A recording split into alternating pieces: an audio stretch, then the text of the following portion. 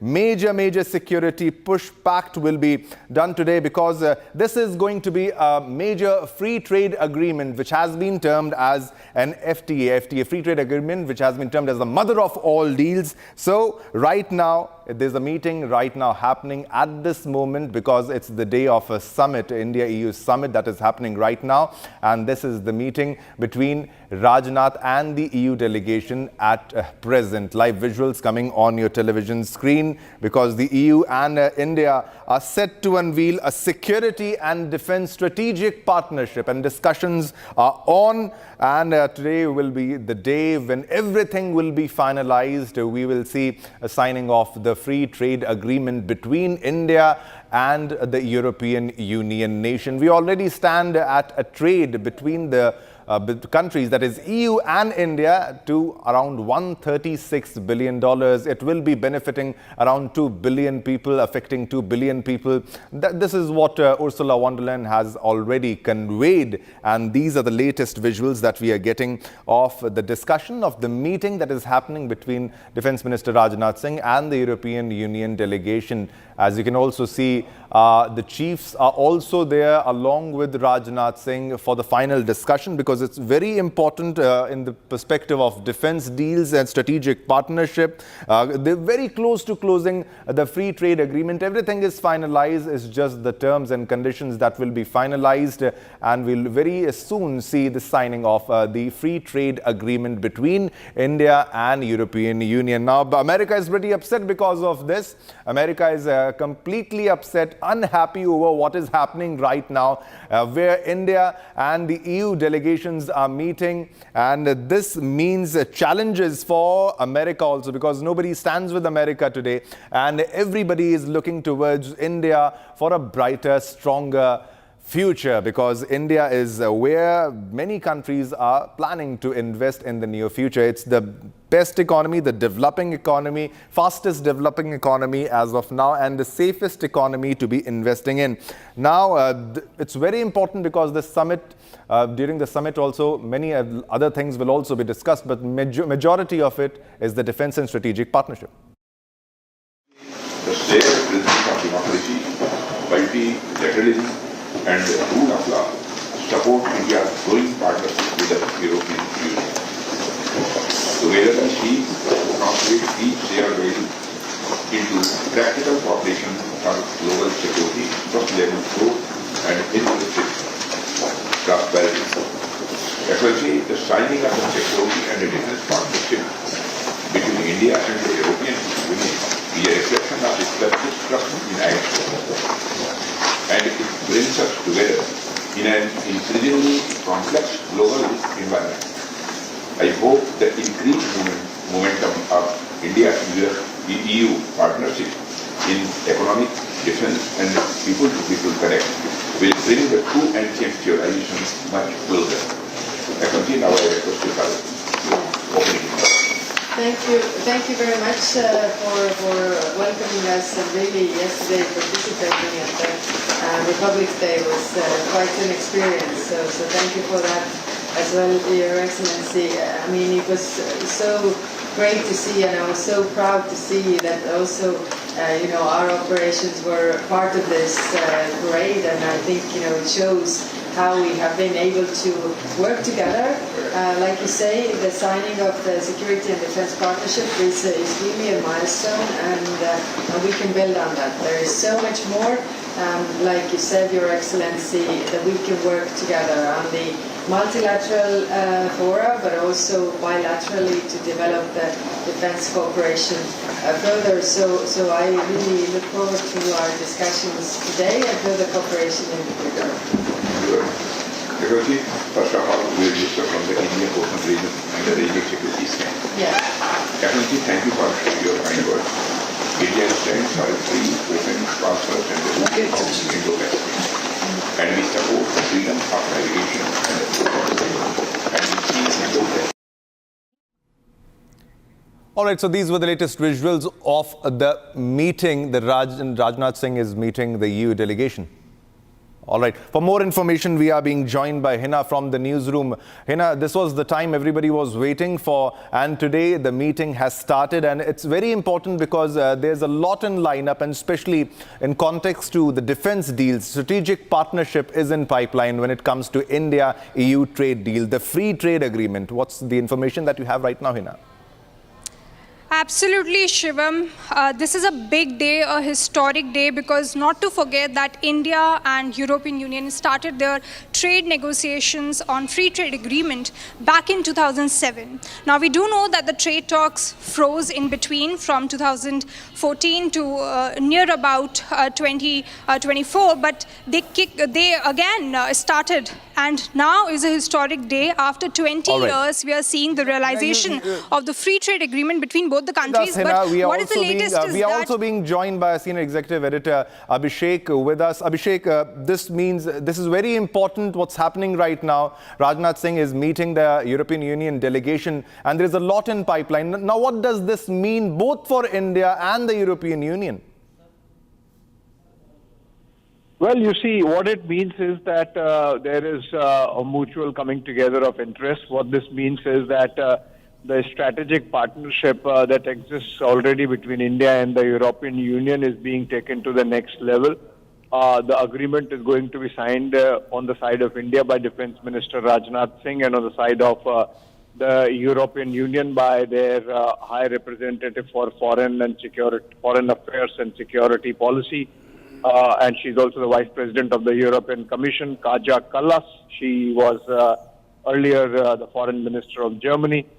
And, essentially what we are seeing is that so far as this agreement on defense and maritime security is concerned, Shivam, it's going to cover areas of cooperation in these respective domains, including cyber issues, including hybrid threats, including, counter-terrorism, including resilience and protection of critical infrastructure, including organized crime, including drugs, and, closely working in international fora or in platforms like the United Nations and particularly peacekeeping operations.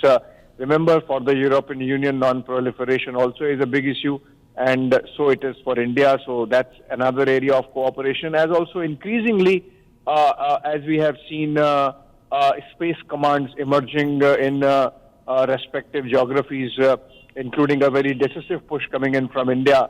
So cooperation in the space security and space domain also. So I think this is going to be a very comprehensive defense and maritime security agreement that the two sides are signing, the pictures of which are going to come just in a while from now. And essentially, India and the EU looking in the same direction when it comes to their geostrategic interests. Remember, this is also the day when the mother of all deals, as it is being built, the free trade agreement is to be signed or concluded. And together with the defense partnership, I think a strong geopolitical message is being sent from New Delhi today of multi-alignment, of strategic autonomy, of not being dependent on one particular geography or one particular country. I think the message is clear. The message is to the United States that with the Trump wrecking ball with which the Americans have been treating world politics of late is something that is going to see pushback. So while remember, all these agreements that are going to see the light of day today have been in the works for a decade and more. In the case of free trade agreement, actually more than 2 decades.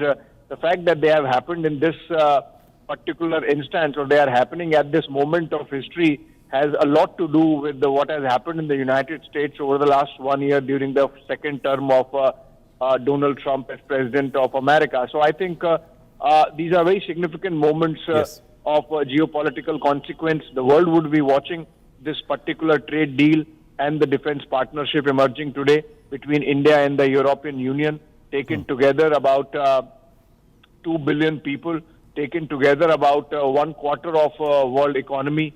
As a bloc, European Union is India's biggest trading bloc at about $200 billion.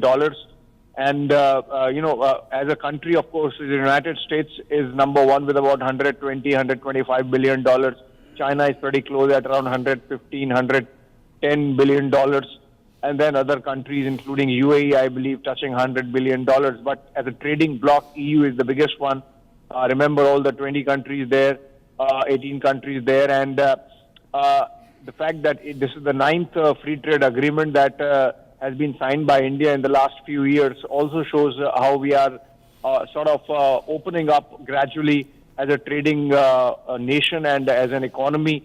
And at $4 trillion, I think it's really time to carry our weight and negotiate with that weight in mind, and that this particular agreement is an example of that.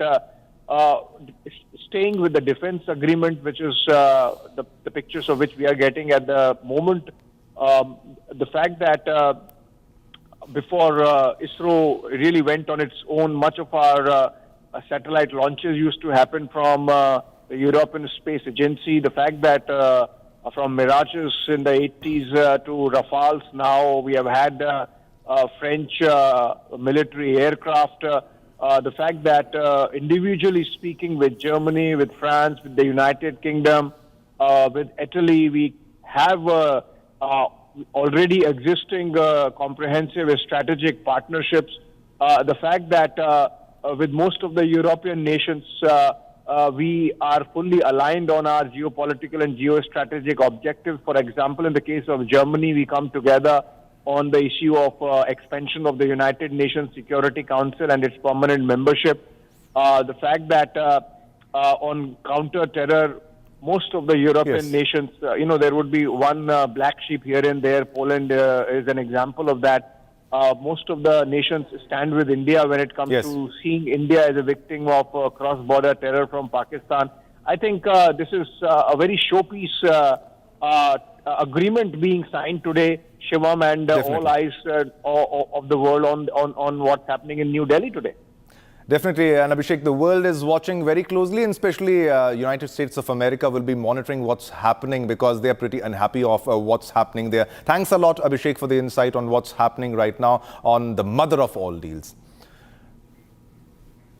All right, viewers, we are getting a big breaking news right now at this moment, and this pertains to President Donald Trump, who has imposed another tariff. It was announced on social media that he is increasing US tariffs on South Korean imports, including autos, lumber, pharmaceuticals and other reciprocal goods, now from 15% to 25%, citing the failure of South Korea's National Assembly to ratify a bilateral trade agreement that he claims was reached with President Lee Jae-myung on July 30, 2025, and reaffirmed during his visit to Korea on October 29, 2025.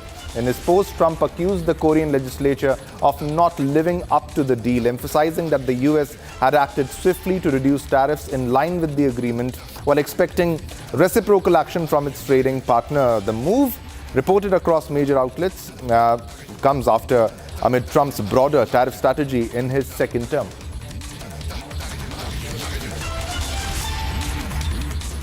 All right, let's move on to next top story. In a historic trade agreement, India and EU are bound for a new leap in business as well as diplomacy. While a geopolitical chaos brews, bothering economies across the globe, the FTA that will be signed today is the confirmation of India firmly holding its fort. EU leaders, including Ursula von der Leyen, attended the Republic Day parade as chief guest, and the quiet diplomacy on display was suggesting formation of a 2 billion person trade bloc. But how is the United States reacting to it? And how does this change the global economic flow in the backdrop of Trump's tariff tirade? Watch in this report.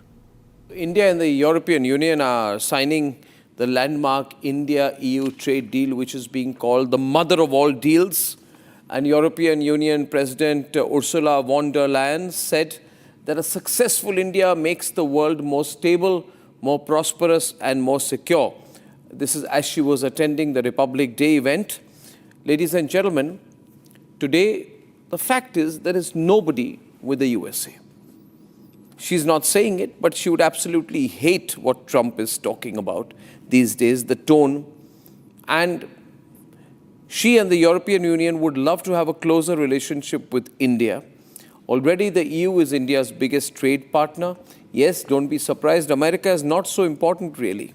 People keep talking about America. And to truly grasp the scale of the deal, 3 or 4 statistics from my side.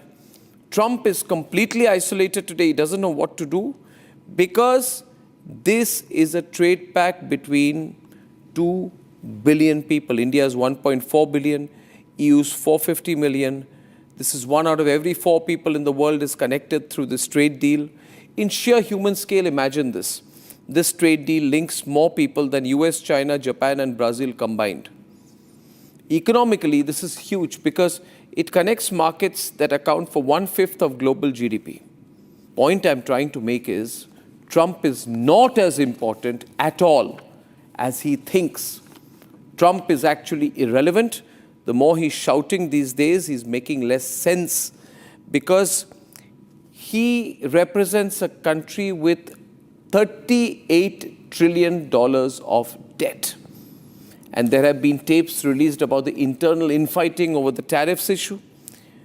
Elon Musk is out and he is gaping tomorrow. Trump will be gaping as Narendra Modi and Ursula von der Leyen sign the Indo-EU trade deal, because this is not an ordinary deal. This is a continent to civilization agreement. 27 nations on one side and India, the emerging superpower, on the other. And on the one side is all of this happening, activity, because all countries are coming together saying, listen, we've got to talk to each other. What do we do about Trump? Let's ignore him. Let's ignore the USA till Trump is around and hope things change after that.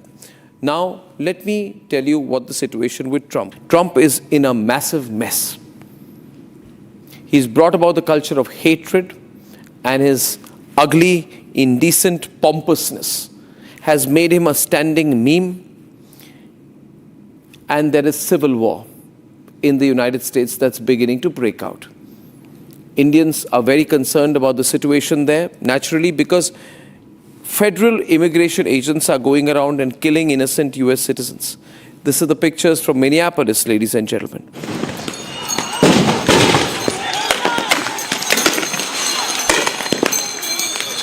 Federal vehicles, totally armored, are going through streets, lights flashing.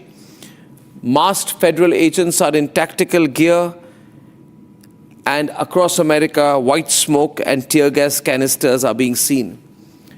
And all of this in an apparent attempt to search for immigrants. You see, Trump needs to create a villain.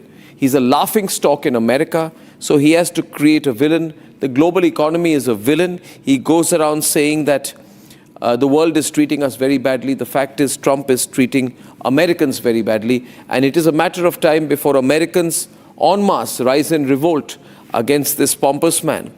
In the meantime, the economy under Trump has nosedived. Everybody knows it. You know, by the end of that stupid speech that he made at Davos, half the crowd had left. Many were openly booing. Long-term unemployment in the US has hit the highest level in 4 years. Job seekers are not getting work.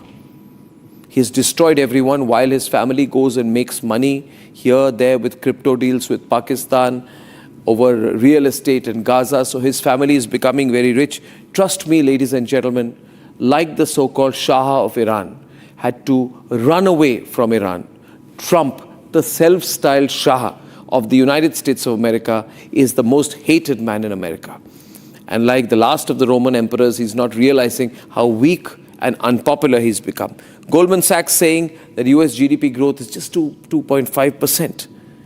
96%, ladies and gentlemen, of the cost of tariffs are being paid for by the people of America. And now they are beginning to question, what are we getting in turn? Our country is burning. Our streets are on fire. Our children are being picked up. Small children are being picked up by Trump's agents and being put up in jail, saying they're a threat to American security. Global leaders have now decided, let America go to hell. Let's do business with each other, which is why Europe has finalized this huge deal with India, Europe is basically saying we are hedging against American behavior, unpredictability. Let's work with a more predictable India. G7 has broken down. G7 does not agree on US with tariffs issue, Ukraine, Gaza, or climate commitments. Trump is like a sore loser. He's walking out of the WHO. And at the end of the day, what did Emmanuel Macron of France, who Trump hates, say in his evocative speech at Davos?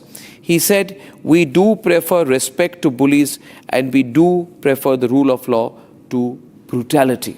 But we do prefer respect to bullies. We do prefer science to plotism. And we do prefer rule of law to brutality. And look at what Canada's Carney said. He said middle powers must act together because if we are not on the table, we are on the menu. Middle powers must act together because if we're not at the table, we're on the menu. And Sweden's Prime Minister said that we will not let ourselves be blackmailed. We are not here to obey Trump. So the world is speaking up. Trump is hallucinating. He doesn't realize the situation in America. He is now turned on Americans. His next target will be Americans.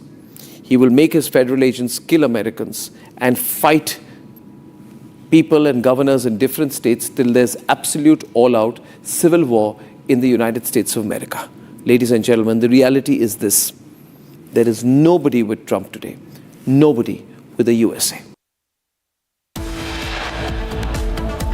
Time to slip into a short commercial break, but don't go anywhere. Coming up next, India-EU trade deal finalized, says Commerce Secretary, to take effect next year. Major announcement to be made today.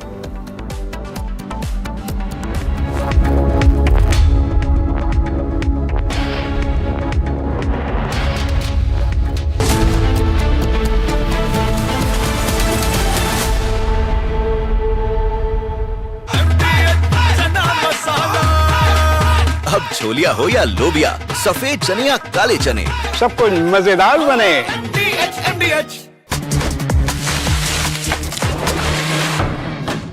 अरे tension किस बात की? Century प्रोवुड का premium plus है ना, low emission है, high density है, water resistant भी, टर्माइट एंड बोरो रेजिस्टेंट भी है। यानी ये है जहाँ नो टेंशन वहाँ। Premium plus by Century Prowood. R pure सूजी पास्ता उबालो मिलाओ और खाओ 8 मिनट में तैयार। क्या टेस्ट है सबका राजा R Pure masala.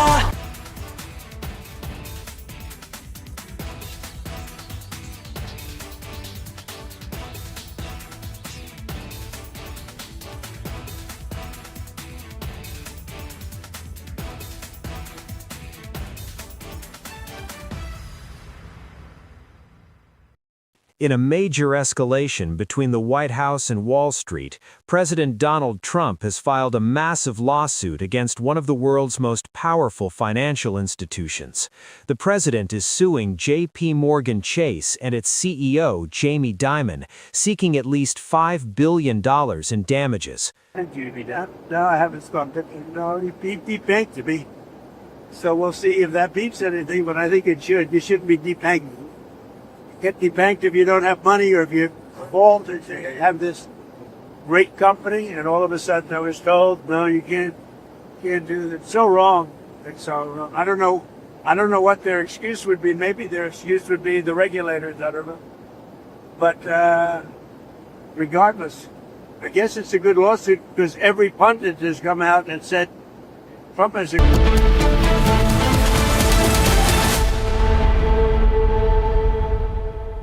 Powered by Century Ply Club Prime. रहो बेफिक्र। थोड़े में ज्यादा स्वाद ये तो है इसकी खास बात। वाओ मामा क्या स्वाद है? अरे मेरे राजा। सबका राजा आर प्योर मसाला। अरे टेंशन किस बात की? सेंचुरी प्रोवुड का प्रीमियम प्लस है ना, लो एमिशन है, हाई डेंसिटी है, वाटर रेजिस्टेंट भी, टर्माइट एंड बोरो रेजिस्टेंट भी है। यानी ये है जहाँ टेंशन वहाँ। Premium plus by Century Prowood. दादी के हाथों का जादू और खुशबू से महकता घर, माँ की मुस्कुराहट और खाने की सुगंध। MDH गरम मसाला, क्योंकि हर रिश्ता है स्वाद से जुड़ा। केसरिया से मन जोगी हुआ रे, दिल झूमे देखो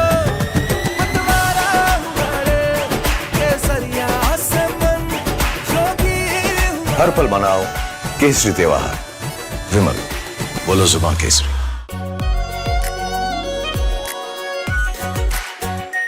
are pure shahi paneer masala, delicious, healthy every day. In a major escalation between the White House and Wall Street, President Donald Trump has filed a massive lawsuit against one of the world's most powerful financial institutions. The president is suing J.P. Morgan Chase and its CEO, Jamie Dimon, seeking at least $5 billion in damages. Thank you, no, I haven't stopped it. No, it beeped bank to me. So we'll see if that beeps anything, but I think it should. You shouldn't be debanked. Get debanked if you don't have money or if you fall to have this great company, and all of a sudden I was told, no, you can't do that. It's so wrong. It's so wrong. I don't know what their excuse would be. Maybe their excuse would be the regulators. I don't know. But regardless, I guess it's a good lawsuit because every pundit has come out and said Trump has a great lawsuit here. You're not allowed to do what they did. Jamie Dimon, what he did, he's not allowed to do that. The lawsuit, filed on Thursday, January 22nd in Miami-Dade County State Court, centers on a controversial practice known as debanking. The president alleges that the bank has systematically denied services to him and his associated business. From Asia's largest news headquarters, setting the agenda for Bharat.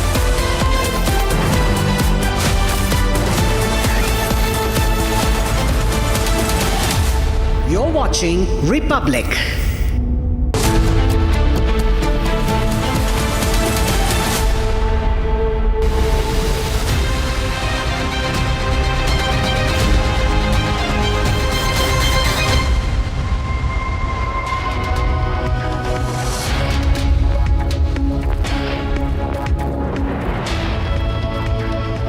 Alright, good morning viewers. You're watching Republic TV with me, Hina Sharma, and our top focus today remains the India-EU trade deal, which is set to finalize today.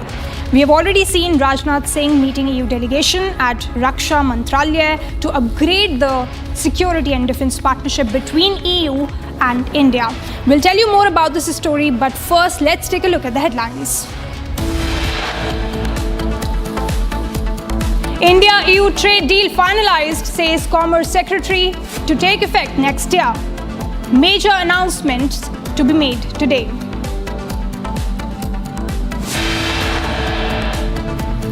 US Secretary fumes over EU's trade deal with India, says they are financing the war against themselves.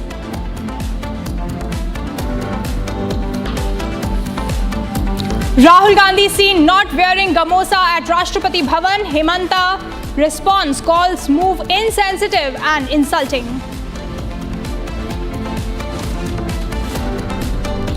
UGC's Equality Promotion Regulations 2026 sparked nationwide debate with OBC inclusion. Bareilly City Magistrate quits over UGC rules. Ahead of budget session, government convenes all-party meet today.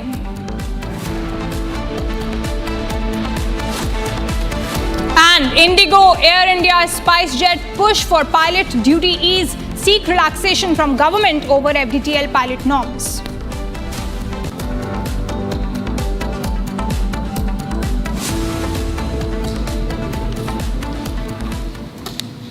Alright, Canadian Prime Minister Mark Carney is likely to visit India in the first week of March 2026, as reported by Reuters and cited in the Pan Mail on 26th of January 2026, with India's High Commissioner to Canada, Dinesh Patnaik, indicating the trip aims to sign key bilateral deals on uranium supply, energy, critical minerals and artificial intelligence amid Canada's push to diversify trade away from heavy US reliance. So the visit, building on a reset in strained India-Canada ties since Carney's predecessor Justin Trudeau's 2023 allegations, which is obviously denied by India, follows Modi's attendance at the G7 summit on Carney's invitation and recent ministerial exchanges. Now, High Commissioner Patnaik highlighted a probable 10-year, $2.8 billion uranium supply agreement under existing nuclear cooperation safeguards alongside pacts on nuclear energy, oil and gas, environment, AI, quantum computing, education and culture. Now, Canada's Energy Minister, Tim Hodgson, currently visiting India, confirmed plans for Carney's trip to India this year, contingent on progress, while formal negotiations for a comprehensive economic partnership agreement, that is CEPA, are set to begin in March, with reciprocal visits by Indian ministers Piyush Goyal, Nirmala Sitharaman and National Security Advisor Ajit Doval also planned soon to bolster economic and security ties. So, of course, you see Canada pivoting away from US and set to take a visit to India.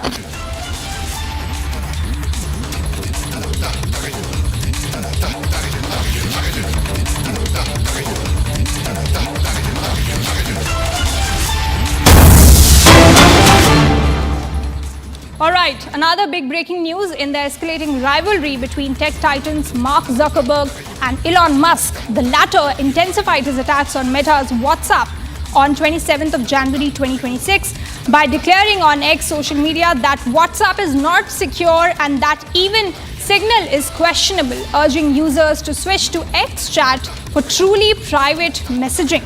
Now, Elon Musk's post came in direct response to a breaking story about Meta whistleblowers alleging that the company can access private WhatsApp chats despite its long-standing claims of end-to-end encryption using the Signal protocol, coupled with a fresh class action lawsuit filed in a US district court in San Francisco accusing Meta of misleading billions of global users, including those in India, Brazil, Australia, Mexico and South Africa, by falsely promising full privacy while allegedly storing, analyzing and allowing employee access to message content. Now, Meta has swiftly dismissed the suit and called it as frivolous and categorically false, reaffirming that WhatsApp has been end-to-end encrypted for a decade with no company access to message substance.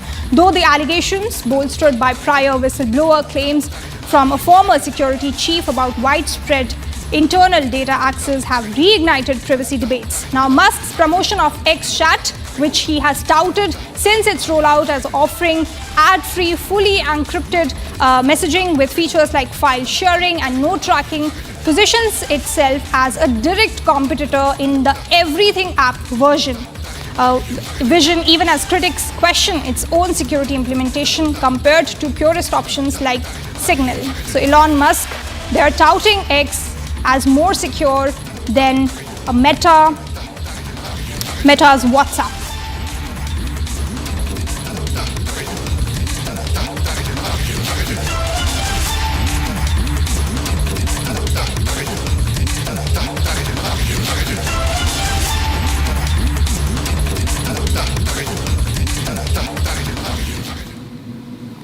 All right, so India and the European Union are set to sign a major trade and security deal during the India-EU summit in New Delhi. The agreement focuses on boosting trade ties, strengthening defense cooperation and making it easier for businesses and professionals to work across borders. Now, both sides aim to reduce trade barriers, secure supply chains and work closely on areas like cybersecurity, maritime safety and counter-terrorism.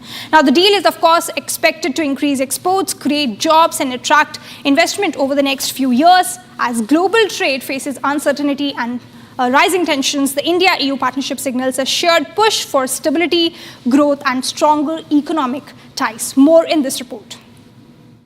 And right after Davos, the next weekend, I will travel to India. There's still work to do, but we are on the cusp of a historic trade agreement.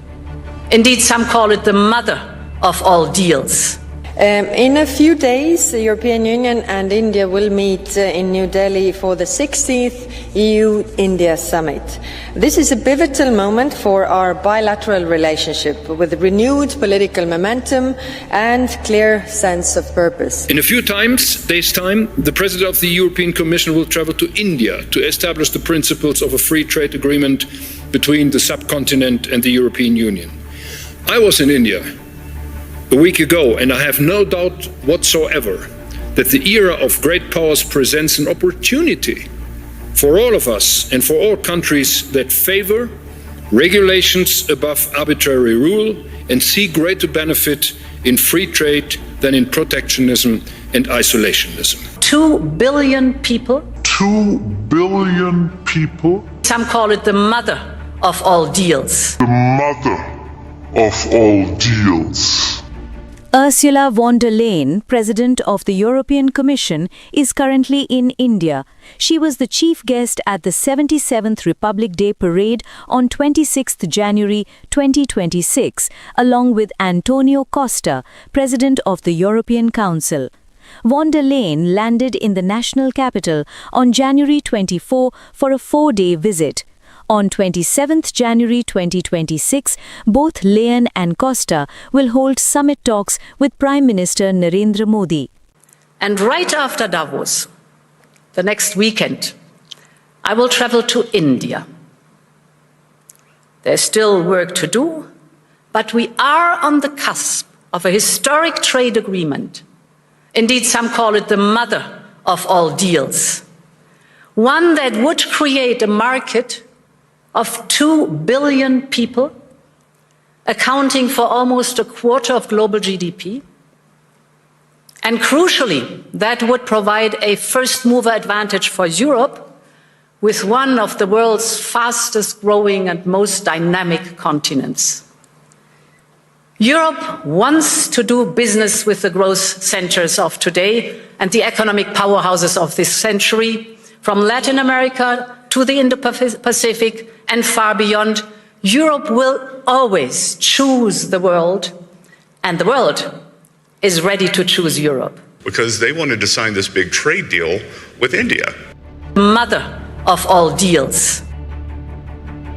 The EU and India are moving closer together at the time when the rules-based international order is under unprecedented pressure through wars, coercion and economic fragmentation. Two major democracies cannot afford to hesitate. We must become more ambitious partners. Europe and India share a responsibility to uphold international law and the UN Charter and adopt the multilateral system so that it works also in the 21st century and beyond. The summit will adopt a new joint EU-India comprehensive strategic agenda, setting our course towards 2030. Leaders will endorse concrete deliverables that move our partnerships from words to actions. Three stand out. First, we aim to conclude negotiations on the EU-India Free Trade Agreement. This deal will open markets, remove barriers and strengthen critical supply chains in clean technologies, pharmaceuticals and semiconductors. Second, today we agreed to move forward with the signature of a new EU-India security and defence partnership in areas like maritime security, cybersecurity and counter-terrorism. We will also launch negotiations on a security of information agreement. In a more dangerous world, we will both gain from working closer together. We also intend to conclude a memorandum of understanding on comprehensive framework on cooperation on mobility. This will facilitate movement for seasonal workers, students, researchers and highly skilled professionals while promoting research and innovation. Honourable members, these deliverables reflect our shared priorities. On prosperity and the clean transition, the EU is already one of India's largest trading partners. And India is becoming indispensable to Europe's economic resilience. Our clean energy and climate partnership links climate ambition with industrial competitiveness. We cooperate on renewables, green hydrogen and sustainable manufacturing. On technology and security, the EU-India Trade and Technology Council is shaping cooperation on artificial intelligence, semiconductors, cybersecurity and digital infrastructure. The goal is simple but strategic. To embed trusted standards that shape global markets rather than to react to them. In the Indo-Pacific and beyond, Europe and India can help anchor stability by defending open sea lanes, strengthening maritime domain awareness, and resisting coercion in all of its forms. Honourable members, this summit matters for what it sets in motion, a more ambitious, more operational EU-India partnership. For goods and services to Europe is expected to go up to $250 to $270 billion in the next 5 to 6 years. So that's a major quantum jump. However, in addition to the trade component, there is expectation that there will also be a defense partnership agreement signed. Now that becomes even more important for Europe, again, I would say, in the present environment, when Europe is finding that America is kind of drifting away from it, when Europe needs its own security cover, and Europe realizes that it has made woeful investments in defense. Europe is majorly ramping up its defense expenditures. It will bring, I think, considerable advantage to India and Europe both once this defense agreement is signed. In fact, the EU is in, I would say, a trauma, especially after the last week at Davos. The US-European relations were heading towards a drift, but this past week, I think, has dealt a trauma to the Europeans and European leadership. Free trade agreement is a big step forward. The European Union has a GDP of around $20 trillion. India is around 4.5. It creates a big $25 billion market both ways. India, we export around $130 billion of goods and services to the EU. After this free trade agreement, our exports will jump from $130 billion to around $200 billion. And European exports to India, which are around 80 billion or now, will jump to around 150. So cumulative bilateral trade will go from around $200 billion now to $350 billion. So that's a big jump in the next 5 to 7 years. For India, this will also lead to jobs growth. It's expected that anywhere from 2 million to 3 million jobs will be added as a result of this FTA. India's domestic market is very strong when it comes to tea.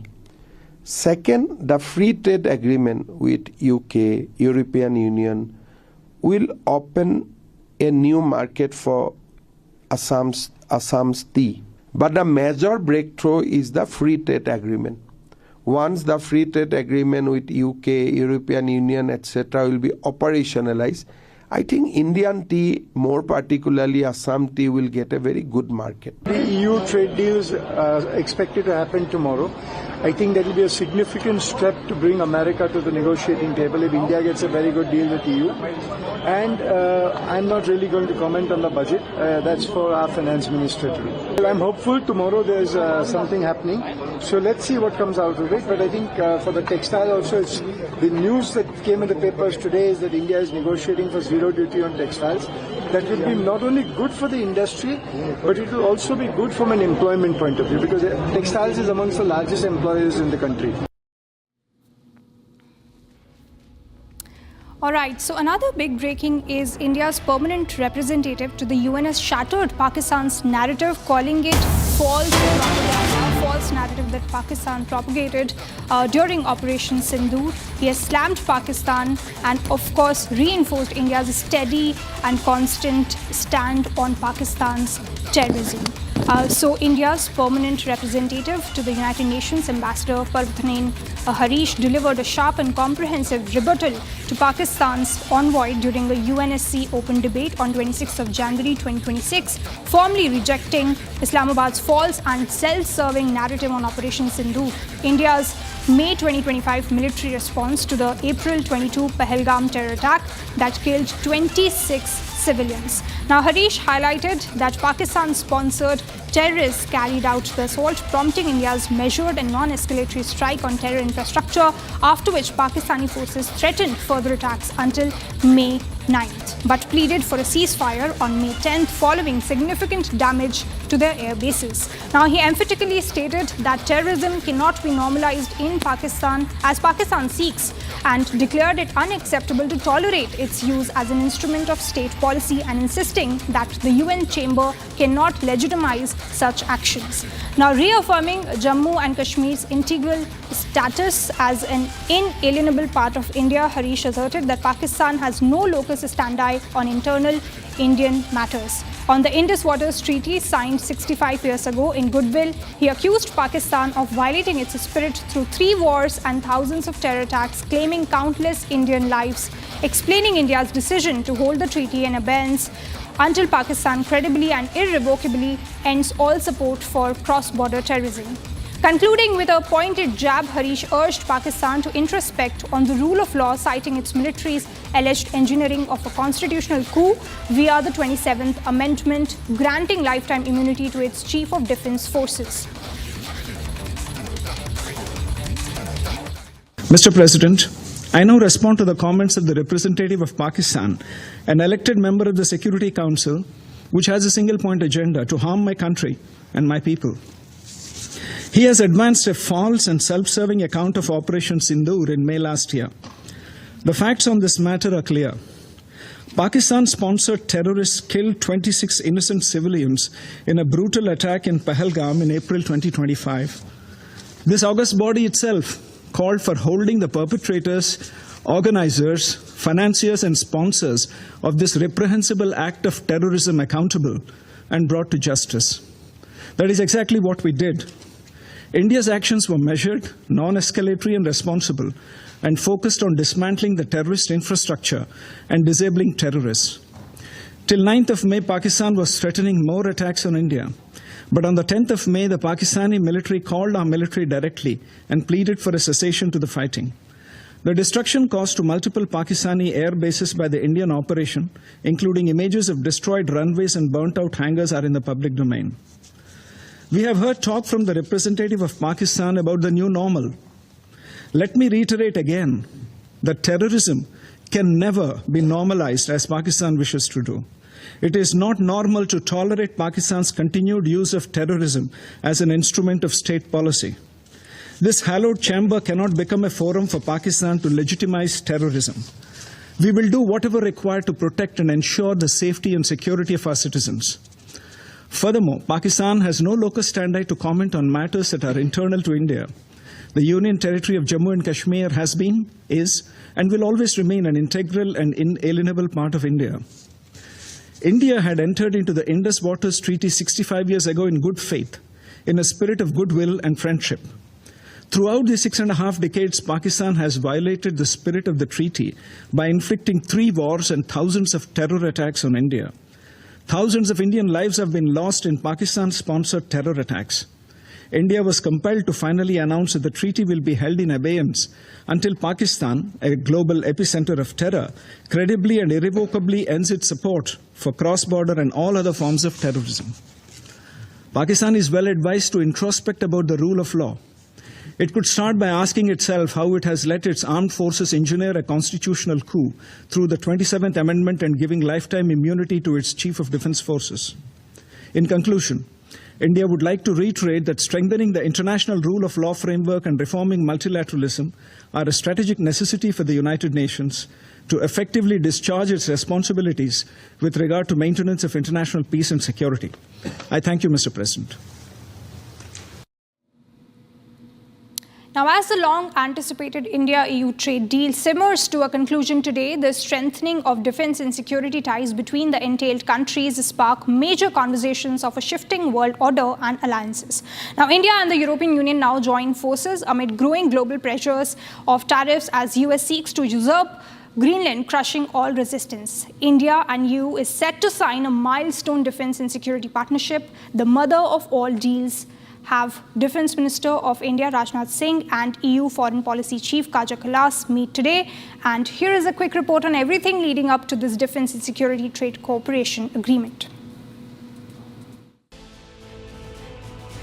The European Union and India are nearing the conclusion of what is famously now touted to be the mother of all deals. Right after Davos, the next weekend, I will travel to India. There's still work to do, but we are on the cusp of a historic trade agreement.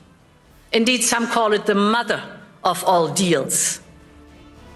And this free trade agreement is a comprehensive deal set to combine a long-anticipated free trade pact with an expanded security and defense partnership.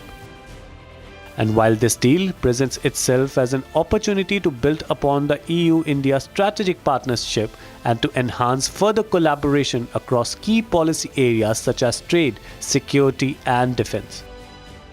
The framework for this ambitious reset will be unveiled during the 16th EU-India Summit in New Delhi today, hosted by PM Narendra Modi. As for what is anticipated as outcomes of this deal for both countries, the two sides are expected to formalize a bilateral security and defense partnership, the EU's third such arrangement in Asia following the partnership agreements with Japan and South Korea. EU Foreign Policy Chief Kaja Kallas and India Defence Minister Rajnath Singh are set to be signing the deal today, which would in turn strengthen the defence cooperation between all EU countries and India, proving specially beneficial to India as India has such security cooperation with only about a dozen odd countries in the world. This deal also comes amid Europe pivoting to India and China with Trump threats to Greenland and Ukraine war unending. The pact is also likely to prioritize maritime security initiatives, defense industry collaboration, and joint production efforts, reflecting India's push to bolster indigenous manufacturing while diversifying its defense partnerships beyond traditional sources. The summit also addresses regional and global challenges, including the future of multilateralism, stability in the Indo-Pacific, Russia's ongoing war in Ukraine, and the evolving situation in the Middle East. Two strategies lie ahead. While the United States has attempted to discourage India imports of Russian crude oil through tariffs and sanctions, the EU is adopting a more facilitative strategy, offering expanded trade access and closer defense cooperation as incentives for strategic realignment. With President of the European Council Antonio Costa and President of the European Commission Ursula von der Leyen having attended the Republic Day parade in New Delhi this year as chief guest and the consequent signing today on January 27. This is much more than a statement. It's a reaffirmation of India's trade sovereignty.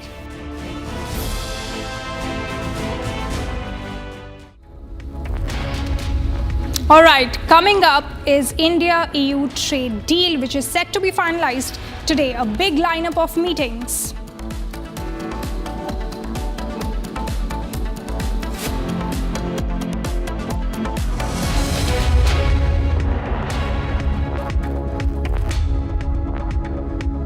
ये है secret recipe MDH का जीरा sip जल जीरा मसाला। Sip sip जीरा sip MDH का जल जीरा सिप MDH का जल जीरा सिप।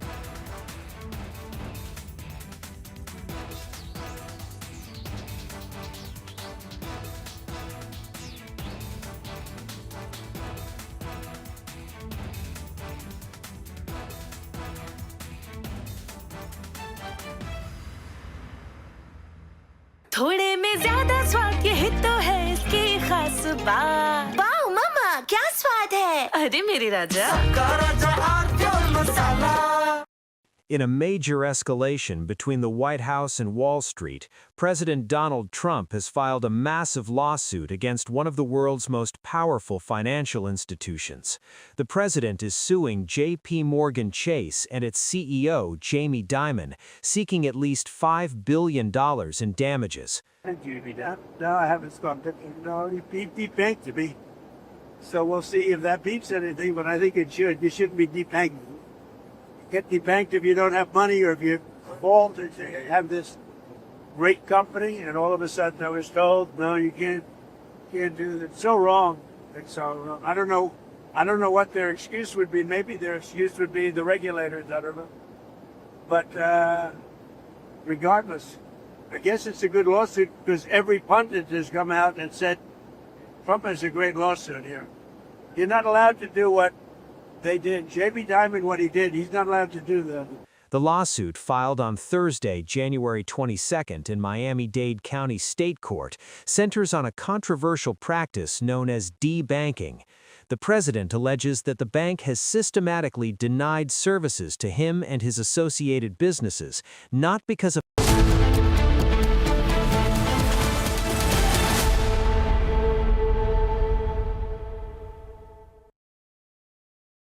बेहतरीन अवसर उपलब्ध करता है। आज हम दुनिया में पेट्रोलियम प्रोडक्ट्स के टॉप 5 एक्सपोर्टर्स में से एक हैं।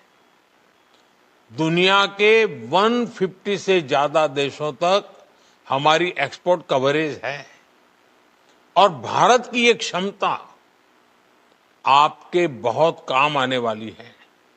इसलिए एनर्जी वीक का ये प्लेटफॉर्म हमारी पार्टनरशिप को एक्सप्लोर करने का बहुत ही उत्तम स्थान है।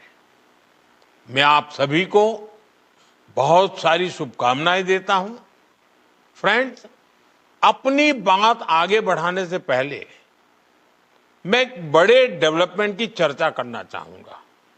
कल ही भारत और यूरोपियन यूनियन के बीच एक बहुत बड़ा एग्रीमेंट हुआ है। दुनिया में लोग इसकी चर्चा काम आने वाली है। इसलिए एनर्जी वीक का ये प्लेटफॉर्म हमारी पार्टनरशिप को एक्सप्लोर करने का बहुत ही उत्तम स्थान है। मैं आप सभी को बहुत सारी शुभकामनाएं देता हूं। फ्रेंड्स, अपनी बात आगे बढ़ाने से पहले मैं एक बड़े डेवलपमेंट की चर्चा करना चाहूंगा। कल ही भारत और यूरोपियन यूनियन के बीच एक बहुत बड़ा एग्रीमेंट हुआ है। दुनिया में लोग इसकी चर्चा मदर ऑफ ऑल डील्स के रूप में कर रहे हैं। ये समझौता भारत के 140 करोड़ लोगों और यूरोपीय देशों के करोड़ों लोगों के लिए बहुत बड़े अवसर लेकर आया है। ये दुनिया की 2 बड़ी इकोनॉमीज के बीच तालमेल का एक शानदार उदाहरण बना है। ये समझौता ग्लोबल जीडीपी के करीब 25% और ग्लोबल ट्रेड के करीब 1/3 हिस्से को रिप्रेजेंट करता है। ये समझौता ट्रेड के साथ साथ डेमोक्रेसी और रूल ऑफ लॉ के प्रति हमारे शेयर्ड कमिटमेंट को भी सशक्त करता है। साथियों, ईयू के साथ हुआ ये फ्री ट्रेड एग्रीमेंट ब्रिटेन और एप्टा समझौतों को भी कॉम्प्लीमेंट करेगा। इससे ट्रेड और ग्लोबल सप्लाई चेन दोनों को मजबूती मिलेगी। मैं भारत के नौजवानों को, सभी देशवासियों को इसके लिए बहुत बहुत बधाई देता हूं। मैं textile, James and jewellery, leather and shoes ऐसे हर सेक्टर से जुड़े साथियों को भी बधाई देता हूं। ये समझौता आपके लिए बहुत सहायक सिद्ध होगा।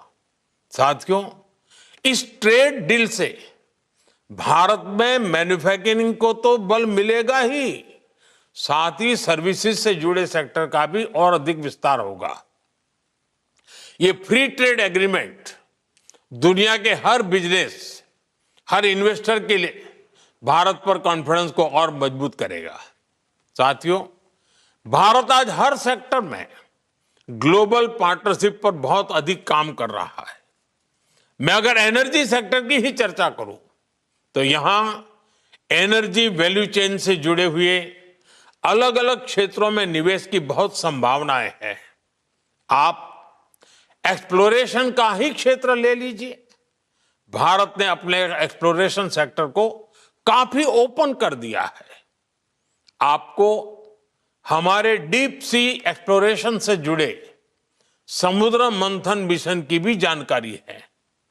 हम इस दशक के अंत तक अपने ऑयल एंड गैस सेक्टर में इन्वेस्टमेंट को $100 बिलियन तक ले जाने का प्रयास कर रहे हैं। हमारा लक्ष्य एक्सप्लोरेशन के दायरे को भी 1 मिलियन स्क्वायर किलोमीटर तक विस्तार करने का है। इसी सोच के साथ हमारे यहां 170 से अधिक ब्लॉक्स को अवार्ड किया जा चुका है।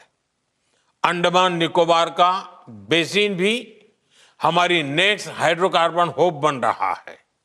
साथियों, हमने एक्सप्लोरेशन सेक्टर में काफी रिफॉर्म्स भी किए हैं। नो गो एरिया बहुत कम कर दिया गया है। इंडिया एनर्जी वीक के पिछले एडिशंस में आपको भी जो भी सुझाव थे, आपने जो कुछ भी कहा, उनके अनुसार हमने अपने एक्ट्स और रूल्स में भी बदलाव किए हैं। यदि आप एक्सप्लोरेशन सेक्टर में इन्वेस्ट करते हैं तो आपकी कंपनी की प्रॉफिटेबिलिटी बढ़ना तय है। साथियों, भारत की एक और विशेषता है जो है एनर्जी सेक्टर में इन्वेस्टमेंट को बहुत फायदेमंद बनाता है। हमारे यहां बहुत बड़ी रिफाइनिंग कैपेसिटी मौजूद है। हम रिफाइनिंग कैपेसिटी के मामले में विश्व में दूसरे स्थान पर है। जल्द ही हम दुनिया में पहले नंबर पर होंगे। आज भारत की रिफाइनिंग कैपेसिटी करीब 260 MMTPA की है। इसे 300 MMTPA के ऊपर ले जाने के लिए निरंतर प्रयास हो रहा है। ये इन्वेस्टर्स के लिए बहुत बड़ा एडवांटेज है। साथियों, भारत में LNG की डिमांड भी निरंतर बढ़ रही है। हमने अपनी टोटल एनर्जी डिमांड का 15% LNG से पूरा करने का लक्ष्य रखा है। इसलिए हमें LNG के पूरे वैल्यू चेन पर काम करने की आवश्यकता है। आज भारत ट्रांसपोर्टेशन पर भी बहुत बड़े स्तर पर काम कर रहा है।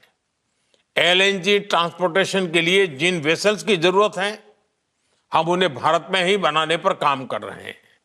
हाल में ही भारत में शिप बिल्डिंग के लिए 70,000 करोड़ रुपए का प्रोग्राम शुरू किया गया है। साथ ही LNG के लिए देश के पोर्ट्स पर टर्मिनल के निर्माण में भी निवेश की अनेक संभावनाएं हैं। रीगैसिफिकेशन से जुड़े प्रोजेक्ट्स में भी आपके लिए इन्वेस्ट करने की बड़ी संभावनाएं बन रही हैं। साथियों, LNG के ट्रांसपोर्टेशन के लिए भारत में बहुत बड़ी पाइपलाइन की भी अब जरूरत है।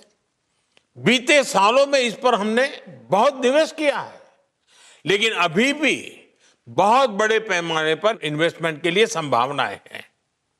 आज भारत के कई शहरों में सिटी गैस डिस्ट्रीब्यूशन का नेटवर्क पहुंच चुका है और हम तेजी से अन्य शहरों में भी इससे जोड़ रहे हैं। सिटी गैस डिस्ट्रीब्यूशन भी आपके निवेश के लिए बहुत ही आकर्षक क्षेत्र है। साथियों, भारत की इतनी बड़ी जनसंख्या है, हमारी इकोनॉमी लगातार बढ़ रही है। ऐसे भारत में पेट्रोकेमिकल प्रोडक्ट्स की डिमांड भी लगातार बढ़ने वाली है। इसलिए हमें बहुत बड़े एनर्जी इंफ्रास्ट्रक्चर की आवश्यकता होगी और इसमें भी आपका इन्वेस्टमेंट आपको बहुत ग्रोथ देगा। इन सब के अलावा भारत में डाउनस्ट्रीम एक्टिविटीज में भी आपके लिए इन्वेस्टमेंट के बहुत मौके हैं।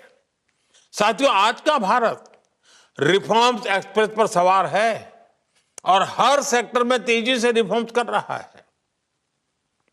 हम डोमेस्टिक हाइड्रोकार्बन को सशक्त करने के लिए रिफॉर्म्स कर रहे हैं और ग्लोबल कोलैबोरेशन के लिए ट्रांसपेरेंट और इन्वेस्टर फ्रेंडली एनवायरनमेंट बना रहे हैं। भारत अब एनर्जी सिक्योरिटी से आगे बढ़कर एनर्जी इंडिपेंडेंस के मिशन पर काम कर रहा है। भारत एक ऐसा एनर्जी सेक्टर इकोसिस्टम डेवलप कर रहा है जो भारत की लोकल डिमांड को पूरा कर सके और एफोर्डेबल रिफाइनिंग और ट्रांसपोर्टेशन सॉल्यूशन से दुनिया के लिए एक्सपोर्ट भी बहुत ही कॉम्पिटिटिव हो। साथियों, हमारा एनर्जी सेक्टर हमारी एस्पिरेशंस के केंद्र में है। इसमें $500 बिलियन की इन्वेस्टमेंट अपॉर्चुनिटीज है। इसलिए मेरा आह्वान है, make in India, innovate in India, scale with India, invest in India. इसी आग्रह के साथ मैं आप सभी को इंडिया एनर्जी वीक की अनेक अनेक शुभकामनाएं देता हूं। बहुत बहुत धन्यवाद। Right, so this was Prime Minister Narendra Modi speaking, and he has clearly mentioned about the India-EU trade deal and he has clearly mentioned how it will be benefiting a lot of people. He congratulated each and every individual, every citizen of the country on how it's going to benefit each and every one. And specifically, he mentioned the mother of all deals, and he said that this is big between two large economies, and this agreement has shared commitment towards trade. Now, this statement comes amid uncertainty because what Donald Trump has been doing and the imposition of tariffs by Donald Trump, and this major free trade agreement that is happening right now. Today, there is also India-EU summit that's happening, and on the sideline of that, today the deal will be finalized. Everything is done. Today, there's a meeting that also happened between the defense minister and the European Union delegation. So this means the $136 billion trade that we have between India and EU, it is going to get even bigger.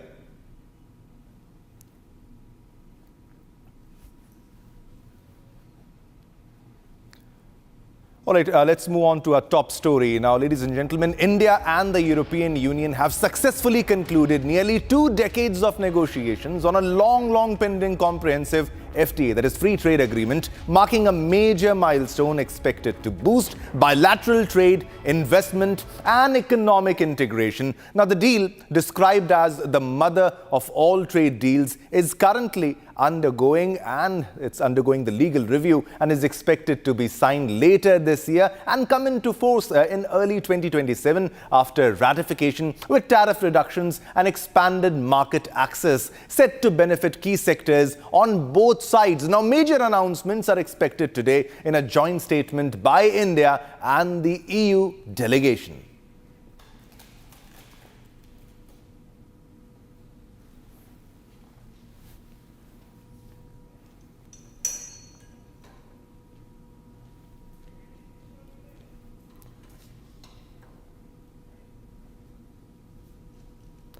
All right, so today is a major day. It's a big day. And for more details, we are being joined by a reporter. What are the latest updates that we are getting right now at this moment?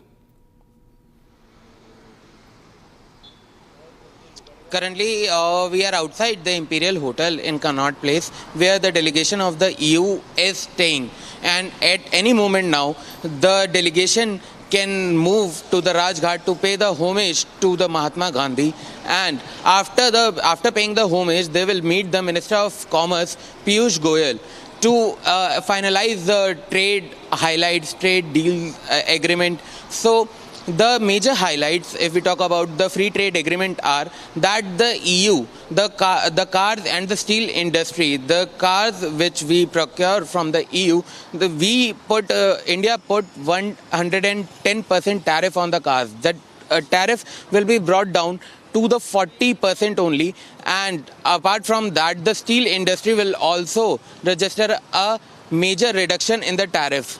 And apart from this, the sensitive things are excluded, sensitive sectors are excluded in such as agriculture and dairy sector. Now, the major thing is that today there will be the announcement of the free trade agreement, and after the announcement, 4 to 5 months will take for the legal documentation of the free trade agreement. And after the legal documentation, the approval from the EU Parliament will come, and then the Indian government will give their approval, and the deal will come into force sometime next year only. So, all right, thanks for the information. Now, moving ahead. Now, Prime Minister Narendra Modi, addressing the India Energy Week, has hailed the India-EU trade partnership and lauded how this trade represents 1/3 in the world. Friends, अपनी बात आगे बढ़ाने से पहले मैं एक बड़े development की चर्चा करना चाहूंगा। कल ही भारत और यूरोपियन यूनियन के बीच एक बहुत बड़ा एग्रीमेंट हुआ है। दुनिया में लोग इसकी चर्चा मदर ऑफ ऑल डील्स के रूप में कर रहे हैं। ये समझौता भारत के 140 करोड़ लोगों और यूरोपीय देशों के करोड़ों लोगों के लिए बहुत बड़े अवसर लेकर आया है। ये दुनिया की दो बड़ी इकोनॉमीज के बीच तालमेल का एक शानदार उदाहरण बना है। ये समझौता ग्लोबल जीडीपी के करीब 25% और ग्लोबल ट्रेड के करीब 1/3 हिस्से को रिप्रेजेंट करता है। ये समझौता ट्रेड के साथ साथ डेमोक्रेसी और रूल ऑफ लॉ के प्रति हमारे शेयर्ड कमिटमेंट को भी सशक्त करता है। साथियों, ईयू के साथ हुआ ये फ्री ट्रेड एग्रीमेंट ब्रिटेन और एप्टा समझौतों को भी कॉम्प्लीमेंट करेगा। इससे ट्रेड और ग्लोबल सप्लाई चेन दोनों को मजबूती मिलेगी।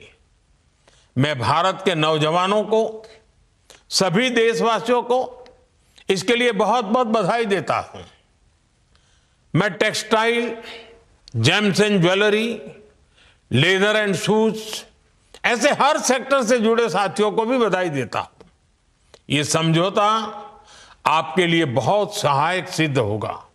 साथियों, इस ट्रेड डील से भारत में मैन्युफैक्चरिंग को तो बल मिलेगा ही, साथ ही सर्विसेज से जुड़े सेक्टर का भी और अधिक विस्तार होगा। ये फ्री ट्रेड एग्रीमेंट दुनिया के हर बिजनेस, हर इन्वेस्टर के लिए भारत पर कॉन्फिडेंस को और मजबूत करेगा। All right, so this was Prime Minister Narendra Modi congratulating each and every citizen on the trade deal. I'm being joined by our senior executive editor, Abhishek, from the newsroom. Abhishek, this means a lot for not just India, but also for the EU during these volatile times, because Donald Trump every now and then is imposing one tariff or the other. Now, give us your insight on what's happening right now today in India, in context to India-EU trade deal, the FTA. Well, you know, what we are going to have is the 16th India-EU summit, and then, of course, the signing of the deal. Now, it's a big deal because it's been 2 decades in the making. The first time the talks began was in 2007. Then headwinds came in, and 2013 the talks really stalled and nothing happened because maybe there was no coming together of interest. So maybe there was coming together of interest, but not alignment of geostrategic thinking in the same direction, so maybe lack of ambition or whatever. But in 2013, during the UPA government, things stalled. Then subsequently in 2022, the talks began again. The threads were picked up again by both the sides, and this is and we are seeing the culmination of those 3.5-4 years of talks with the signing of this agreement, being called mother of all deals because of the numbers, sheer numbers. 2 billion population between India and Europe, or the European Union specifically, and taken together about 25% of global GDP, and that really gives you an idea of the kind of numbers. You know, it's just not about $200 billion worth of trade, it's much beyond that, and that's why it's very significant. For India, it's a statement because the kind of headwinds we have seen in terms of the India-US trade deal, almost an impression was sought to be created that it's difficult to deal with India or difficult to negotiate with India. But if you look at roughly the same time that the Americans have been sort of dithering and trying to browbeat us into certain sectors, agreeing on certain sectors which India cannot. We have signed deals with the United Kingdom. We have signed trade agreements with Oman, with New Zealand, with ECTA countries within the European Economic Union.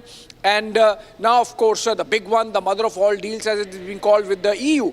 And that gives you an idea of the kind of flexibility of negotiations that Indian team has had all through with all these nations and groupings to be able to crack the deals, while in the case of United States, it's a different story. So I think there is a geopolitical statement being made at the end of India. So also in the case of EU, remember, it's not just about India facing the Trump wrecking ball, it's every geography, and most significantly in the recent past, in the last 1 month, with Europe on the issue of Greenland. So I think Ursula von der Leyen and Anthony Costa traveling to New Delhi and announcing it from Davos World Economic Forum that within the next week we are signing this deal with India. I think it's Europe also making a statement in a pushback against Trump administration and the kind of pressures that have come in from Washington, D.C. on the issue of Greenland and otherwise, with the tariff warfare that the Trump administration has been carrying out. The latest example of which was that even if you sign a deal with the Americans, it's not even worth the paper it's signed on, because something might change and Donald Trump can come back with tariffs like he did in the case of 8 nations that had sent in a small platoon-sized military expedition to Greenland, and then their 10% tariff was imposed on them. So I think it's geo-economic, it's geopolitical, and it's a geostrategic statement of intent, both from India and the European Union, very specifically to the United States and generally to the rest of the world, that if you are willing to negotiate, then these are the geographies, these are the economies that you should talk about and talk to in terms of taking world economy out of the kind of turbulence that we have seen of late. Definitely. Thanks a lot, Abhishek, for your insight. You've clearly very well explained what it just not means for India, but also for every country in the world, including America and other countries. All right, there's a big breaking news that is coming in right at this moment. Let me get you that big breaking news that we are getting right now at this moment. And India and the European Union are set to elevate their long-standing strategic engagement, and first formalized in 2004 with the signing of a security and defense partnership, that is SDP, which will explore avenues for India's participation in European defense initiatives. At the 16th India-EU summit today, PM Narendra Modi will hold restricted and delegation-level discussions with the European Commission President, that is Ursula von der Leyen.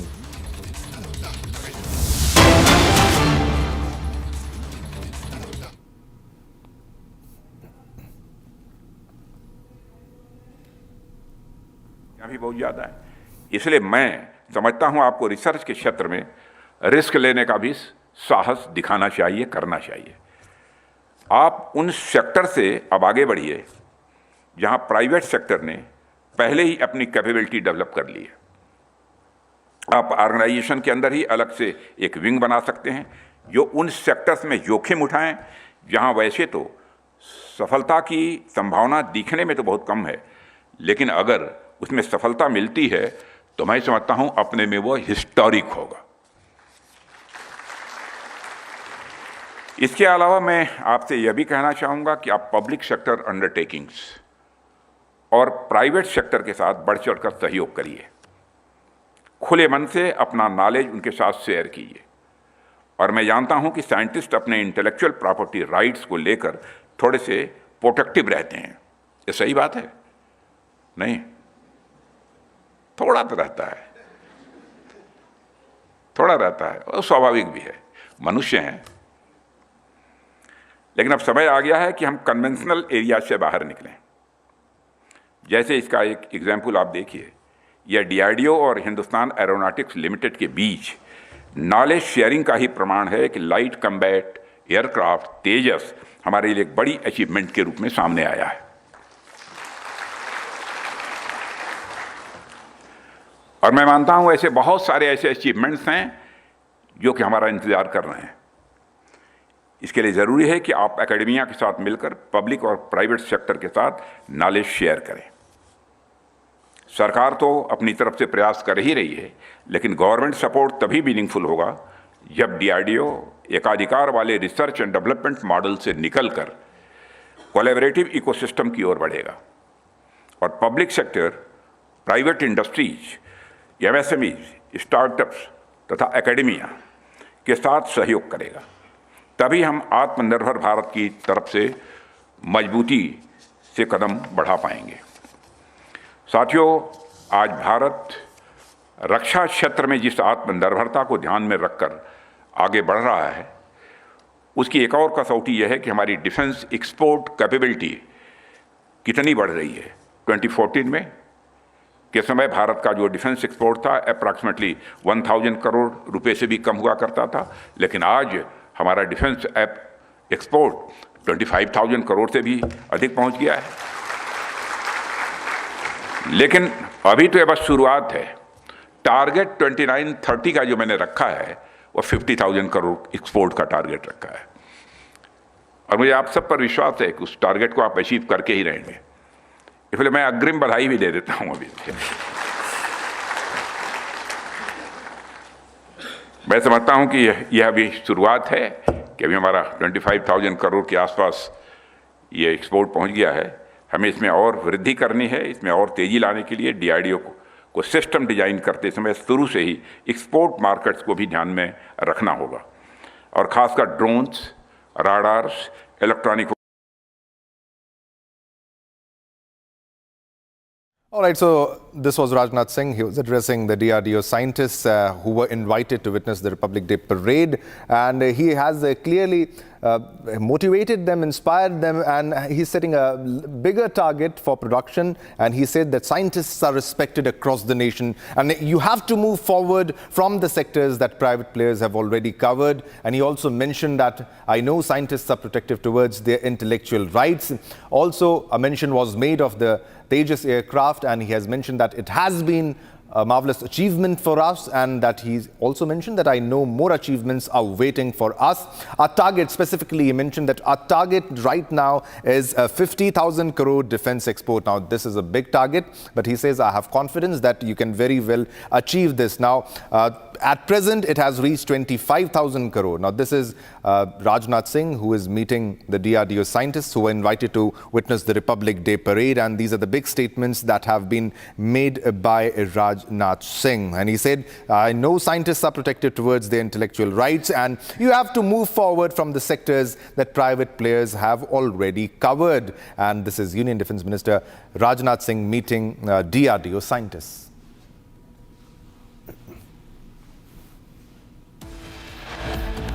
All right, viewers, it's time to slip into a short commercial break, but we'll continue our coverage on the mother of all deals, that is the India-EU FTA, Free Trade Agreement deal. All the details of it coming up next.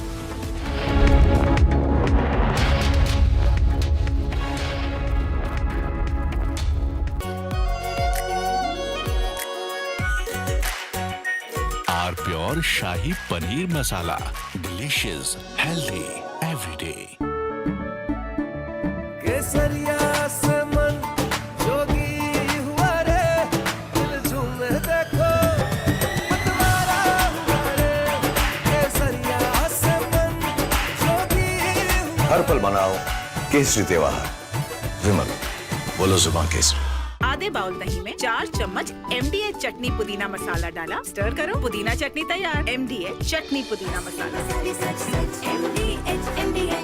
इसको घर पे लगाओगे तो शादी का तो पता नहीं, पर घर पक्का नहीं टूटेगा। रूंगटा नहीं तो घर स्ट्रॉन्ग नहीं। रूंगटा स्टील TMT बार एकदम सॉलिड। पहाड़ों में एक हाइकिंग स्टिक भी बन सकती है। आर प्योर सूजी पास्ता उबालो, मिलाओ और खाओ। 8 मिनट में तैयार। क्या टेस्ट है सबका राजा हार्डकोर मसाला। In a major escalation between the White House and Wall Street, President Donald Trump has filed a massive lawsuit against one of the world's most powerful financial institutions. The president is suing J.P. Morgan Chase and its CEO, Jamie Dimon, seeking at least $5 billion in damages. Thank you, no, I haven't gone to, no, he debanked to me. So we'll see if that beeps anything, but I think it should. You shouldn't be debanking. Get debanked if you don't have money or if you...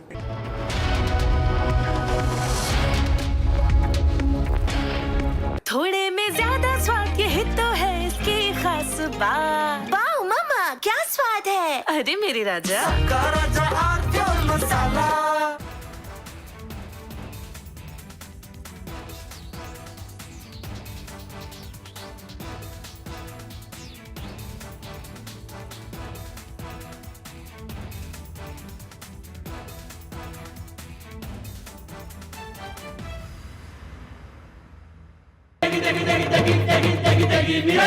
MDH की देगी मिर्च, देगी मिर्च का तड़का, अंग अंग फड़का। MDH की देगी मिर्च। In a major escalation between the White House and Wall Street, President Donald Trump has filed a massive lawsuit against one of the world's most powerful financial institutions. The president is suing J.P. Morgan Chase and its CEO, Jamie Dimon, seeking at least $5 billion in damages. Thank you, no, I haven't gone to, no, he debanked to me. So...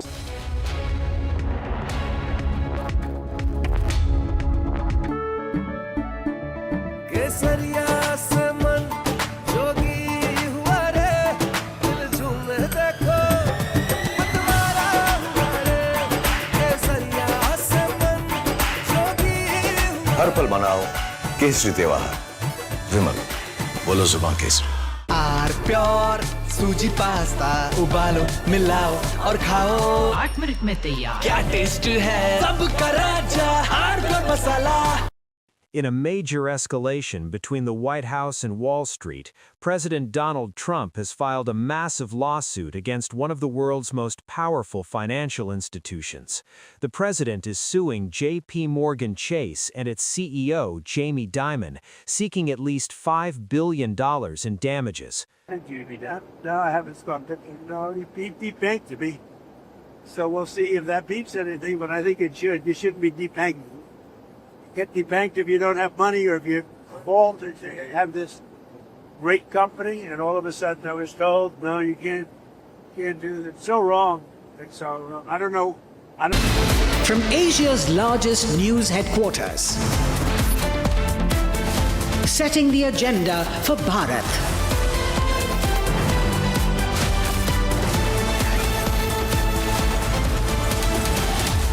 You're watching Republic.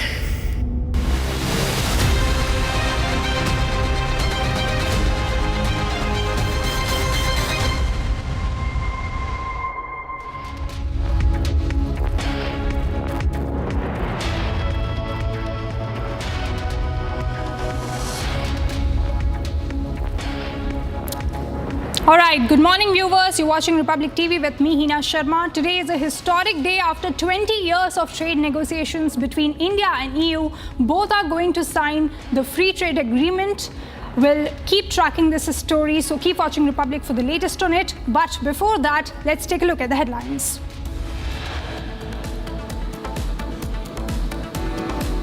India-EU trade deal finalized, says Commerce Secretary, to take effect next year. Major announcements to be made today. कल ही भारत और European union के बीच एक बहुत बड़ा agreement हुआ है। साथियों, इस ट्रेड डील से भारत में मैन्युफैक्चरिंग को तो बल मिलेगा ही, साथ ही सर्विसेज से जुड़े सेक्टर का भी और अधिक विस्तार होगा। Prime Minister Narendra Modi lauds India-EU FTA, says deal will boost confidence of global investors.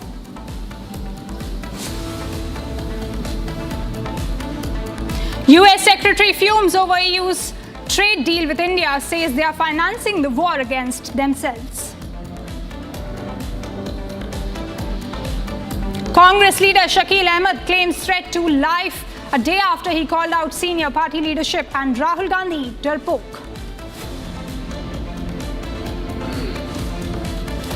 UGC's Equality Promotion Regulations 2026 spark nationwide debate with OBC inclusion. Bareilly City Magistrate quits over UGC rules.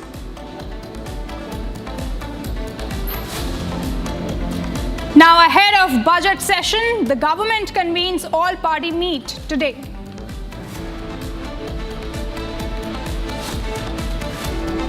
Indigo, Air India's SpiceJet push for pilot duty ease, seek relaxation from government over FDTL pilot norms.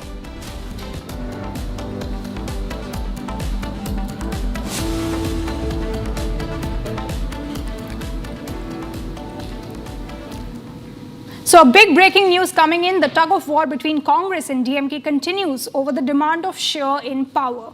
But the party commanders, Stalin and Rahul Gandhi, has been silent over this topic, and the Congress and DMK cadres and MLAs continue to fight over power sharing. Now, he stressed that DMK should make sure to not give any power to MP Manickam Tagore and Jyoti Mani, who have been constantly going against the DMK government and sharing their thoughts about getting power in the state. He added that both Congress MPs forgot that their win came as they stood with DMK in 2024 and now seeking power share. His statement that the Indi bloc without DMK will be empty and that it is Congress that needs the support of DMK.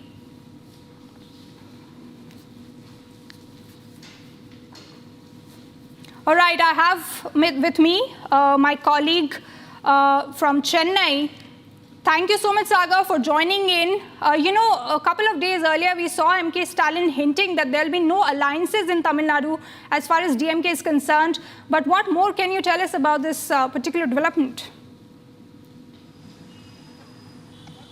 Well, for the past few months, Congress and the DMK have been fighting, especially about the power sharing, where Congress has constantly been asking about taking power in coalition government, whereas the DMK says that the DMK will be in lead and that it is only the MLA seats that will be given to the Congress. When Girish Shodhankar, the National Secretary, had come down to Chennai to have talks with MK Stalin, he had asked for 3 to 6 ministerial posts for the Congress, whereas now the DMK has been silent whether the power sharing would be taking place or not, and indirectly all the MPs and the MLAs have said that the party heads Rahul Gandhi and MK Stalin would be having the talks after February, and now suddenly the DMK MLA Thalapathy was talking about Hindi agitation in the state on the Tamil Martyrs. They constantly put down the Congress government, saying that it was Congress that attacked the DMK back in 1970s, and also stated that Hindi imposition came from when Congress had implemented the plan back in the 1970s, and taking towards the problem happening now with what Jyoti Mani and Manikam Tagore has been constantly asking for power sharing. He spoke demeaningly of the two leaders and the Congress party as well. So now the TNCC Congress chief, Selva Perendagai, had taken it to X, asking Chief Minister MK Stalin to take immediate and action against MLA Thalapathy, who has spoken against Congress. Especially the language war is now booming in the state of Tamil Nadu with elections just coming, and all the DMK leaders and the Congress leaders are talking about power sharing. With the elections coming in less than 3 months, we can see what is ahead for Congress and the DMK alliance. All right. Thank you so much, Saga, my colleague there from Chennai, getting us all of those details. All right, so India and European Union have successfully concluded nearly 2 decades of negotiations on a long-pending comprehensive free trade agreement, marking a major milestone expected to boost bilateral ties, trade, investment, and economic integration. Now, the deal, described as the mother of all deals, is currently undergoing legal review and is expected to be signed later this year. Now, major announcements are expected today in a joint statement by India and the EU delegation. Prime Minister Modi, addressing the India Energy Week shortly, has hailed the India-EU trade partnership and lauded how this trade represents 1/3 of the trade in the world.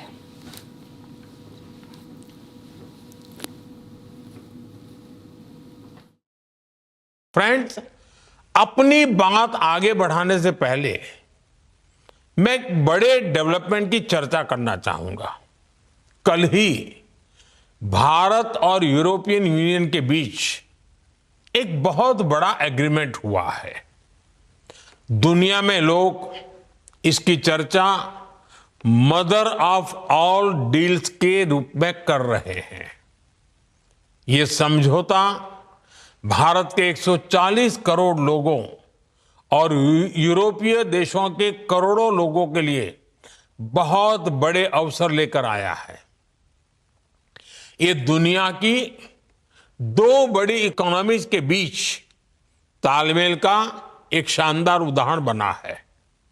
ये समझौता global GDP के करीब 25% और global trade के करीब 1/3 हिस्से को represent करता है। ये समझौता ट्रेड के साथ साथ डेमोक्रेसी और रूल ऑफ लॉ के प्रति हमारे शेयर्ड कमिटमेंट को भी सशक्त करता है। साथियों, ईयू के साथ हुआ ये फ्री ट्रेड एग्रीमेंट ब्रिटेन और एप्टा समझौतों को भी कॉम्प्लीमेंट करेगा। इससे ट्रेड और ग्लोबल सप्लाई चेन दोनों को मजबूती मिलेगी। मैं भारत के नौजवानों को, सभी देशवासियों को इसके लिए बहुत बहुत बधाई देता हूं। मैं textile, James and jewellery, leather and shoes, ऐसे हर सेक्टर से जुड़े साथियों को भी बधाई देता हूं। ये समझौता आपके लिए बहुत सहायक सिद्ध होगा। साथियों, इस ट्रेड डील से भारत में मैन्युफैक्चरिंग को तो बल मिलेगा ही, साथ ही सर्विसेज से जुड़े सेक्टर का भी और अधिक विस्तार होगा। ये फ्री ट्रेड एग्रीमेंट दुनिया के हर बिजनेस, हर इन्वेस्टर के लिए भारत पर कॉन्फिडेंस को और मजबूत करेगा। In a historic trade agreement, India and European Union are bound for a new leap in business as well as diplomacy. While a geopolitical chaos brews bothering economies across the globe, the FTA that will be signed today is the confirmation of India firmly holding its fort. Now, European Union leaders, including Ursula von der Leyen, attended the Republic Day parade as chief guest, and the quiet diplomacy on display was suggesting of a formation of a 2 billion person trade bloc. But how is the United States reacting to it, and how does this change the global economic flow in the backdrop of Trump's tariff tirade? Arnab explains. India and the European Union are signing the landmark India-EU trade deal, which is being called the mother of all deals. And European Union President Ursula von der Leyen said that a successful India makes the world more stable, more prosperous and more secure. This is as she was attending the Republic Day event. Ladies and gentlemen, today the fact is there is nobody with the USA. She's not saying it, but she would absolutely hate what Trump is talking about these days, the tone. And she and the European Union would love to have a closer relationship with India. Already the EU is India's biggest trade partner. Yes, don't be surprised, America is not so important really. People keep talking about America. And to truly grasp the scale of the deal, 3 or 4 statistics from my side. Trump is completely isolated today. He doesn't know what to do because this is a trade pact between 2 billion people. India is 1.4 billion, EU's 450 million. This is 1 out of every 4 people in the world is connected through this trade deal. In sheer human scale, imagine this. This trade deal links more people than US, China, Japan and Brazil combined. Economically, this is huge because it connects markets that account for 1/5 of global GDP. Point I'm trying to make is, Trump is not as important at all as he thinks. Trump is actually irrelevant. The more he's shouting these days, he's making less sense because he represents a country with $38 trillion of debt. And there have been tapes released about the internal infighting over the tariffs issue. Elon Musk is out and he is gaping tomorrow. Trump will be gaping as Narendra Modi and Ursula von der Leyen sign the Indo-EU trade deal, because this is not an ordinary deal. This is a continent to civilization agreement. 27 nations on one side and India, the emerging superpower, on the other. And on the one side is all of this happening, activity, because all countries are coming together saying, listen, we've got to talk to each other. What do we do about Trump? Let's ignore him. Let's ignore the USA till Trump is around and hope things change after that. Now, let me tell you what the situation with Trump is. Trump is in a massive mess. He's brought about the culture of hatred, and his ugly, indecent pompousness has made him a standing meme.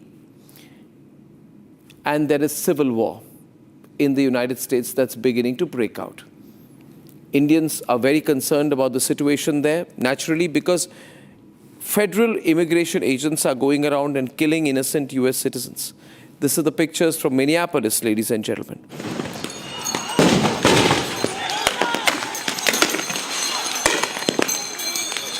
Federal vehicles, totally armored, are going through streets, lights flashing. Masked federal agents are in tactical gear. And across America, white smoke and tear gas canisters are being seen.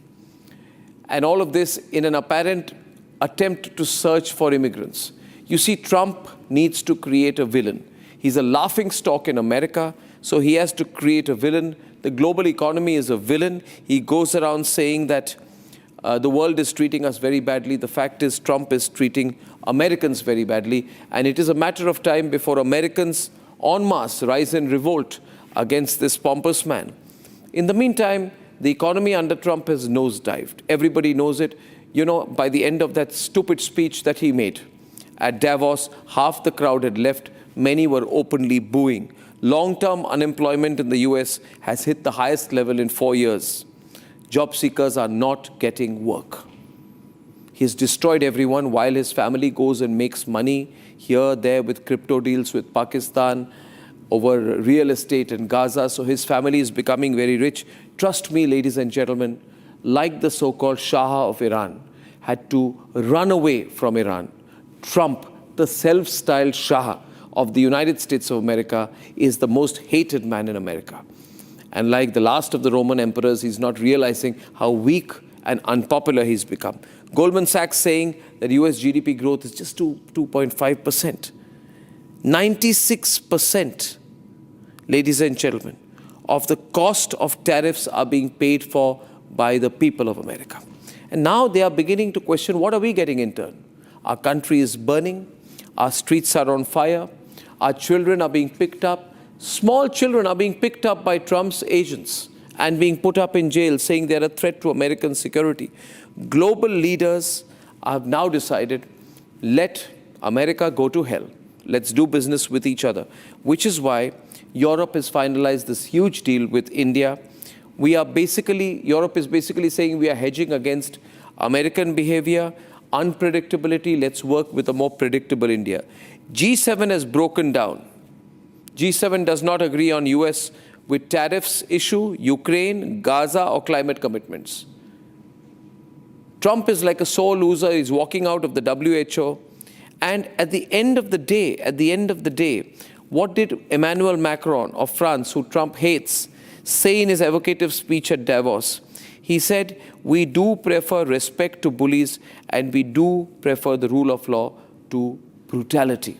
But we do prefer respect to bullies, we do prefer science to plotism, and we do prefer rule of law to brutality. And look at what Canada's Carney said. He said middle powers must act together because if we are not on the table, we are on the menu. Middle powers must act together because if we're not at the table, we're on the menu. And Sweden's Prime Minister said that we will not let ourselves be blackmailed. We are not here to obey Trump.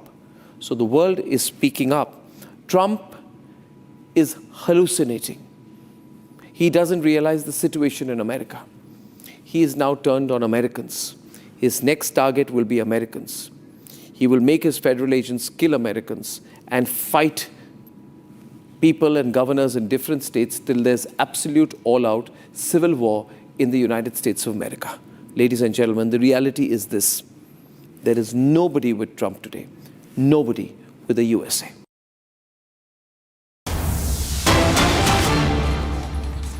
All right, a big breaking news coming in at this point in time. An all-party meet is underway in New Delhi just ahead of budget session. So an all-party meet is underway.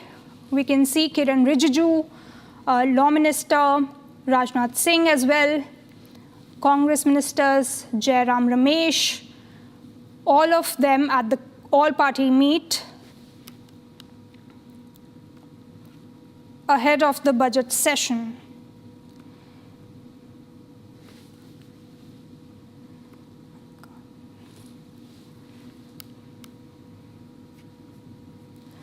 So a big breaking on 27th of January, right ahead of the budget session, we are seeing an all-party meet happening in New Delhi.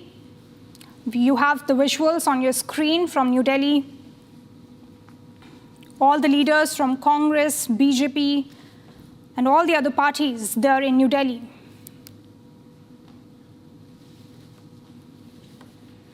So budget session is due to take place, but before that, we have an all-party meeting ongoing on 27th of January. Of course, the agenda is for Parliament's budget session, and the central government has called the all-party meeting on 27th of January to discuss the legislative and other agendas ahead of the budget session of Parliament.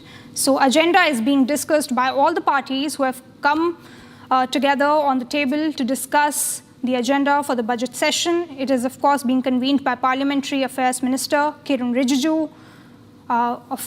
It will be reportedly, it is being held at the main committee room of Parliament House, Annexure, at 11 a.m. It started on 27th of January. So the agenda for the budget session is being discussed in New Delhi in the all-party meeting. It's being convened by the Parliamentary Affairs Minister.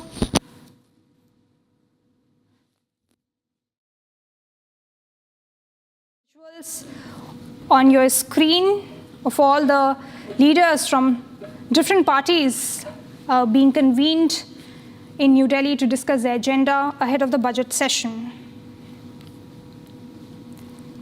So this is a big breaking news that's coming in at this point in time. So the budget session will be held on 1st of February. And right before that, we have all the leaders. There you can see JP Nadda. So I have my colleague Harsha with me on the phone line. Harsha, thank you so much for joining in.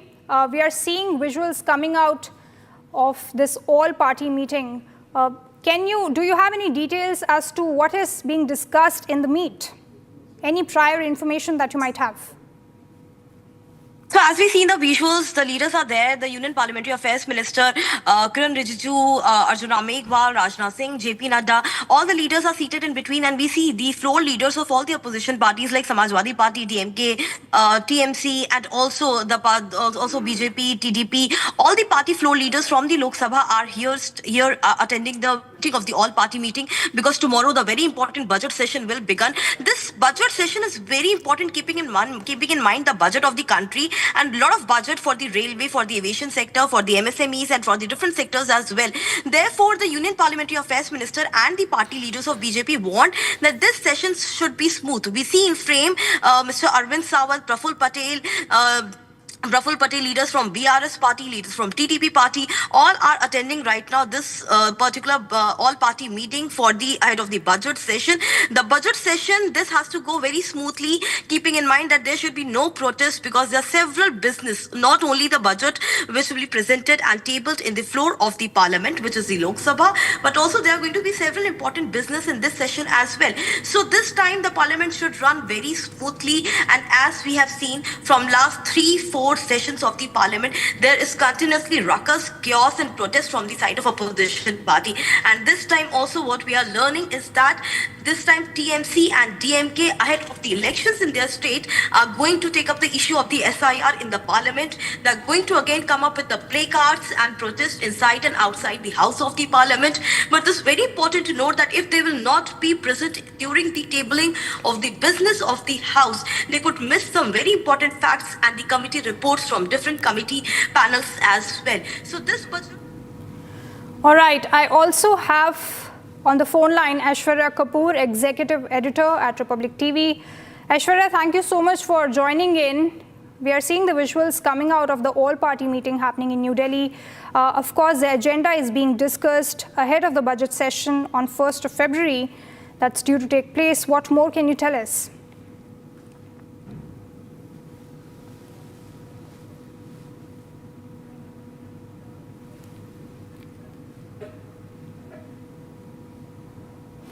All right, seems like we've lost the connection there.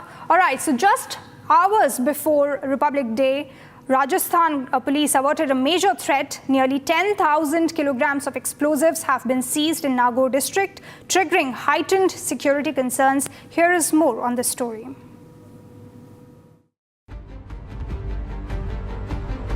Rajasthan police have foiled a major security threat, seizing nearly 10,000 kilograms of explosive material from Nagaur district.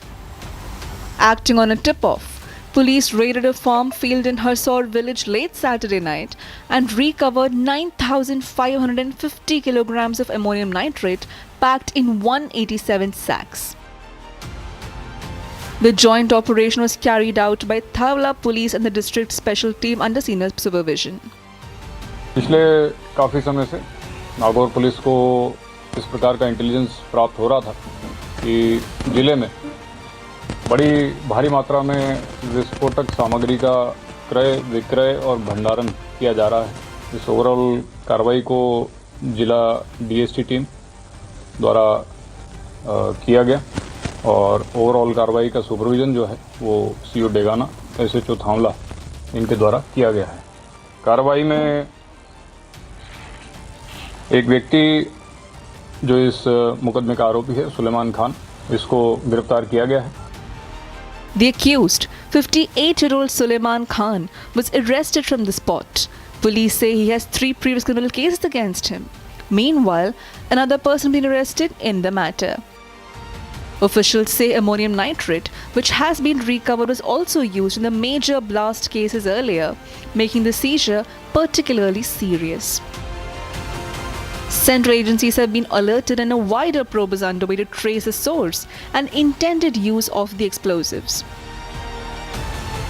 With 3 to 4 teams, including the NIA team and state and central investigation agencies conducting the search, this seizure has raised serious concerns across the region.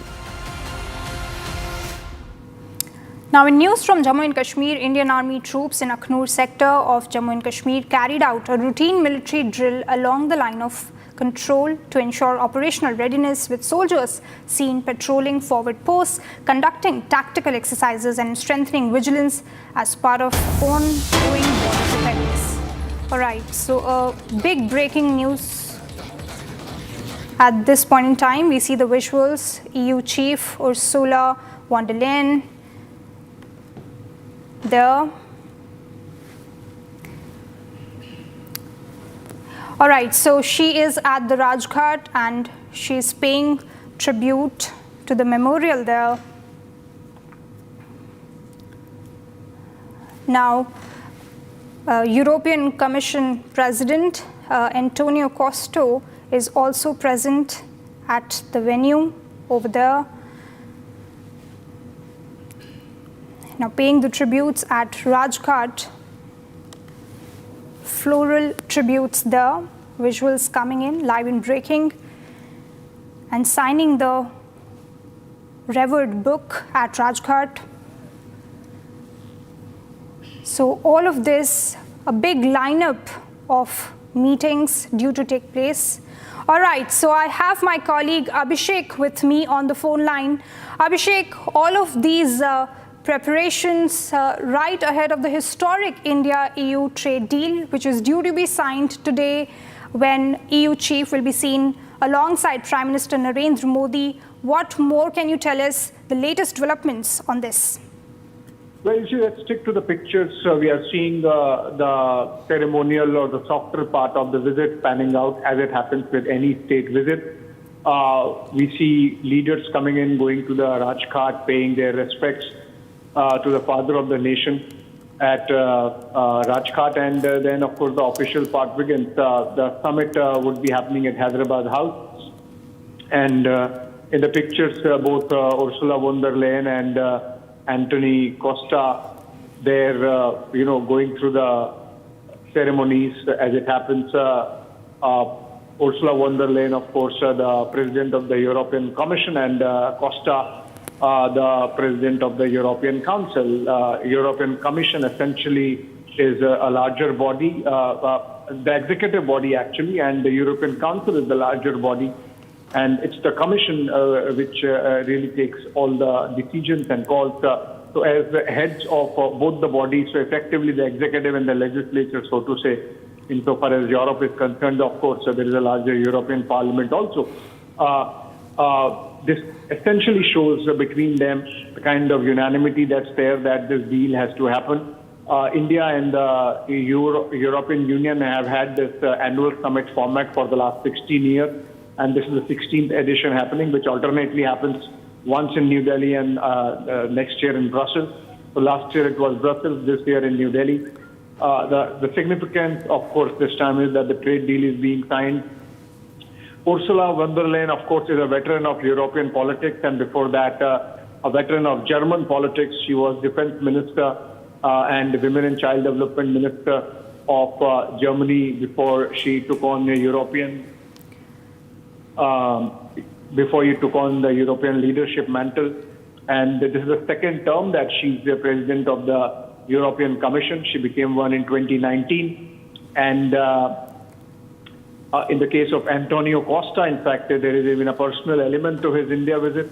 he traces his lineage to Goa. His grandfather was of Goan origin, and of course now from Portugal.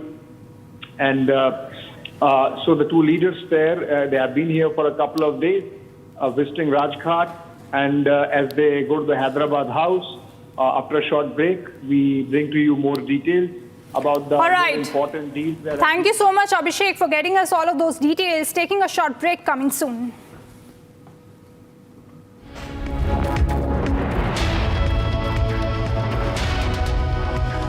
थोड़े में ज्यादा स्वाद यही तो है इसकी खास बात। वाओ मामा, क्या स्वाद है? अरे मेरे राजा, राजा और प्योर मसाला। केसरिया से मन जोगी हुआ रे, दिल झूमे देखो मतवारा हुआ रे। केसरिया से मन जोगी हुआ। हर पल मनाओ केसरी त्योहार। विमल, बोलो जुबान केसरी। ये है सीक्रेट रेसिपी MDH का जीरा सिप जल जीरा मसाला। सिप सिप जीरा सिप जीरा सिप MDH का जल जीरा सिप MDH का जल जीरा SIP.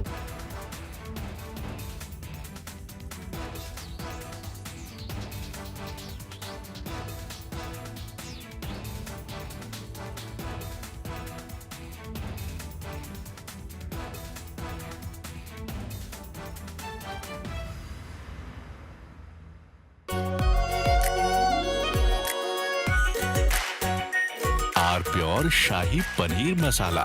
Delicious, healthy, every day. In a major escalation between the White House and Wall Street, President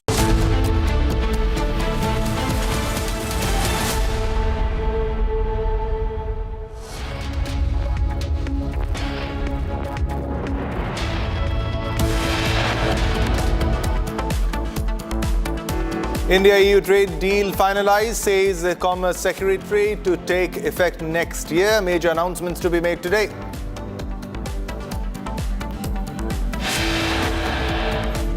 Bharat और यूरोपियन यूनियन के बीच एक बहुत बड़ा एग्रीमेंट हुआ है। साथियों, इस ट्रेड डील से भारत में मैन्युफैक्चरिंग को तो बल मिलेगा ही, साथ ही सर्विसेज से जुड़े सेक्टर का भी और अधिक विस्तार होगा। Prime Minister Narendra Modi lauds India-EU FTA, says deal will boost confidence of global investors.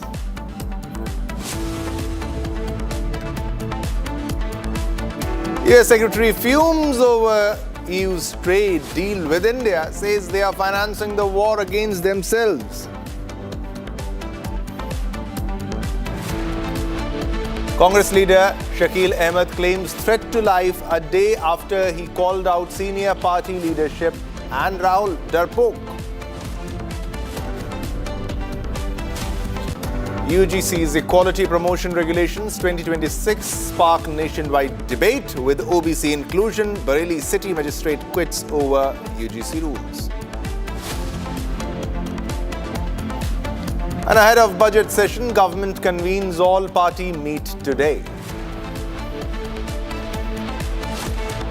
Indigo Air India SpiceJet push for pilot duty ease, seek relaxation from government over FTDL pilot norms.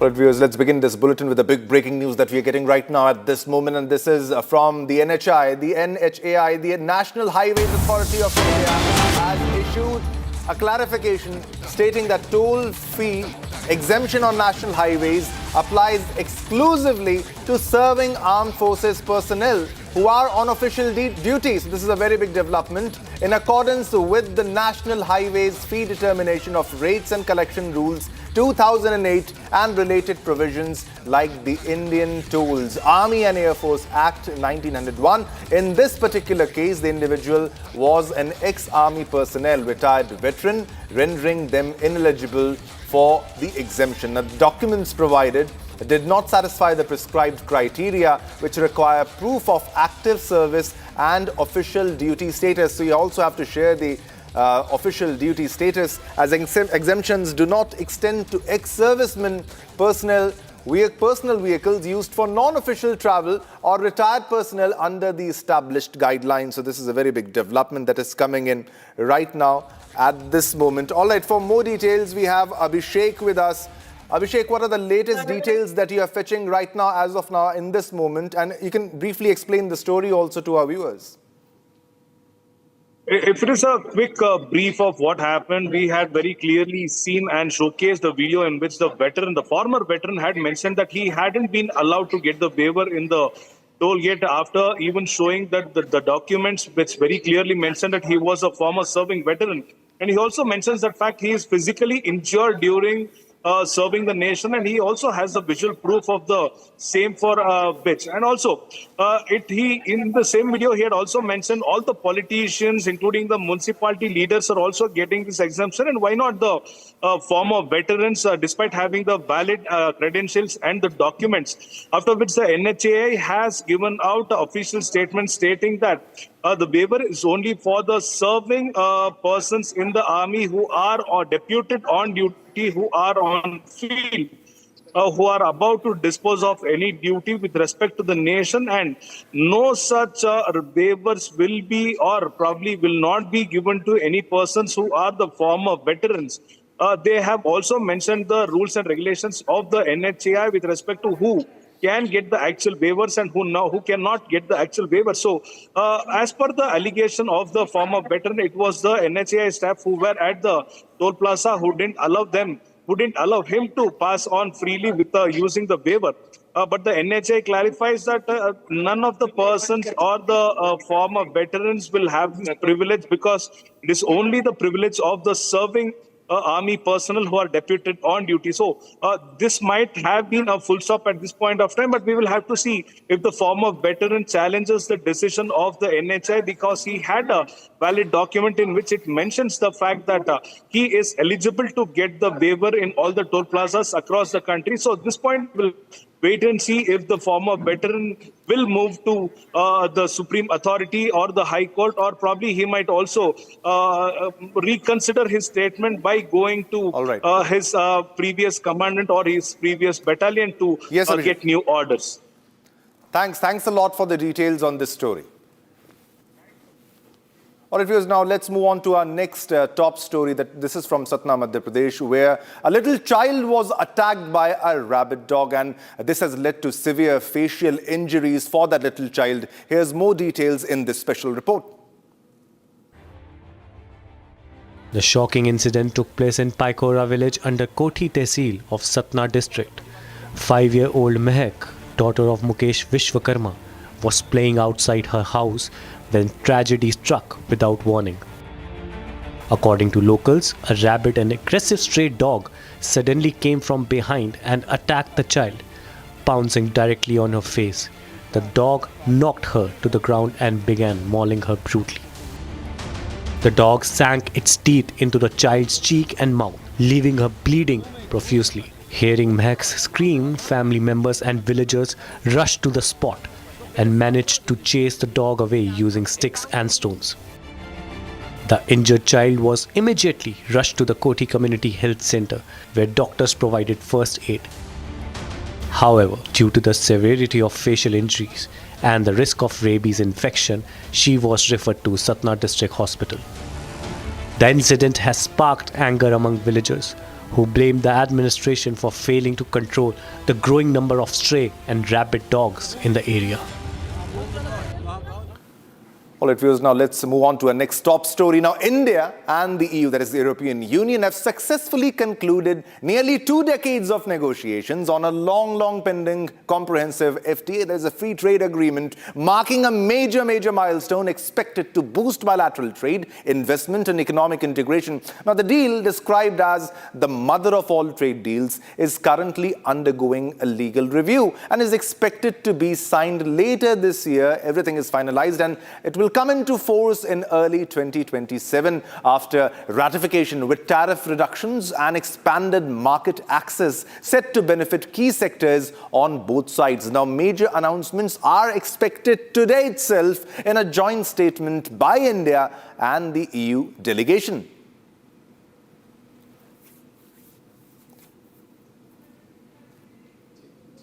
So today is a historic day.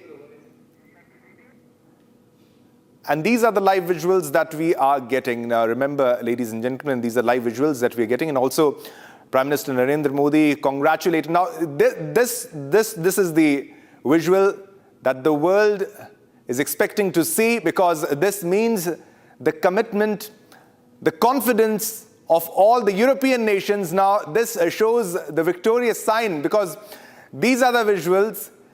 And this is a message, a clear message that's coming from India. And this message is for the world, especially America, China, and all other countries, because we have become officially trade partners now. This was a wait for more than 2 decades, and now it's finalized.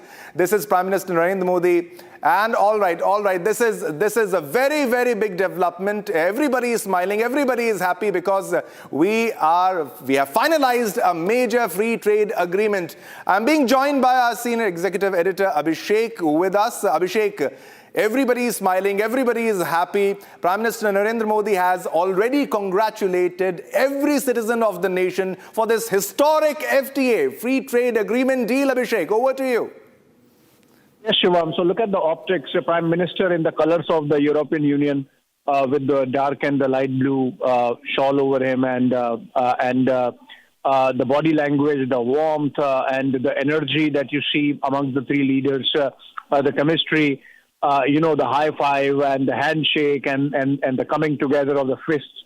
And I think there is a jointness, so to say, in this geopolitical / geo-economic message being sent from New Delhi to world capitals, specifically one to the west of the Atlantic, which is Washington, D.C.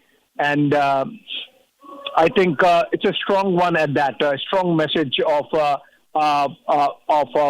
multiverse that exists in world affairs, of multi-alignment, of strategic autonomy. Remember, strategic autonomy, when India spoke about it, was seen as some kind of uppity move by middle power. But now, with the kind of push that Europe has faced from the United States in the last 1 month over Greenland, even Europe has started seeing virtue in strategic autonomy. So the kind of beeline we are seeing European leaders make to Beijing, for example, from Emmanuel Macron a fortnight back to Frederick Merz this week, and in between Mark Carney of Canada, I think there is a strong realignment of geopolitical forces and powers happening in this great power game that has been unleashed because of Trump's tariff wars. And in the backdrop of the tariff wars, Shivam, the India-EU trade deal gains that much more salience, significance, and signaling, so to say, from New Delhi to rest of the world, that if America indulges in this push and shove kind of diplomacy, then the world can realign in a manner that the international rules-based order can still be preserved. So while the Trump wrecking ball is trying to disturb that, the world is coming together to make sure that that painstakingly built rules-based order over the last 7 or 8 decades post the World War II is not, broken to smithereens. So be it the body language, be it the, faces, the kind of relief that's there. Remember also that between India and EU, if you look at individually some of the EU bloc nations, so some of these countries with like France, Germany, Italy, we already have a defense, ongoing very strong defense and security partnership, a very strong strategic partnership, a very strong economic relationship, a very strong people-to-people connect with the mobility agreement signed for migration and mobility of workers and the work visas. So the European Union Free Trade Agreement really takes it to two notches up. And I think, and in that sense, it's more like signaling and messaging that's really important vis-a-vis the numbers. The numbers, of course, are already also there in terms of the bilateral trade bringing. But then remember, it's a summation of the trade that we have already with Germany, Italy, France, Belgium, etc. This just sort of brings that together, and the number really looks good at $200 billion plus, goods and services included, and a 2 billion population, 1/4 of global trade. Obviously, European Union has much bigger trade going with China, for example, and that's an ambition. So what this trade deal is going to do is, apart from signaling, add that bit of ambition also that, both the sides really have to scale up and look at, say, $500 billion over the next 7, 8 years, 10 years, if possible, maybe less. And that's going to act as a booster for Indian economy. Remember, we have a favorable trade situation with the European Union and the constituent countries, with India exporting more than importing. So in that sense, and this trade deal itself is going to make goods worth about $50 billion tariff-free. So it's not just about India importing cheaper European cars, at least the expensive ones, or cheaper wine. It's about mass market where Indian production, Indian engineering, Indian manufacturing really gets a push with this trade deal. So I think a very significant development there. And these pictures of course, diplomacy, if diplomacy or substantial bit of diplomacy is about optics, these optics are really, really strong. And it might form part of the larger European pushback against the Trump administration's, taking the wrecking ball to Europe finally. But even for India, this is very significant. These pictures coming in from Hyderabad House in New Delhi, coming as it does on the backdrop, in the back of the EU leaders being chief guests at the Republic Day parade and ceremonies. It's a state visit panning out, and now, of course, the three leaders have gone inside for the delegation level talks as part of the annual India-EU summit that takes place every year, this time in New Delhi, like it happened last time in Brussels.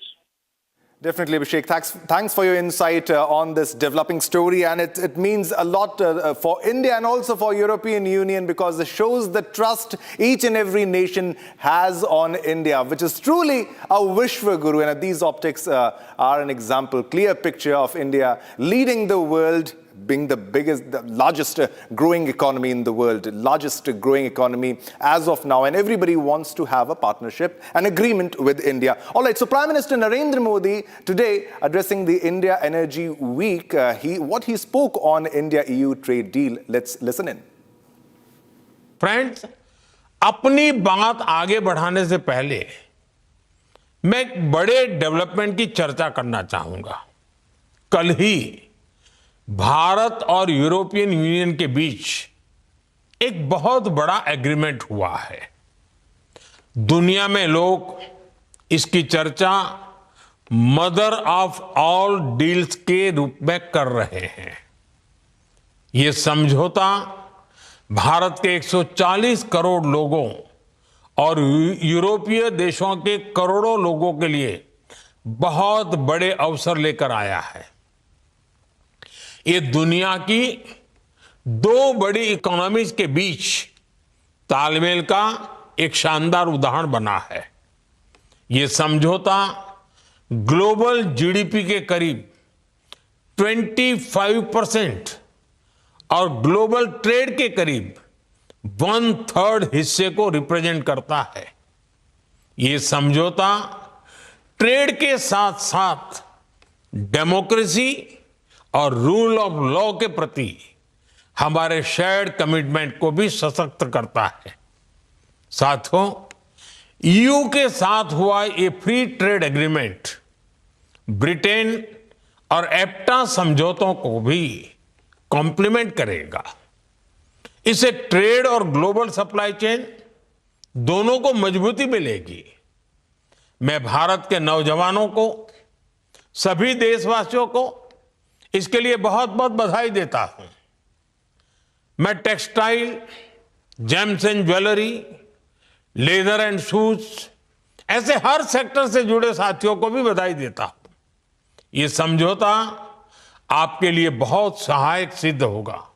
साथियों, इस trade deal से भारत में manufacturing को तो बल मिलेगा ही, साथ ही services से जुड़े सेक्टर का भी और अधिक विस्तार होगा। ये फ्री ट्रेड एग्रीमेंट दुनिया के हर बिजनेस, हर इन्वेस्टर के लिए भारत पर कॉन्फिडेंस को और मजबूत करेगा। Now, viewers, in a historic trade agreement, India and EU are bound for a new leap in business as well as diplomacy. While a geopolitical chaos brews, bothering economies across the globe, the FTA that will be signed today is the confirmation of India firmly holding its fort. Now, EU leaders, including Ursula Vanderleyen, attended the Republic Day parade as a chief guest, and the quiet diplomacy on display was suggesting formation of a 2 billion person trade bloc. But how is the United States reacting to it? And how does this change the global economic flow in the backdrop of Trump's tariff tirade? Arnab explains. India and the European Union are signing the landmark India-EU trade deal, which is being called the mother of all deals. And European Union President Ursula von der Leyen said that a successful India makes the world more stable, more prosperous, and more secure. This is as she was attending the Republic Day event. Ladies and gentlemen, today the fact is there is nobody with the USA. She's not saying it, but she would absolutely hate what Trump is talking about these days, the tone.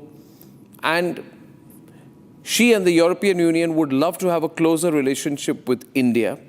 Already the EU is India's biggest trade partner. Yes, don't be surprised, America is not so important really. People keep talking about America. And to truly grasp the scale of the deal, 3 or 4 statistics from my side. Trump is completely isolated today. He doesn't know what to do because this is a trade pact between 2 billion people. India is 1.4 billion, EU's 450 million. This is 1 out of every 4 people in the world is connected through this trade deal. In sheer human scale, imagine this. This trade deal links more people than US, China, Japan, and Brazil combined. Economically, this is huge because it connects markets that account for 1/5 of global GDP. Point I'm trying to make is Trump is not as important at all as he thinks. Trump is actually irrelevant. The more he's shouting these days, he's making less sense because he represents a country with $38 trillion of debt. And there have been tapes released about the internal infighting over the tariffs issue. Elon Musk is out and he is gaping tomorrow. Trump will be gaping as Narendra Modi and Ursula von der Leyen sign the Indo-EU trade deal because this is not an ordinary deal. This is a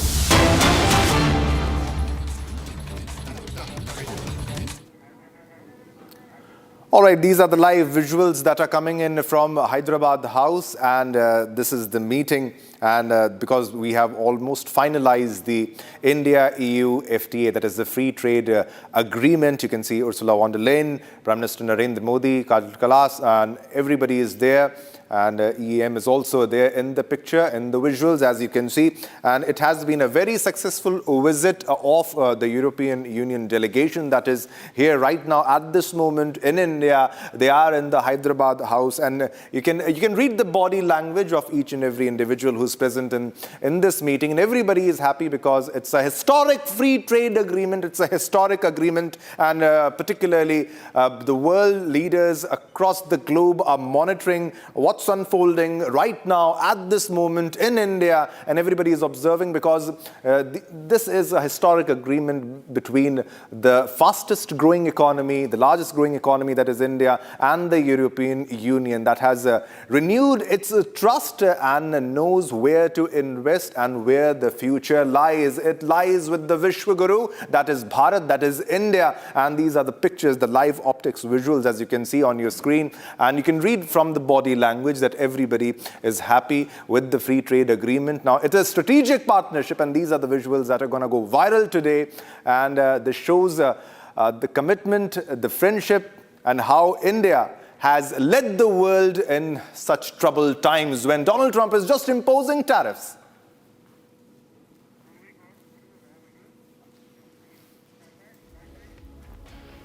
All right, now let's move on to our next top story. Now, Indian Army troops in Akhnur sector of Jammu Kashmir. Now, the Indian Army is doing a lot of stuff, and we'll show you a video on that.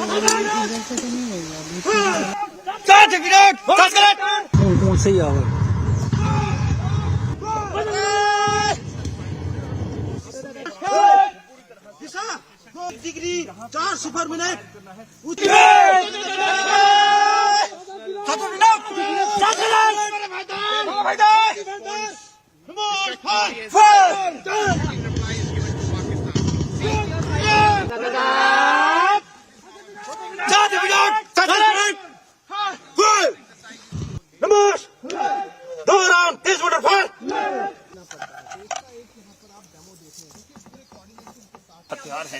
ये देखिए LMG, यानी कि आप देख सकते हैं कि LMG जो लाइट गन है वो भी है, और स्नाइपर गने भी इनके साथ हैं, जिससे साफ तौर पर सुकोई और 6 और जैसी वेपन जो साफ तौर पर बताते हैं कि अगर जरूरत पड़ी तो उन्हें यहाँ पर ऐसे ढेर करना।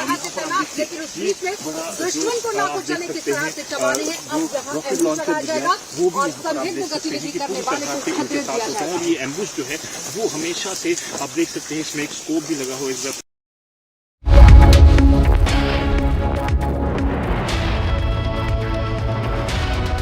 दादी के हाथों का जादू और खुशबू से महकता घर, माँ की मुस्कुराहट और खाने की सुगंध। MDH गरम मसाला, क्योंकि हर रिश्ता है स्वाद से जुड़ा। इसको घर पे लगाओगे तो शादी का तो पता नहीं, पर घर पक्का नहीं टूटेगा।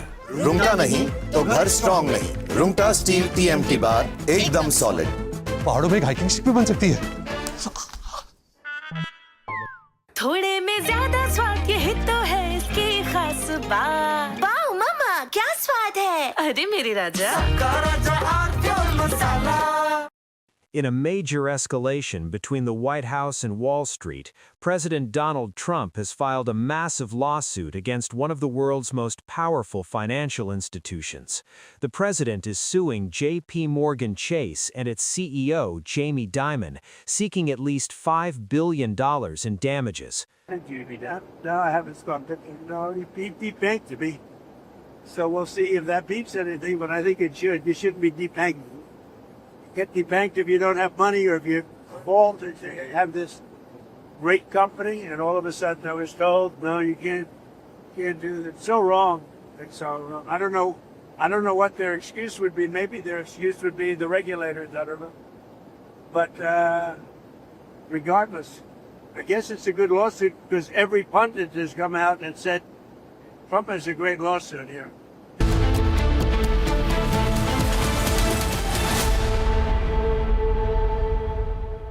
MDH की हल्दी मिर्ची धनिया करे कमाल। ये रंग दे, ये खुशबू दे, ये तीखा, ये कम पड़े। क्या निराला MDH masala.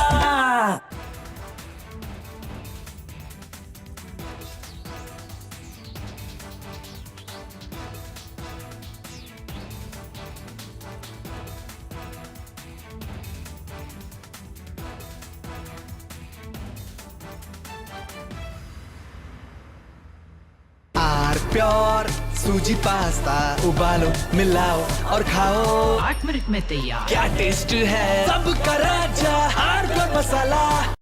In a major escalation between the White House and Wall Street, President Donald Trump has filed a massive lawsuit against one of the world's most powerful financial institutions. The president is suing J.P. Morgan Chase and its CEO, Jamie Dimon, seeking at least $5 billion in damages. No, I haven't got it. No, he debanked me. So we'll see if that beeps anything, but I think it should. You shouldn't be debanking. Get debanked if you don't have money, or if you fall to have this great company, and all of a sudden I was told, no, you can't do that. It's so wrong. It's so wrong. I don't know what their excuse would be. Maybe their excuse would be the regulators. I don't know. But regardless, I guess it's a good lawsuit because every pundit has come out and said Trump has a great lawsuit here. You're not allowed to do what they did. Jamie Dimon.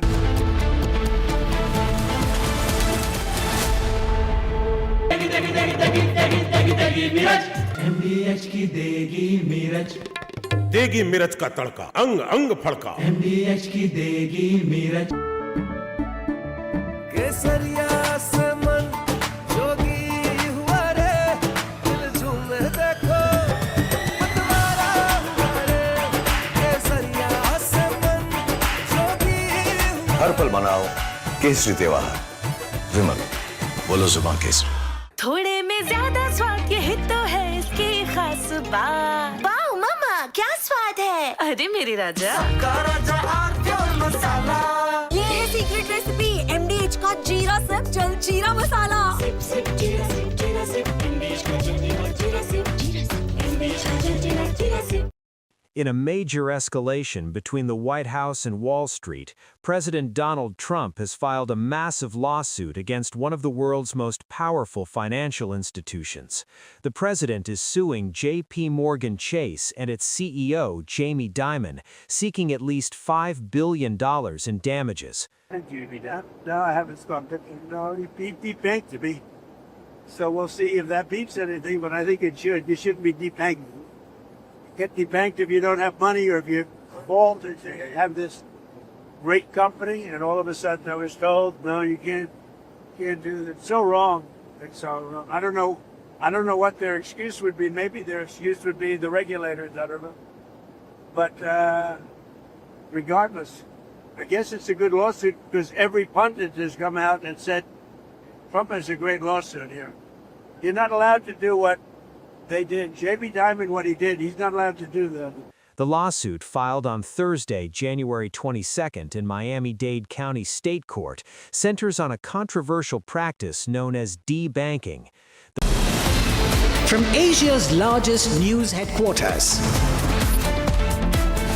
setting the agenda for Bharat.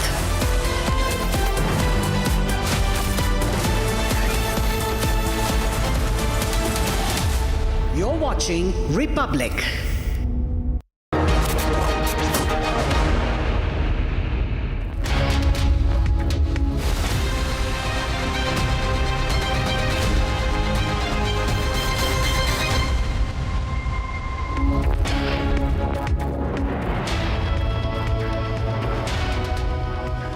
Hi there, very good noon and welcome to Live Report, in which we set the agenda for the day with three big stories panning out. The biggest one, of course, today is the signing of the historic mother of all deals between India and the European Union. That's going to bring together 2 billion people and 1/4 of global GDP. That's going to be our focus. Delegation level talks are on announcement very soon. Let's begin with the headlines.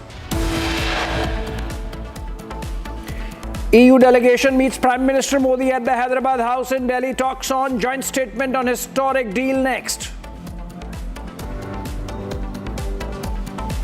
कल ही भारत और European union के बीच एक बहुत बड़ा agreement हुआ है। साथियों, इस ट्रेड डील से भारत में मैन्युफैक्चरिंग को तो बल मिलेगा ही, साथ ही सर्विसेज से जुड़े सेक्टर का भी और अधिक विस्तार होगा। Prime Minister Modi lauds India-EU FTA, says deal will boost confidence of global investors in India.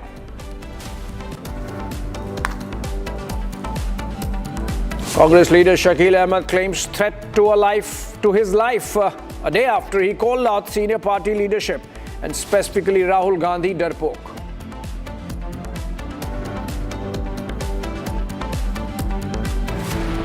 Battleground Tamil Nadu heats up. DMK says Congress has no standing in a state without Stalin government.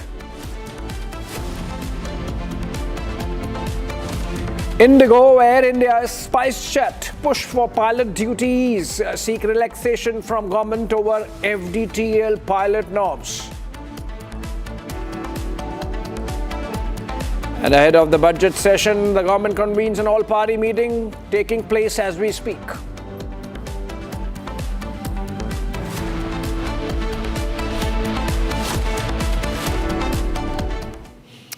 All right, friends, let's begin with the big one, which is the India and the European Union. They have successfully concluded nearly 2 decades of negotiations on a long-pending comprehensive free trade agreement, signing ceremony of which is going to take place in a while from now. As we speak, delegation level talks are going on between India and the EU leadership. Remember, European Commission President Ursula von der Leyen and European Council President Antonio Costa have been in New Delhi since day before yesterday. They were special guests or the chief guests at the Republic Day Parade.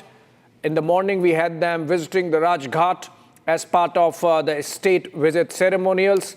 And now the delegation level talks going on at the Hyderabad House. The free trade agreement, of course, the talks for which began in 2007, hit a stalemate and deadlock in 2013 during the UPA years, were picked up again in 2022, and now we are close to signing of that historic agreement. The deal, described as the mother of all trade deals, is going to be going through legal vetting on both the sides by the Law Ministry here in India and the Commerce Ministry, and then, of course, on the European Union side by their respective mechanisms.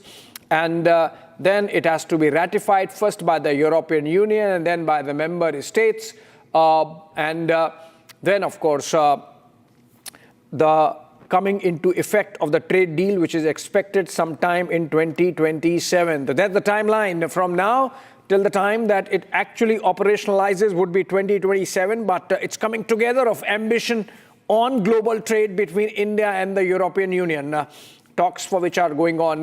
Let's listen to Prime Minister's soundbite. He was speaking at the India Energy Week earlier in a couple of hours back, and there he spoke about the significance of the India-EU FTA. Listen to him. Friends, अपनी बात आगे बढ़ाने से पहले मैं एक बड़े development की चर्चा करना चाहूंगा। कल ही भारत और यूरोपियन यूनियन के बीच एक बहुत बड़ा एग्रीमेंट हुआ है। दुनिया में लोग इसकी चर्चा मदर ऑफ ऑल डील्स के रूप में कर रहे हैं। ये समझौता भारत के 140 करोड़ लोगों और यूरोपीय देशों के करोड़ों लोगों के लिए बहुत बड़े अवसर लेकर आया है। ये दुनिया की 2 बड़ी इकोनॉमीज के बीच तालमेल का एक शानदार उदाहरण बना है। ये समझौता ग्लोबल जीडीपी के करीब 25% और ग्लोबल ट्रेड के करीब 1/3 हिस्से को रिप्रेजेंट करता है।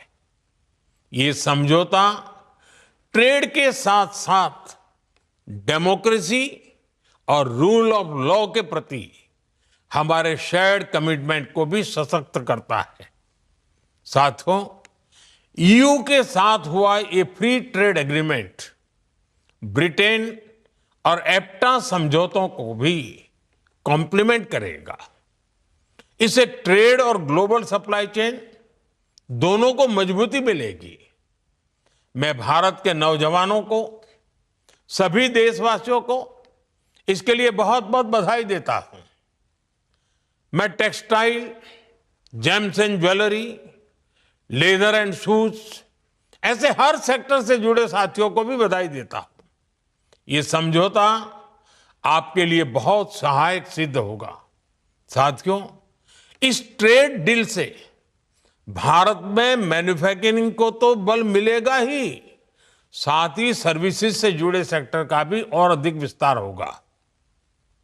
ये फ्री ट्रेड एग्रीमेंट दुनिया के हर बिजनेस, हर इन्वेस्टर के लिए भारत पर कॉन्फिडेंस को और मजबूत करेगा। Well, that was Prime Minister underscoring the significance of the India-EU trade deal. Manju Seth, former diplomat, joins us live on this broadcast. Very good morning to you, ma'am. And the first up, while we understand why it's being called the mother of all deals, given the numbers, both in terms of population covered and the GDP, etc., I was going through, looking at the pictures coming in from Hyderabad House, the kind of exuberance that was there in the body language of the leaders, both Prime Minister Modi and the EU chiefs Ursula von der Leyen and Antonio Costa. What are your takeaways in terms of the geopolitical messaging out of New Delhi today? Very rightly, you mentioned that there has been real exuberance on both sides. And I think this was all sort of given a push, given the US's current leadership, which has been, treating friends and foes alike, and has targeted, everyone, Europe and India, and amongst others. And I think this messaging is, and we saw that this FTA has been in the works for almost 2 decades, as you said.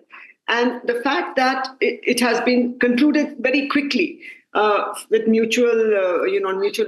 mutual benefit and mutual agreement, it has given a clear message that, yes, the two largest, Europe as the largest, EU as the largest democracy as a group, and India as the largest democracy. They are the two largest democracies coming together. And as you very rightly mentioned, that the numbers are huge. Billion people, as it's being spoken about.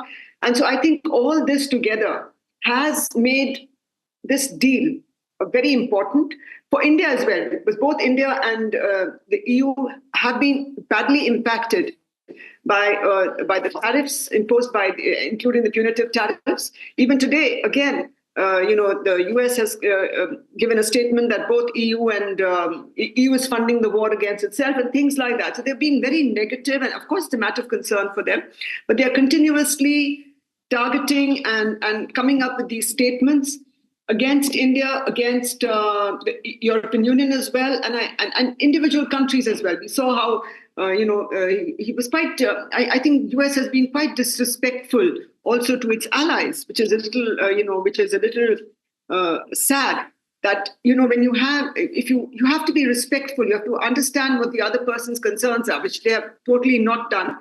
And so the India and EU ties at this time are, given the geopolitical flux, geopolitical churn that is taking place, and the way things have panned out in all countries around the world, are in a difficult situation. But I think China is at the moment in a better position as compared to all the other countries.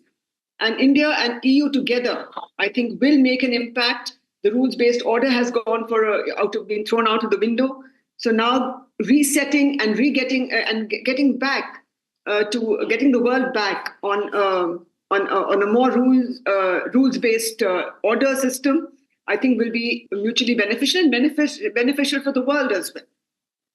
Absolutely. In fact, the geopolitical messaging, really, apart from the geo-economic one, is about preserving the rules-based order and sending across a message to the United States that they cannot play around with something built so painstakingly over the last 7 decades and more. Thank you so much, Ambassador Nath, for joining us with that perspective. And we come back to it when the joint statements happen between India and the EU leadership at around 1:15 p.m. from the Hyderabad House. But for now, moving on to another important agenda-setting story, which is like it happens every year in Bihar and Bengal. This time too, we have seen stone pelting incidents reported between two communities from Darbhanga district of Bihar, with tensions flaring up again following a dispute during Saraswati Puja idol immersion. In Jayantinagar village of Darbhanga, a disagreement over playing DJ music, again like it happens every year during the immersion, allegedly linked to objections over a religious chant, escalated into clashes after initially subsiding, leading to stone pelting. In a separate but related incident in Hami village under Gadi police station of Khaira block, again in Darbhanga district, a dispute between members of the Turi and Tanti communities during idol immersion turned violent. So again, not when you say two communities, it's not necessarily Hindu-Muslim, it's within the same communities also. This time again, stone pelting and arson was reported, and some arson of thatched homes happened. Let's look at, let's listen to some of those, sound bites, giving the setting of the violence that took place. Then we'll have Prakash live from Patna. कल सरस्वती पूजा था हम लोग भसाने के लिए विदा हुए और यहाँ से लेकर हम गए तो वो डीजे बज रहा था जय श्री राम। जय श्री राम बज रहा था, वहाँ बीच में कर लिया लफड़ा। हम लोग को साथ डीजे वाला पर डीजे पर चढ़ गया था 4 लड़का और गाली देने लग गया, तो हम लोग उससे क्षमा मांग के फिर वहाँ से हम लौटा लिए। कल सरस्वती पूजा था, हम लोग भसाने के लिए विदा हुए और यहाँ से लेकर हम गए तो वो डीजे बज रहा था जय श्री राम। जय श्री राम बज रहा था, वहाँ बीच में कर लिया लफड़ा। हम लोग को साथ डीजे वाला पर डीजे पर चढ़ गया था 4 लड़का और गाली देने लग गया, तो हम लोग उससे क्षमा मांग के फिर वहाँ से हम लौटा लिए। All right, so that really sets the context of the kind of ego clash led to stone pelting clash, led to arson in Bihar, Darbhanga district of Bihar. These are pictures from last evening. And in fact, 4 unrelated incidents of targeting of the Saraswati Puja processions have been reported. And for more details on this story, we have Shivam joining us live from the newsroom. Shivam, it keeps happening every year, the Saraswati Puja processions targeted. But this time it seems like not exactly between, when you say 2 communities, just between Hindu and Muslim, it's sometimes the Turi and Tanti community coming together. So it seems more like local factors playing out in these clashes. Definitely, it was between the Turi and Tanti communities. This was happening because there was an idol immersion procession which was passing through the Tuli Tora area and towards the Kali temple. Now, the dispute that escalated from a heated argument. It started from a heated argument and it continued, and it led to a stone pelting from both the sides. Now, both the sides started pelting stones on each other, and during the clash, a heap of hay was also set on fire. As you can see, the visuals also we are showing on the television screen. It is alleged that the thatch house was also burned down. So this is the latest that we are getting. It was because of an altercation and because of a dispute. It was because of the idol immersion, because yesterday was the idol immersion day for Saraswati Puja yesterday.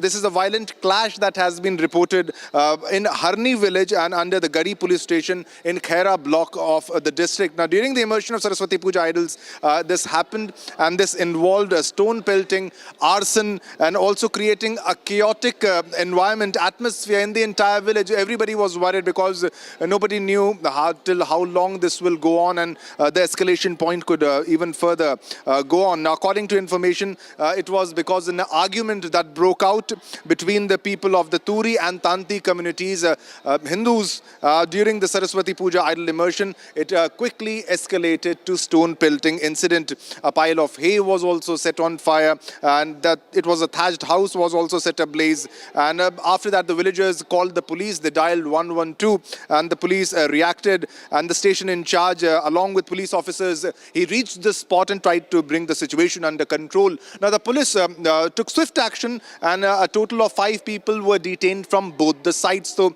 many people have been detained also. Police brought the situation under control, but it could have escalated into a more serious, deteriorating situation also. And the police quickly responded. That's a good part here. And seeing the situation, the police had to intervene. The villagers say that a day earlier, that is on January 25th, there was a minor altercation between the 2 sides. So it was a continuation of the escalation, the altercation and the tussle and between the 2 sides during the idol immersion of Turi Tola. And the dispute continued. All right. Thank you so much, Shivam, with those details. And we move to the third story. Big one again, concerns people and their safety when they are flying. All major airlines, Air India, Indigo, SpiceJet included, accounting for roughly 90% plus of air traffic. They have sought relaxation from the Government of India and the Ministry of Civil Aviation over the FDTL pilot norms. FDTL stands for Flight Duty Time Limitation. These norms had kicked in the month of November last year.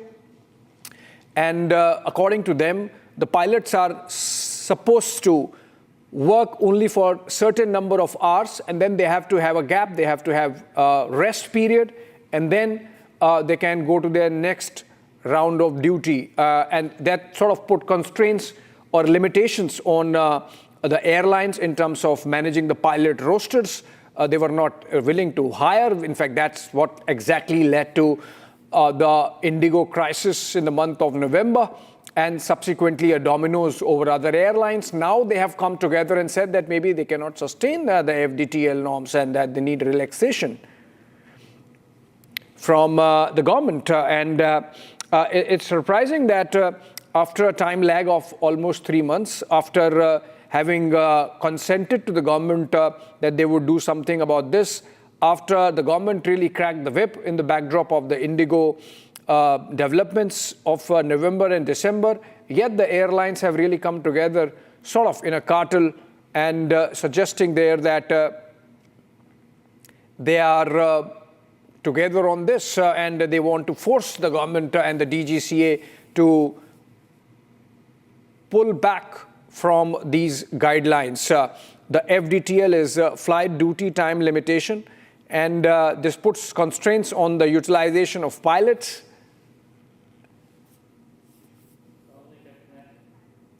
Shravan is going to be joining us live from the newsroom for more on this, or maybe Harsha on the phone. And we are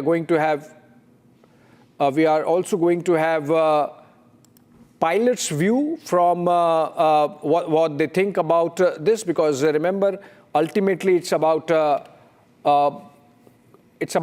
flyer safety, anything than anything else. If the pilots are taken off the FDTL norms, then they are working under that much more stress of deadlines. Captain C.S. Randhawa is also going to join us. He's president of the Pilots Association, but I believe before that we have Shravan joining us live from the newsroom for more on this. Shravan, it seems that these airlines have really come together like a cartel and are trying to force the DGCA to relax the FDTL guidelines. I mean, it's back to square one from the Indigo stalemate of November, December.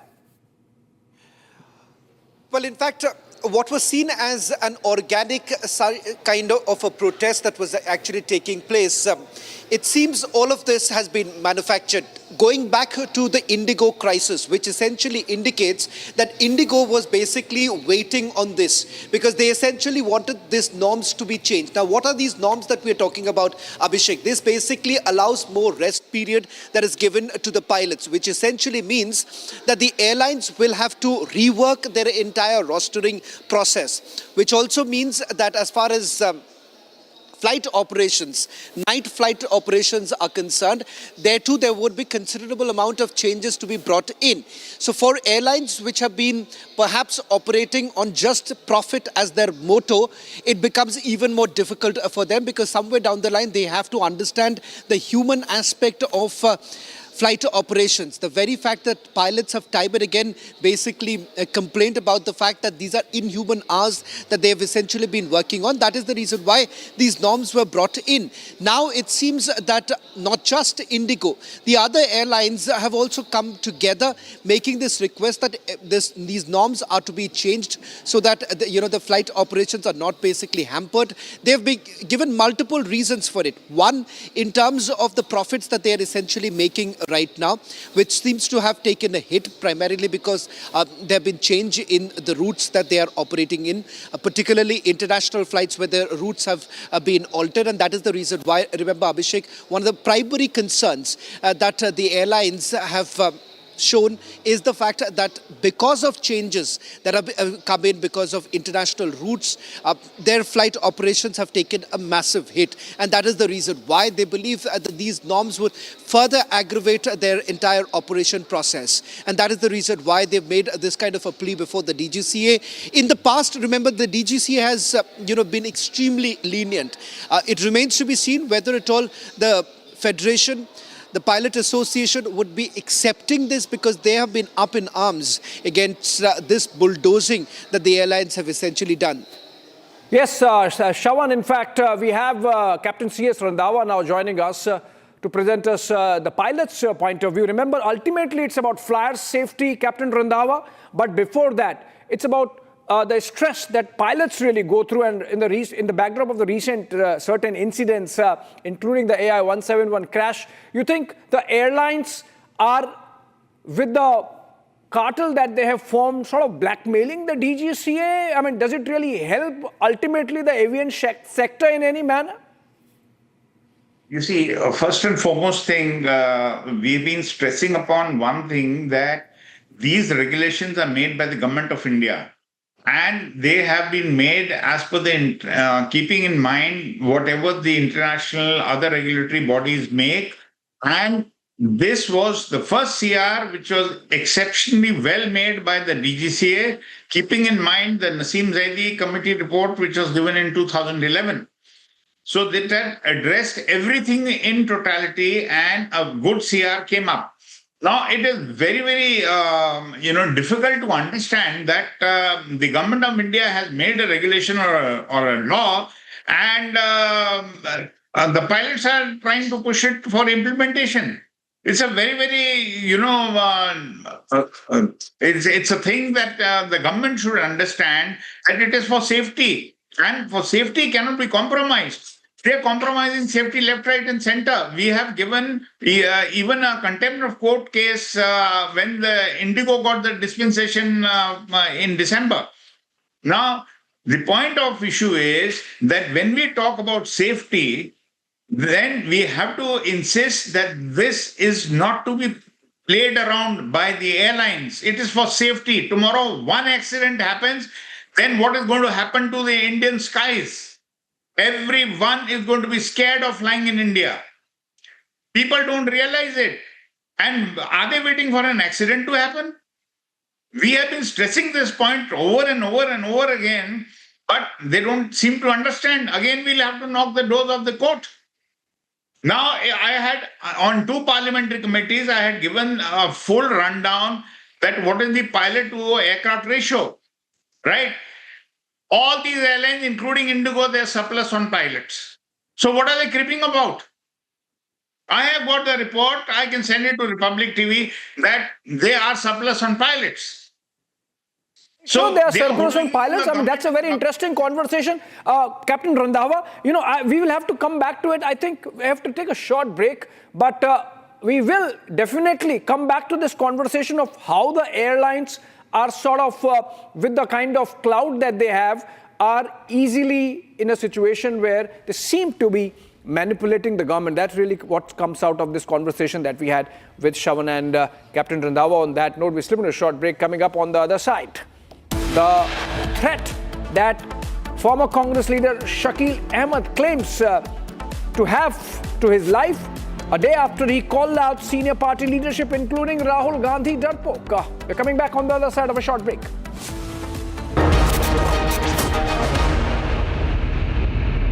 थोड़े में ज्यादा स्वाद ये तो है इसकी खास बात। वाओ मामा, क्या स्वाद है? अरे मेरे राजा।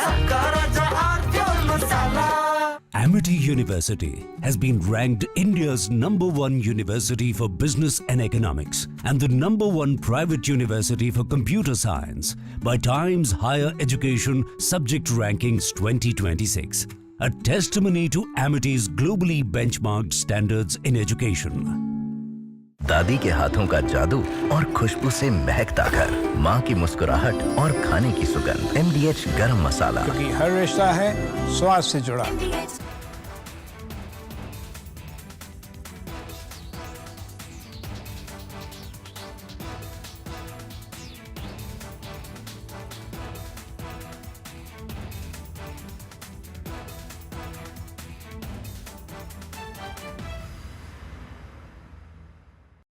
In a major escalation between the White House and Wall Street, President Donald Trump has filed a massive lawsuit against one of the world's most powerful financial institutions. The president is suing J.P. Morgan Chase and its CEO, Jamie Dimon, seeking at least $5 billion in damages. No, I haven't stopped it. No, he debanked to me.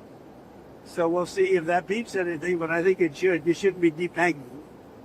Get debanked if you don't have money or if you fall to have this great company, and all of a sudden I was told, no, you can't do that. It's so wrong. It's so wrong. I don't know I don't know what their excuse would be. Maybe their excuse would be the regulators, I don't know.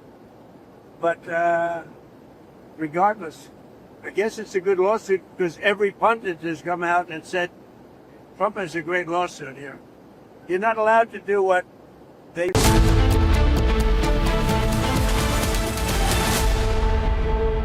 दादी के हाथों का जादू और खुशबू से महकता घर, माँ की मुस्कुराहट और खाने की सुगंध, MDH गरम मसाला, क्योंकि हर रिश्ता है स्वाद से जुड़ा। केसरिया से मन जोगी हुआ रे, दिल झूमे देखो मतवारा हुआ रे। केसरिया से मन जोगी हुआ। हर पल मनाओ केसरी त्योहार। विमल, बोलो जुबान Kesari.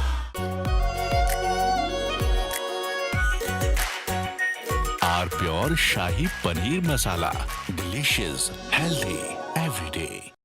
In a major escalation between the White House and Wall Street, President Donald Trump has filed a massive lawsuit against one of the world's most powerful financial institutions. The president is suing J.P. Morgan Chase and its CEO, Jamie Dimon, seeking at least $5 billion in damages. Thank you. No, I haven't stopped it. No, he debanked to me. So we'll see if that beats anything, but I think it should. You shouldn't be debanked. You get debanked if you don't have money or if you fall to have this great company, and all of a sudden I was told, no, you can't do that. It's so wrong. It's so wrong. I don't know what their excuse would be. Maybe their excuse would be the regulators, I don't know. But regardless, I guess it's a good lawsuit because every pundit has come out and said Trump has a great lawsuit here. You're not allowed to do what they did. Jamie Dimon, what he did, he's not allowed to do that. The lawsuit, filed on Thursday, January 22nd in Miami-Dade County State Court, centers on a controversial practice known as debanking. The president alleges that the bank has systematically denied services to him and his associated businesses, not because of financial risk, but due to political bias. This isn't just a dispute over a checking account. This is a high-stakes legal battle that accuses the largest bank in the United States of trade libel, bad faith, and violating state consumer protection laws. The core of the complaint is that J.P. Morgan Chase violated Florida's deceptive trade practices law. The legal team for the president argues that Florida law explicitly prohibits financial...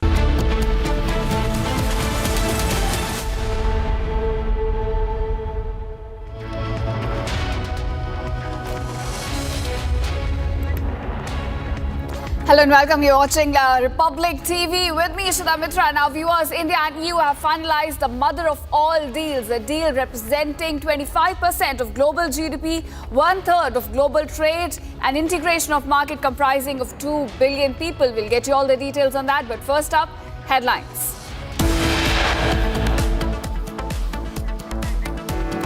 EU delegation meets Prime Minister Modi at Hyderabad House in Delhi. Joint statement on historic trade deal next.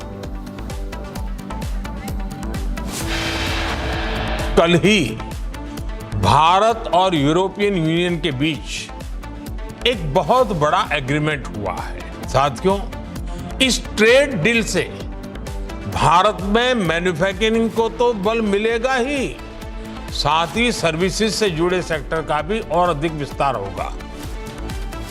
Prime Minister Modi lauds India-EU FTA, says the deal will boost confidence of global investors. Congress leader Shakil Ahmed claims a threat to life a day after he called out senior party leadership and Rahul Darpok. Battleground Tamil Nadu heats up. DMK says that Congress has no standing in state without Stalin government.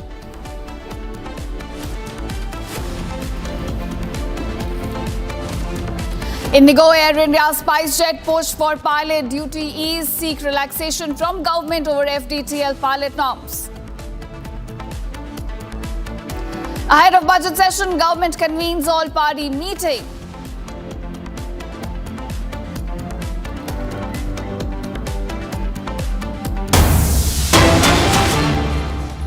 Viewers are beginning this bulletin with a big breaking news coming in. Gujarat's anti-terrorism squad ATS has now arrested Faizan Sheikh, a resident of Charpul in Navsari district and originally from Dundwala, Narpat Nagar in Rampur, Uttar Pradesh on January 25th. Now, this was in connection with a terror conspiracy case.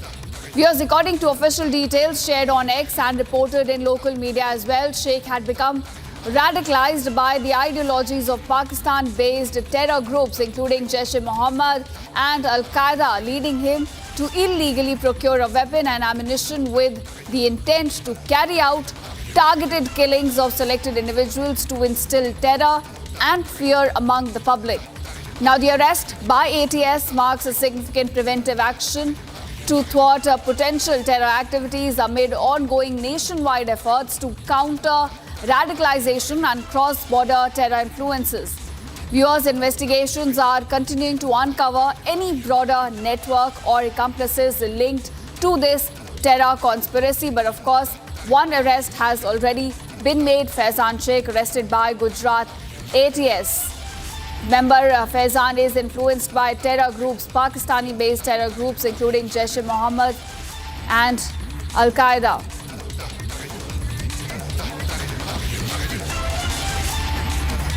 Now, my colleague Sorali is joining me from Gandhinagar. Sorali, it's a big boost for India's anti-terror operations. We have arrested Faizan Sheikh, an individual who's linked to terror conspiracy influenced by terror groups such as Jaish-e-Mohammed. Give us more details.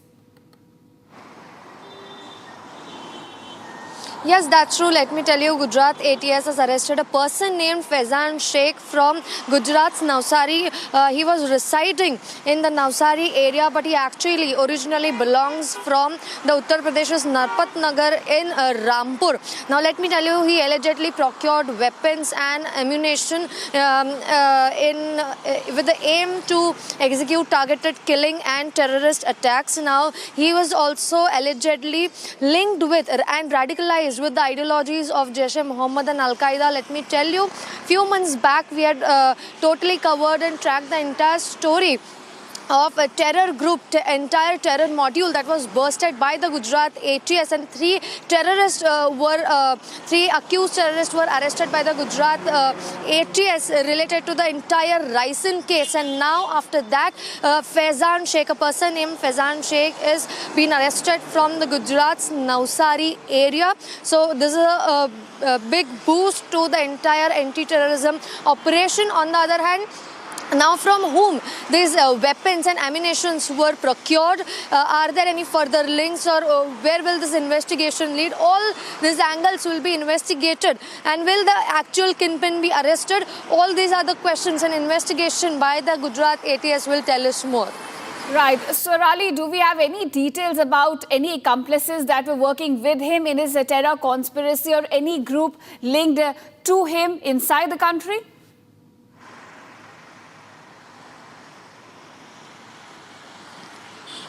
Yet we are waiting for the official information from the Gujarat ATS, but that is very, very sure that all the links or how he was actually operating on ground, was he connected to the people of terror groups, may it be Jaish-e-Mohammed or Al-Qaeda, based in India, or he was connected with the foreign forces. That is a part of investigation, and ATS could tell us more.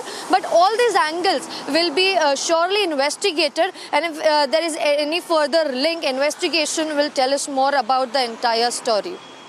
All right, Sorali, thank you for joining us and giving us those details. Of course, we'll get more answers as the investigation continues in this case. Now, viewers, we're also getting another big breaking news. India and European Union are set to elevate their long-standing strategic engagement, first formalized in 2004 with the signing of Security and Defence Partnership, which will explore avenues for India's participation in European defence initiatives.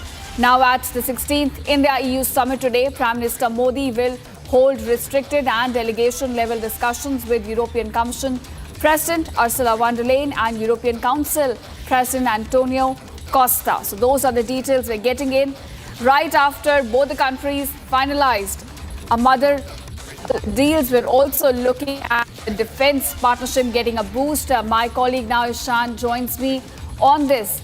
Ishan, Right after India and EU finalized a mother of all deals, we're also looking at ties cementing in the defense sector. Give us more details. Absolutely. The India-EU strategic defense partnership began in 2004 and since then it has been in works. This strategic defense partnership will open avenues for Indian manufacturers to collaborate with the European industry giant to come together and participate in European and Indian defense projects. Now, these defense projects range all the way from small arms and ammunition to all the complex missile technologies, aircraft manufacturing, tank manufacturing, sensor manufacturing. This also opens up Indian industry to a $150 billion annual market of the European defense, where India will be able to export arms and ammunition manufactured in India to European Union. The strategic defense partnership is made in a way that will provide us not only with an export but also a research-oriented production that will provide the Indian industry access to various research-oriented production labs that have been set up in the European Union. Now, this European Union Defence Production Partnership will also provide the Indian industrial base that has already seen development with missile technology and a lot of technology that was earlier restricted only to the European manufacturers. Now, this partnership also signifies a strategic shift from the EU, where a non-EU country is being invited to do all this. This has been the first time that is being this. Earlier, only smaller agreements were done, and this is a very large agreement, and it is expected to be signed in the 16th EU-India Defence Partnership meet. Back to you. You mentioned that this elevation is going to help manufacturing in terms of indigenous manufacturing in defense sector. So how big of a boost this is for Atmanirbhar Bharat when we talk about defense manufacturing? The defense manufacturing sector in India has already reached a new milestone where around 350 lakh crores worth of defense products have been manufactured in India in the previous year. Now, this particular deal, if and when it goes through, will provide a major boost up to 30% more in the coming years. Now, this will provide three key accesses. First is the research it will provide the access to research and development of new materials. Now, this will also help us provide in research and materials in the manufacturing sector, such as the sensors and component level access, which India did not have earlier. Now, this is being done in the backdrop of this mega deal that India and Europe is going to sign, but this will definitely boost defense manufacturing, export-oriented manufacturing in India, and it will also enable Indian companies to participate in projects that are being led in the defense sector in the Europe, such as the long-range artillery guns that are being developed. Apart from that, the Eurofighter Typhoon and other larger projects that are ongoing, the stealth project that is ongoing by the European Union. So all this will be gaining, India will be gaining access to all this, and this is a major step forward for the defense manufacturing and industrial base that has been set up in India in various corridors. Back to you. Said a major step forward when it comes to defense ties between India and EU. Thank you for so much joining us and giving us those details. Now, viewers, moving on to political news. The tug of war between Congress and DMK continues over the demand of share in power. But the party commanders Stalin and Rahul Gandhi have now been silent over this topic, and the Congress and the DMK cadres and MLAs continue to fight over power sharing. Now, he stressed that the DMK should make sure to not give any power to MP Manikam Tagore and Jyoti Mani, who have been constantly going against the DMK and sharing their thoughts about getting power in the state. He added that both the Congress MPs forgot that their win came as they stood with DMK in 2024 and now seeking power share. His statement, in fact, that Indie bloc without DMK will be empty. In fact, that it is Congress that needs the support of DMK government and not the other way. That's a big statement coming in as the tug of war continues. My colleague Sharda now joins me with more details on this. Sharda, it seems that all is not well within the Indie bloc, and now big statement coming in from DMK saying that Indie bloc is essentially empty without Stalin government and Congress stands nowhere in the state. Well, the DMK MLA Tharapathy, speaking in Madurai in a public meet, constantly stated that the Congress is in huge requirement of the DMK for its support and stated that without DMK, India alliance doesn't stand. And he also said that the other alliances are smaller in number when compared to DMK, and this particular statement has brought in the address of the Congress chief, pointing it out to MK Stalin, asking him to take immediate action against the MLA who spoke very demeaning of the Congress party in itself. This speech was made on 25th, where Tamil Nadu was celebrating the Day of Language Martyrs who lost their life back in 1970s when Hindi as a language was imposed in the state of Tamil Nadu under the Congress regime. And DMK MLA constantly stated that the Congress should not be given power in the state of Tamil Nadu with the DMK and should only be an ally party and could not be a party that is ready to form the coalition government, saying that the Congress has not done any good for the people of Tamil Nadu, and also stressed that without the DMK, the Congress would not even have 1 MP seats back in 2024 without the alliance of the DMK, and also stressed that especially the MPs who are going against the DMK and supporting other parties, especially talking about sharing in power and seat sharing, and also asking for ministerial positions in the coming elections. All right, Sharda, thank you for joining us. This certainly is going to have repercussions on the coming elections as well. Thank you. And now we are moving on. The Kunamangalam Judicial First Class Magistrate. In fact, we're going back to the story we were covering for you before. The infighting within the India bloc continues in Tamil Nadu as DMK says the bloc stands nowhere.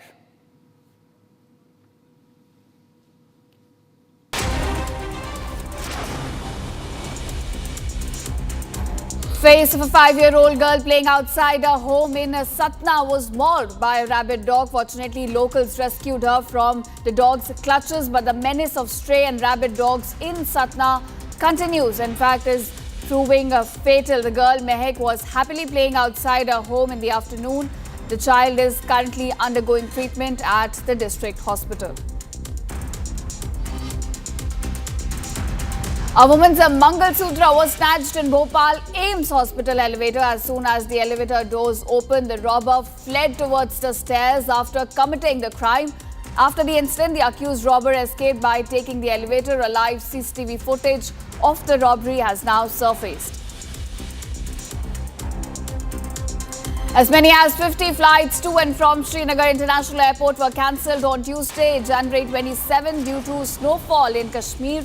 Around 50 flights, 25 inbound and 25 outbound, have also been cancelled so far due to continuous snowfall.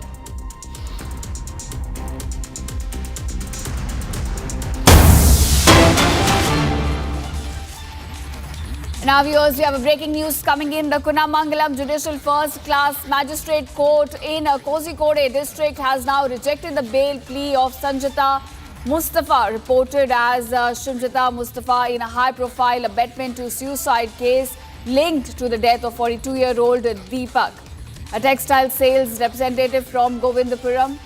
Now, Deepak allegedly took his own life on January 18th after severe distress from widespread online trolling and character assassination, which in fact was triggered by a viral social media video posted by Mustafa. Mustafa is a 35-year-old social media influencer and former Panchayat member affiliated with the Indian Union Muslim League. And viewers, in the video recorded during a bus journey from Kannur to Kozhikode, Mustafa accused Deepak of deliberate sexual misconduct by inappropriately touching her, a claim that garnered millions of views but was denied by Deepak's family and friends who describe him as who in fact described the video as a social media trial without conclusive evidence. Now, police registered a case under non-bailable abetment charges after a complaint was filed by Deepak's mother, leading to Mustafa's arrest on January 21st from a relative's house in Vadakra following her initial absconding.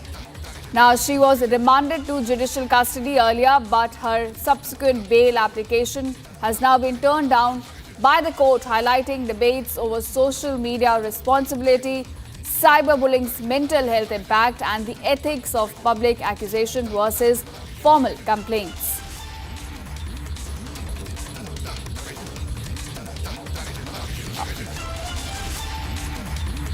All right, my colleague now Shankar joins me on this. Shankar, we are given to understand that the court has denied bail to Mustafa in this case. Give us more details. Yes, the Kundamangalam Judicial First Class Magistrate Court denied the bail application which was filed by Shinjida Mustafa, who is accused of posting a video online, and it caused much humiliation to Deepak, a Kozhikode native. In the video, Shimchida had accused him of sexual misconduct, and 2 days later he committed suicide.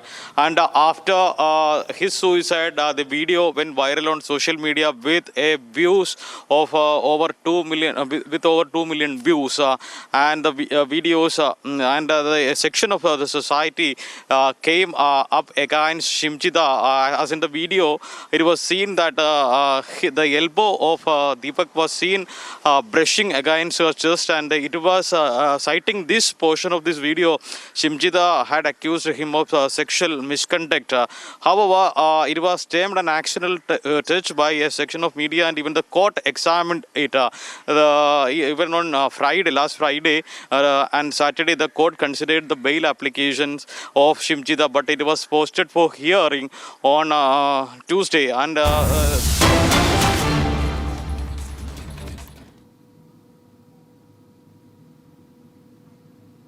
All right, viewers, there we're getting the live visuals from Hyderabad House. EU delegation meeting Prime Minister Modi as well. There you can see the President of European Council, European Commission as well, Ursula Vanderleyen, Antonio Costa sitting there. Prime Minister Modi along with Jai Shankar as well. Remember, comes after the finalization of the mother of all deals between the EU and India. A deal that represents 25% of global GDP, 1/3 of global trade, and is going to lead to the integration of a market comprising almost 2 billion people. Big numbers and bigger impact as India and EU have now finalized mother of all deals. My colleague Abhishek is now joining me on this. Abhishek, we have seen the finalization of deal between the India and EU, mother of all deals. I want to ask you, of course, this is going to have an impact in terms of economy.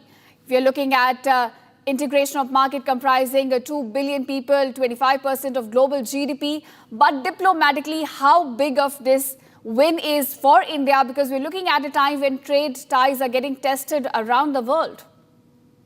Well, yes, that's the most significant aspect of this trade deal, that this is happening in a certain backdrop of a tariff wars launched by the Trump administration. So first, the geo-economic aspect, bringing together of two big markets between India and the European Union and the 28-country bloc or 32-country bloc, and India together constitute 2 billion people and 1/4 of GDP of the world. So that's one. India has a favorable relationship in terms of balance of trade between with the European Union, and our exports far surpass our imports. So that's another. It adds or injects a certain ambition to the numbers at about $200 billion as of now, of which about 130, 40 billion dollars is goods trade, and rest is services trade. And so it's going to give a fillip to manufacturing, making in India. Because remember, with about 130-40 billion dollars worth of goods sent to Europe or exchange between the two countries, much of the manufacturing happens in India. So that's one big plus for industries like textiles, pharma, and footwear, among others, and even engineering goods. It's not about India importing cheaper cars or wine, but a larger relationship. So that's the geo-economic aspect, and there is also the geopolitical aspect of messaging, that in these turbulent times when tariffs seem to be becoming a weapon of diplomacy, there are geographies which are still going by the well-set rules-based international order, painstakingly built over the last 7-8 decades, and they are preserving it. They are still persisting with it, and they are following those rules or working within the mechanism of those rules in agreeing to these or making these agreements. So I think that's the geopolitical message rather going out of New Delhi today to rest of the world capitals, and specifically Washington DC. The fact that despite sticking points on both the sides, so for example, for the Europeans, the agriculture sector, like it happens with the Americans, and on India's side, the carbon mechanism and the climate caveats that Europeans are very persistent with. We have put aside those concerns on both the sides and those challenges on both the sides, and still managed to come to an agreement on a larger deal. So that's the geopolitical message going out of New Delhi today, that you can agree to disagree on certain points, put aside those disagreements and focus on agreements and still sign a deal. And then the geostrategic message that in the kind of uncertainty, global uncertainty that the world is facing with the United States receding with their recent national security strategy and national defense strategy that came out over the last 1 month alone from Pentagon, the world is realigning. So the kind of pushback we have seen from Europe, you cannot but see this latest trade agreement as part of that European pushback against the United States, where they are sending across a message, transatlantic message across the pond, so to say, that if you are going to withdraw, if you are going to come with a wrecking ball at Greenland, we are going to have our options. We are going to explore our options. So the kind of a beeline that European leaders have made to Beijing with Emmanuel Macron visiting China last fortnight, and Friedrich Merz of Germany doing it this week, and in between Canada's Mark Carney doing it.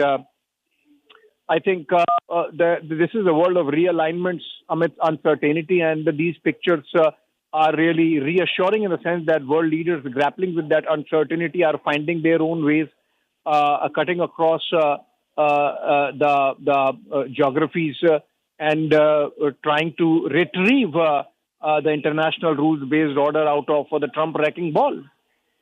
Right, of course, Abhishek. And also the kind of statement that came in from European Commission President, she said that we are showing a fractured world, that another way is possible. So very much is sending a signal there to Washington DC. But one question that will be on everyone's mind as well, as you mentioned before, that the deal is going to benefit the labor-intensive sectors in India. I want to ask, are we also looking at lessening the impact of US tariffs for Indian manufacturers? Are we looking at some cushioning impact for them? Well, that's a natural corollary to a trade deal that, for example, in this case, when we have about $200 billion worth of trade in goods and services, about $50 billion worth of goods, it becomes zero tariff. And so obviously, all the industries that come in that bracket, they get a fillip. They get that margin of profit or a margin of costs added to the overall volume. So, and then of course with that margin they can tinker, they can produce more, which means they can employ more. So it's a win-win situation. So that's the message, as I was mentioning, the geopolitical message out of the India-EU FTA, that coming together of leadership and realigning intentions or intent with the actual numbers can really happen, which the Americans have been overlooking or rather weaponizing. So, for example, just yesterday, if you look at the statement that came from Scott Bessent, the Treasury Secretary of the United States, that it's a pity that Europe is signing a trade deal with India, which in turn finances the Russia war against them. So there is a clear case of half jealousy, half incitement in that statement of Scott Bessent. And I think if you look at the body language of Ursula von der Leyen and Anthony Costa and Prime Minister Modi, I think they're going to speak. We can cut to that the moment they speak. But the body language is sort of cocking a snook at the Americans, so to say, between India and Europe.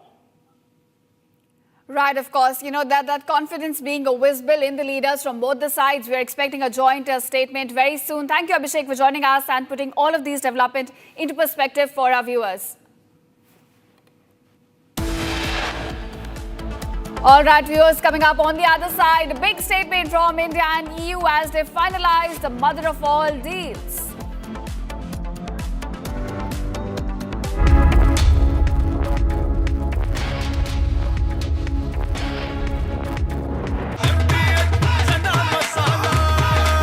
अब छोलिया हो या लोबिया, सफेद चने या काले चने, सब कुछ मजेदार बने। Amity University has been ranked India's #1 university for business and economics and the #1 private university for computer science by Times Higher Education Subject Rankings 2026, a testimony to Amity's globally benchmarked standards in education.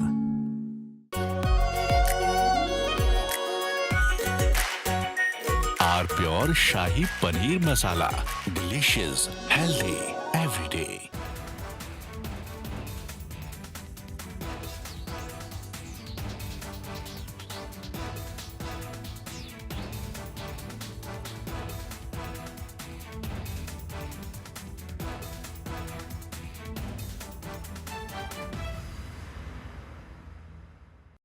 In a major escalation between the White House and Wall Street, President Donald Trump has filed a massive lawsuit against one of the world's most powerful financial institutions. The president is suing J.P. Morgan Chase and its CEO, Jamie Dimon, seeking at least $5 billion in damages. No, I haven't got it. No, he beeped to me. So we'll see if that beeps anything, but I think it should.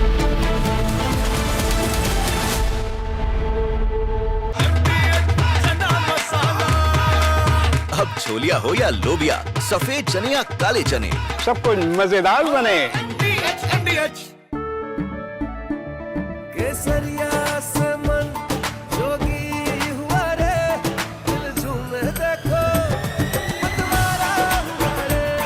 केसरिया से मन जोगी हुआ। हर पल मनाओ केसरी त्योहार। विमल, बोलो जुबान केसरी। Are pure सूजी पास्ता उबालो मिलाओ और खाओ 8 मिनट में तैयार। क्या टेस्ट है सबका राजा हार्डकोर मसाला। In a major escalation between the White House and Wall Street, President Donald Trump has filed a massive lawsuit against one of the world's most powerful financial institutions. The president is suing J.P. Morgan Chase and its CEO, Jamie Dimon, seeking at least $5 billion in damages. No, I haven't got it. No, he beeped to me. So we'll see if that beeps anything, but I think it should. You shouldn't be debanked. Get debanked if you don't have money or if you fall to have this great company, and all of a sudden I was told, no, you can't do that. It's so wrong. It's so wrong. I don't know what their excuse would be. Maybe their excuse would be the regulators. I don't know. But regardless. From Asia's largest news headquarters, setting the agenda for Bharat.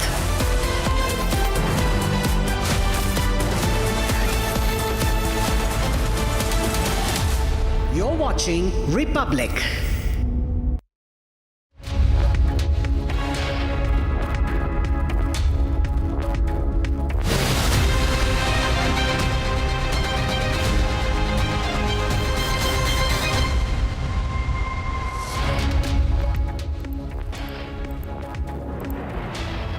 Hello and welcome. You're watching live and breaking on Republic with me, Shweta Mitra. Now, viewers, a joint statement is awaited from India and EU leaders as they finalize the mother of all deals. We'll get you all the details on that. But first up, headlines. EU delegation meets Prime Minister Modi at Hyderabad House in Delhi. Joint statement on historic trade deal next. कल ही भारत और European union के बीच एक बहुत बड़ा agreement हुआ है। साथियों, इस ट्रेड डील से भारत में मैन्युफैक्चरिंग को तो बल मिलेगा ही, साथ ही सर्विसेज से जुड़े सेक्टर का भी और अधिक विस्तार होगा।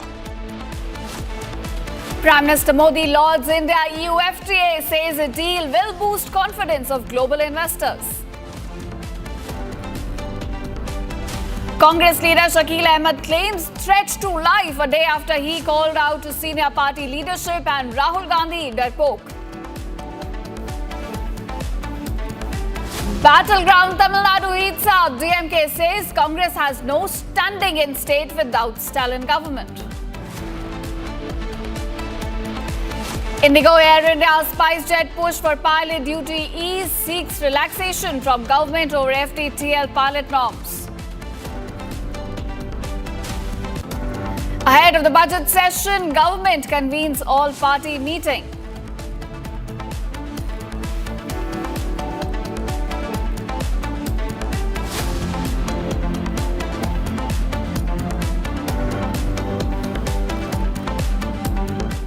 Welcome viewers. Our top focus at this hour. India and European Union have successfully concluded nearly after 2 decades of negotiation on a long pending comprehensive free trade agreement, marking a major milestone expected to boost bilateral trade, investment and economic integration. The deal, described as the mother of all trade deals, is now currently undergoing legal review and is expected to be signed later this year. Major announcements are now expected today in a joint statement, in fact, by India and the EU delegation, which we're expecting just a short while from now. Prime Minister Narendra Modi, while addressing India Energy Week, has hailed the India-EU trade partnership while lauding that how this trade represents 1/3 in the world.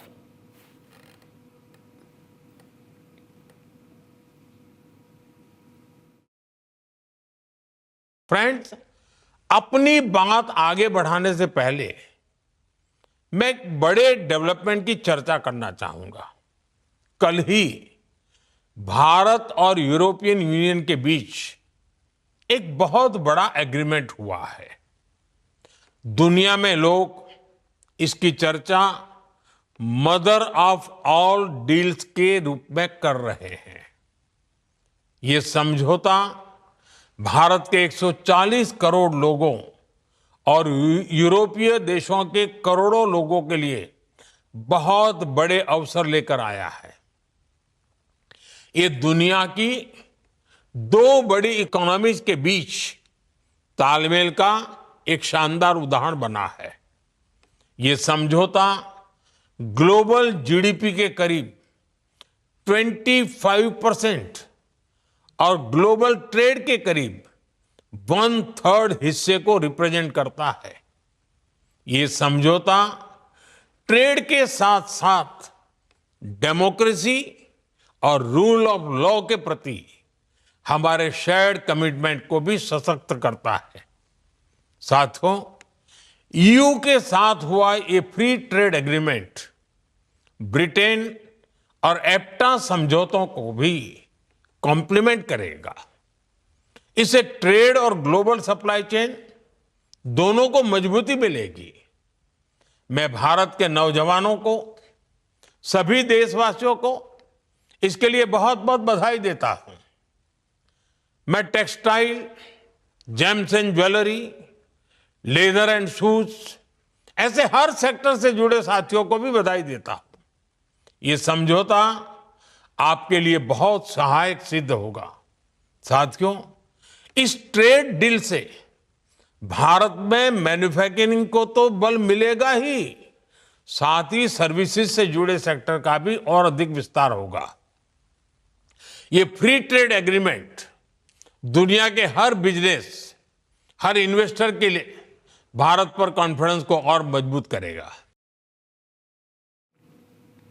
And now, viewers, my colleague Riyanka is very closely tracking this story on the ground. She joins me. Riyanka, we're expecting a statement from India as well as EU delegation in a short while from now, right?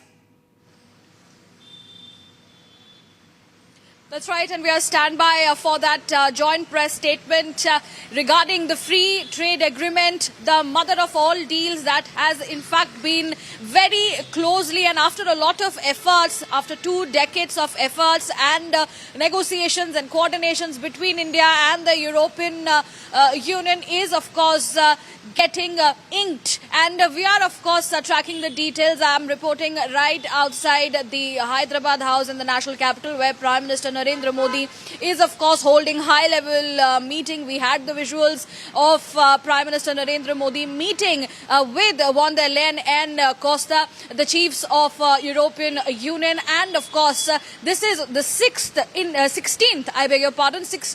India-EU summit, of course, that is currently underway. And sometime from now, as for the schedule, around 1:15, we are expecting the joint statements that will be given out, and the mother of all deals will be officially announced. And we are seeing that it is going to be affecting nearly 2 billion people in India and, of course, the people living in the European Union nations. And that is coming in as a big development and a very significant one, because we are also given to understand the goods and the tariffs on the goods in terms of exports from the European Union nations is going to be reduced substantially. Of course, on the other hand, we had seen how Defence Minister Rajnath Singh on the sidelines of this meeting has held conversations with the leaders and the high representative of the European Union, and there were talks regarding defence strategies and other defence formulas and trade in front of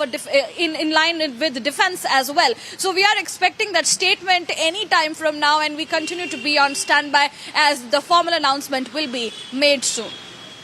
Right, Priyanka, the stage is already set. In a short while from now, we'll expect both the leaders from EU and India to address and release a joint statement. But, this is a statement that's not just being closely watched here in New Delhi, but around the world. We already had a statement coming in from Washington yesterday, kind of being irked by the kind of developments that are now we are seeing between India and EU. So certainly a statement that's going to be looked around the world very closely.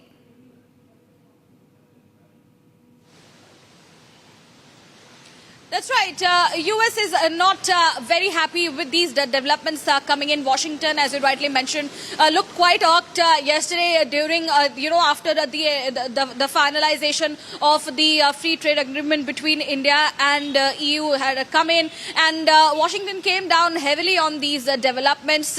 And they are, of course, saying that they are at this point in time looking like they are in a position of being sidelined, because we understand that already US has imposed a high level of tariffs, and the trade and economy and other parallel important matters regarding India and US, especially after the trade tariffs had come down certainly, which is why it looks like this growing relation between India and the European Union, because it is going to be affecting a number of people, 2 billion people.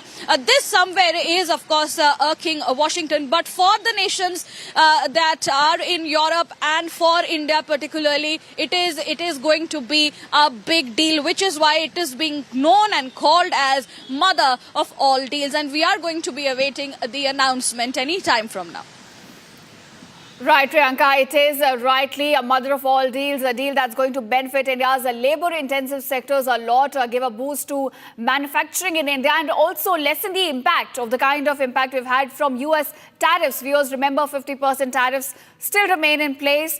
And we have a statement coming in from European Commission President also. She's called it that we've concluded the mother of all deals. We've created a free trade zone of 2 billion people with both sides set to benefit. This is only the beginning. So, Priyanka, we're certainly looking at more developments when we talk about India and European Union ties going ahead.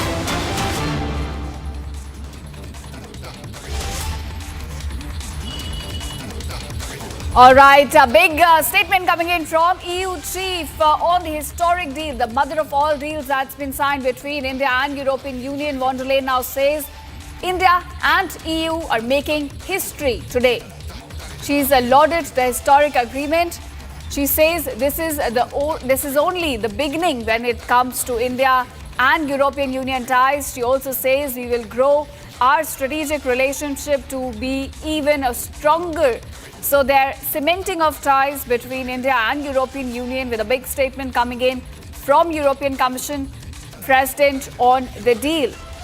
Now my colleague Abhishek Kapoor joins me on this. Abhishek, we've got a big statement from European Commission President wherein she lauds the deal and says this is only the beginning when we talk about India-European Union ties. How do you look at the statement? Well, it's a statement of fact. And we are just looking at pictures coming out of Hyderabad House where the stage is set, the mics are set, so to say, for the joint statement between the two sides. The statement was supposed to happen at 1:15 p.m. I think it's delayed by about just 15 minutes is what we are told, not 15 minutes also. In fact, the talks are over.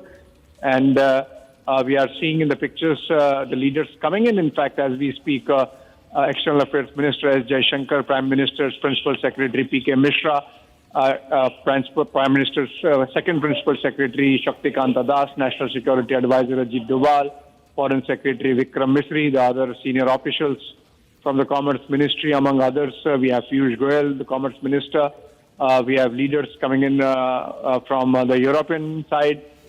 And soon we should have the leaders, Prime Minister Modi and the presidents of the European Council and the European Commission, Anthony Costa and Ursula von der Leyen, respectively, which means we are looking at the joint statements in about 5 minutes' time, because the rest of the delegations have already arrived in the joint statement hall of the Hyderabad House, and the media is set. Everything is set for the announcement to be made. Big moment for New Delhi, big day of diplomacy coming out of New Delhi, a strong message coming out of New Delhi of geo-economic and geopolitical significance.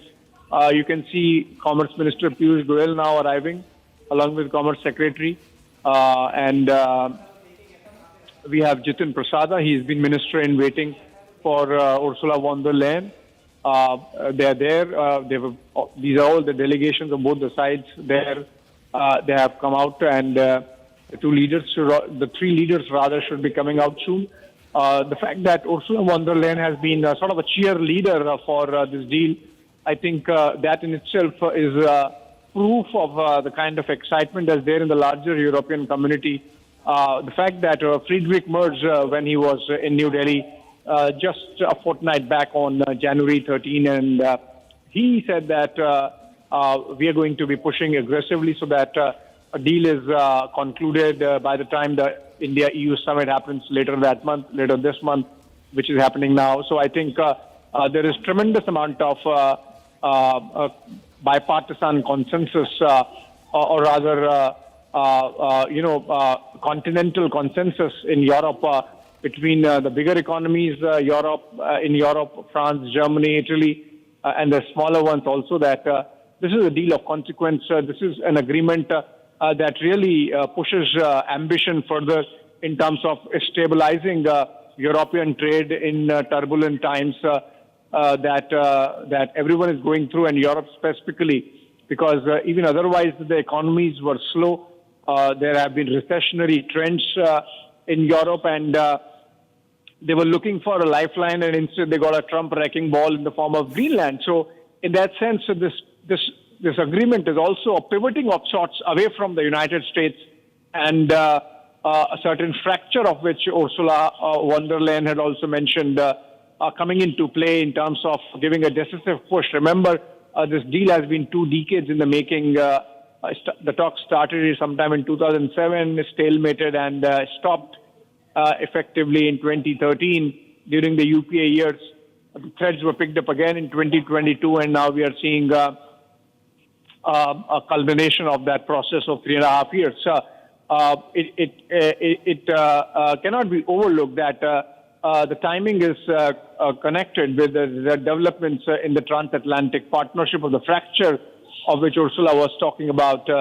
And coming out of Davos, we saw how European leaders, one after the other, really pushed back against American pressures on Greenland, and in fact presented a picture of a resolute resistance, so to say, that we have seen for the first time in recent memory. So we are waiting for that announcement to be made.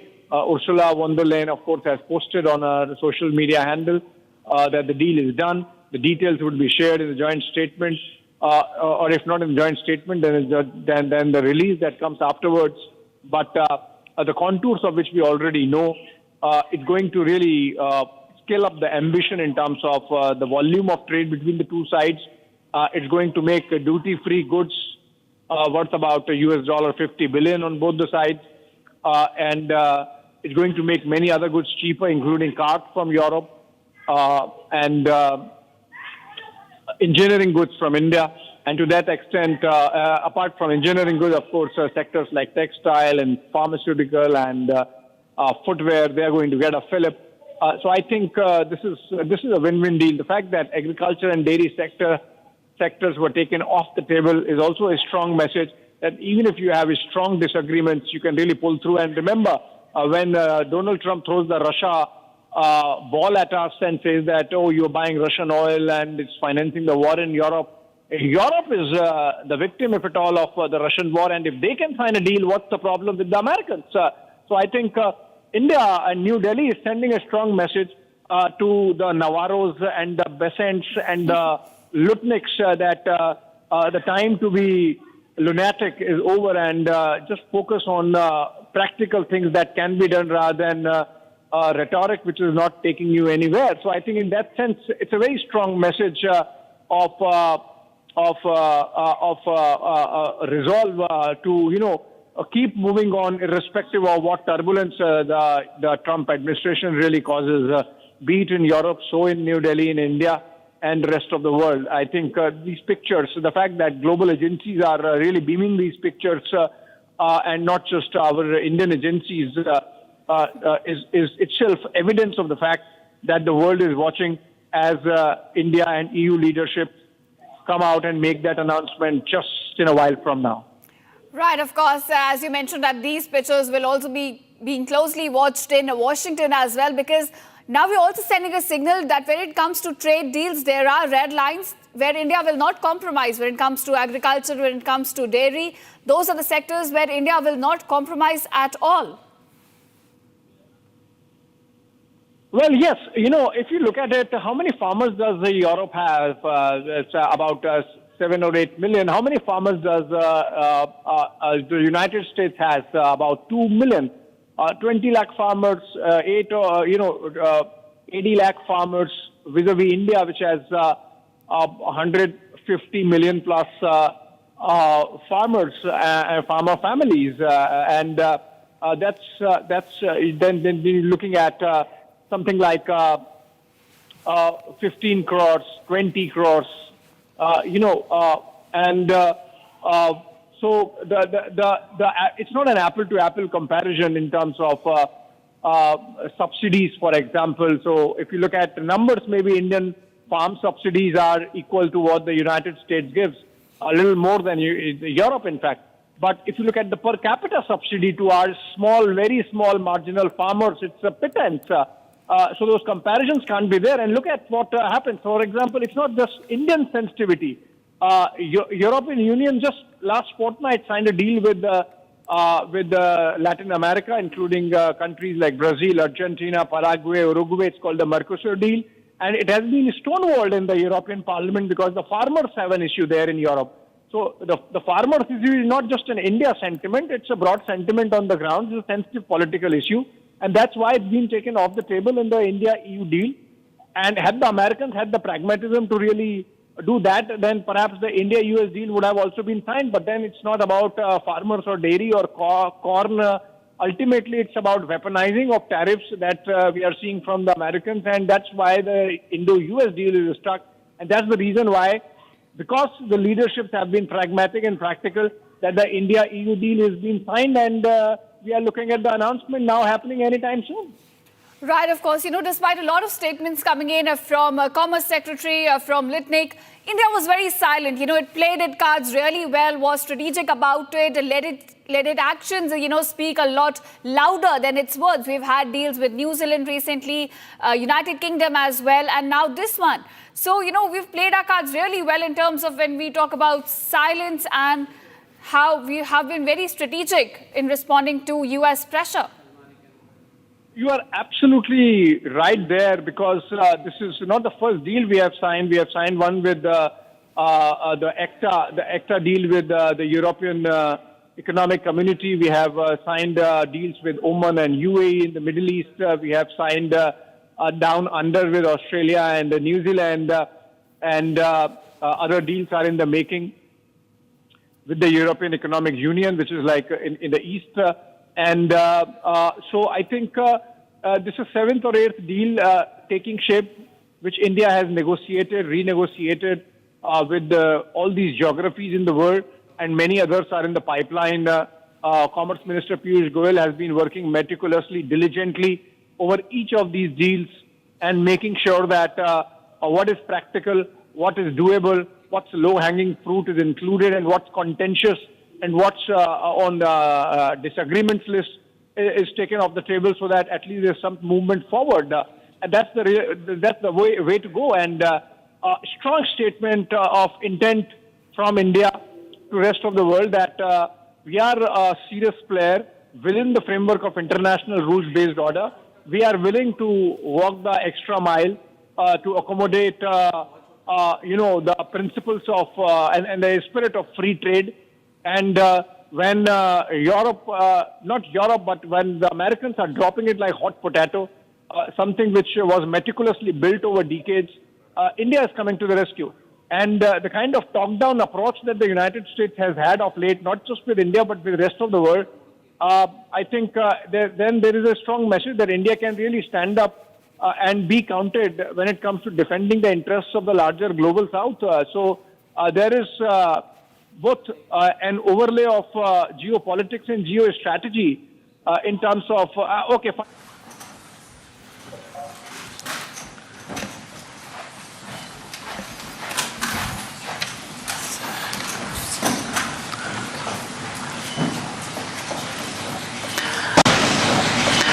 His Excellency Mr. Antonio Costa, President of the European Council, Her Excellency Ms. Ursula von der Leyen, President of the European Commission, Shri Narendra Modi, Prime Minister of the Republic of Bharat, Honorable Ministers, distinguished guests, ladies and gentlemen, good afternoon.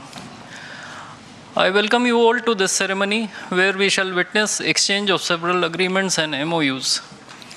These documents reflect the wide-ranging, multifaceted bilateral cooperation as part of the India-EU strategic cooperation, a strategic partnership. We will begin with the signing and exchange of political declaration on conclusion of negotiations of the India-EU Free Trade Agreement. This document will be signed by His Excellency Mr. Maros Sefcovic, European Commissioner for Trade and Economic Security, and Shri Piyush Goyal, Minister of Commerce and Industry of India.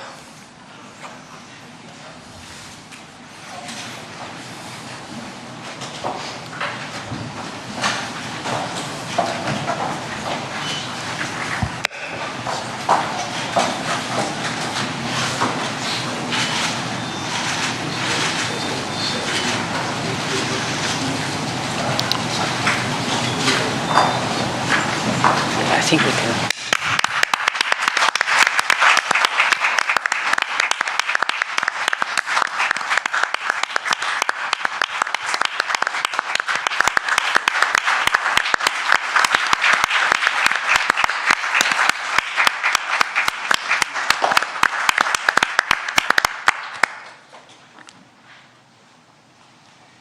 The next document to be signed is the India-EU Security and Defence Partnership. This document will be signed by Her Excellency Ms. Kaja Kallas, High Representative for Foreign Affairs and Security Policy and the Vice President of the European Commission, and Dr. S. Jaishankar, External Affairs Minister of India.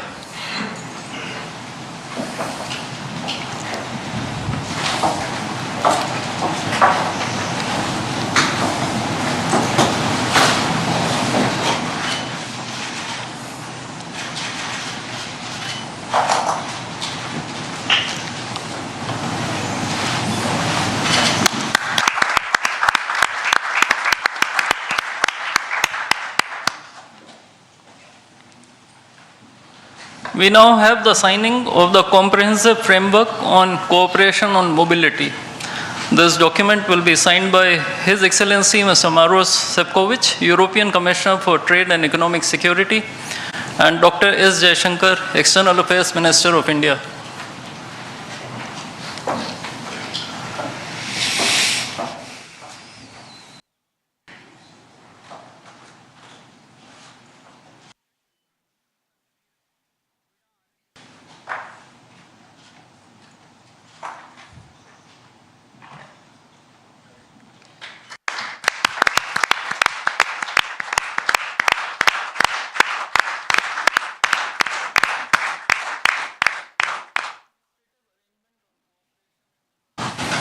A few documents will now be exchanged. The administrative arrangement on cooperation and disaster risk management will be exchanged between His Excellency Mr. Hervé Delphin, EU Ambassador to India, and Shri Vikram Misri, Foreign Secretary of India.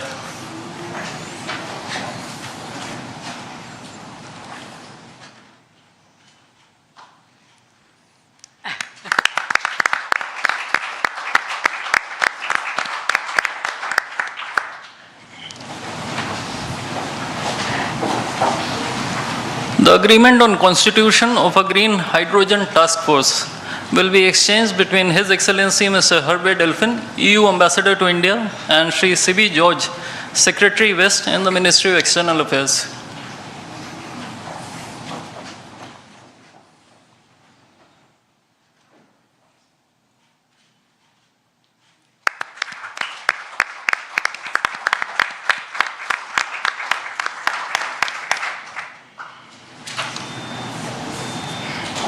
Lastly, two documents, namely the MOU between the Reserve Bank of India and the European Securities and Market Authority, and the administrative arrangement on advanced electronic seals and signatures, will be exchanged between His Excellency Mr. Hervé Delphin, EU Ambassador to India, and Shri Saurabh Kumar, Ambassador of India in Brussels.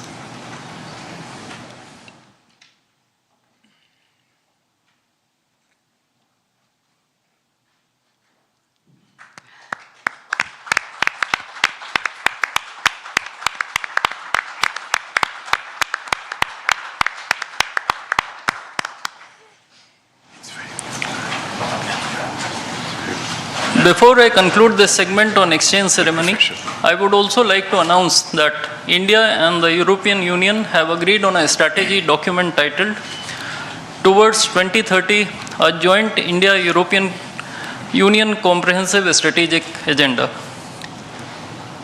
I now request the spokesperson of the Ministry of External Affairs to conduct the rest of the proceedings. Good afternoon, His Excellency Mr. Antonio Costa, President of the European Council, and Her Excellency Ms. Ursula von der Leyen, President of the European Commission, Honorable Prime Minister Shri Narendra Modi, Honorable Ministers, members of both delegations, distinguished guests, and friends from the media. We will now have the press statements. May I request Honorable Prime Minister Shri Narendra Modi to give his remarks to the media. Your Excellencies, President Antonio Costa, our President Ursula von der Leyen, दोनों देशों के delegates, media के साथियों, नमस्कार। अपने दो करीबी मित्रों, प्रेसिडेंट कोस्टा और प्रेसिडेंट von der Leyen का इस अभूतपूर्व भारत यात्रा में स्वागत करते हुए मुझे बहुत खुशी हो रही है। कोस्टा जी अपनी सरल जीवन शैली और समाज के प्रति प्रेम के आधार पर लिस्बन के गांधी के नाम से जाने जाते हैं और उर्सुला जी जर्मनी की पहली महिला रक्षा मंत्री नहीं, यूरोपियन यूनियन कमीशन की भी पहली महिला प्रेसिडेंट बनकर पूरी दुनिया के लिए एक प्रेरणा है। कल एक ऐतिहासिक क्षण था जब पहली बार यूरोपियन यूनियन के लीडर्स भारत के गणतंत्र दिवस समारोह में मुख्य अतिथि के रूप में शामिल हुए। आज एक और ऐतिहासिक अवसर है जब विश्व की दो सबसे बड़ी लोकतांत्रिक शक्तियां अपने संबंधों में एक निर्णायक अध्याय जोड़ रही है।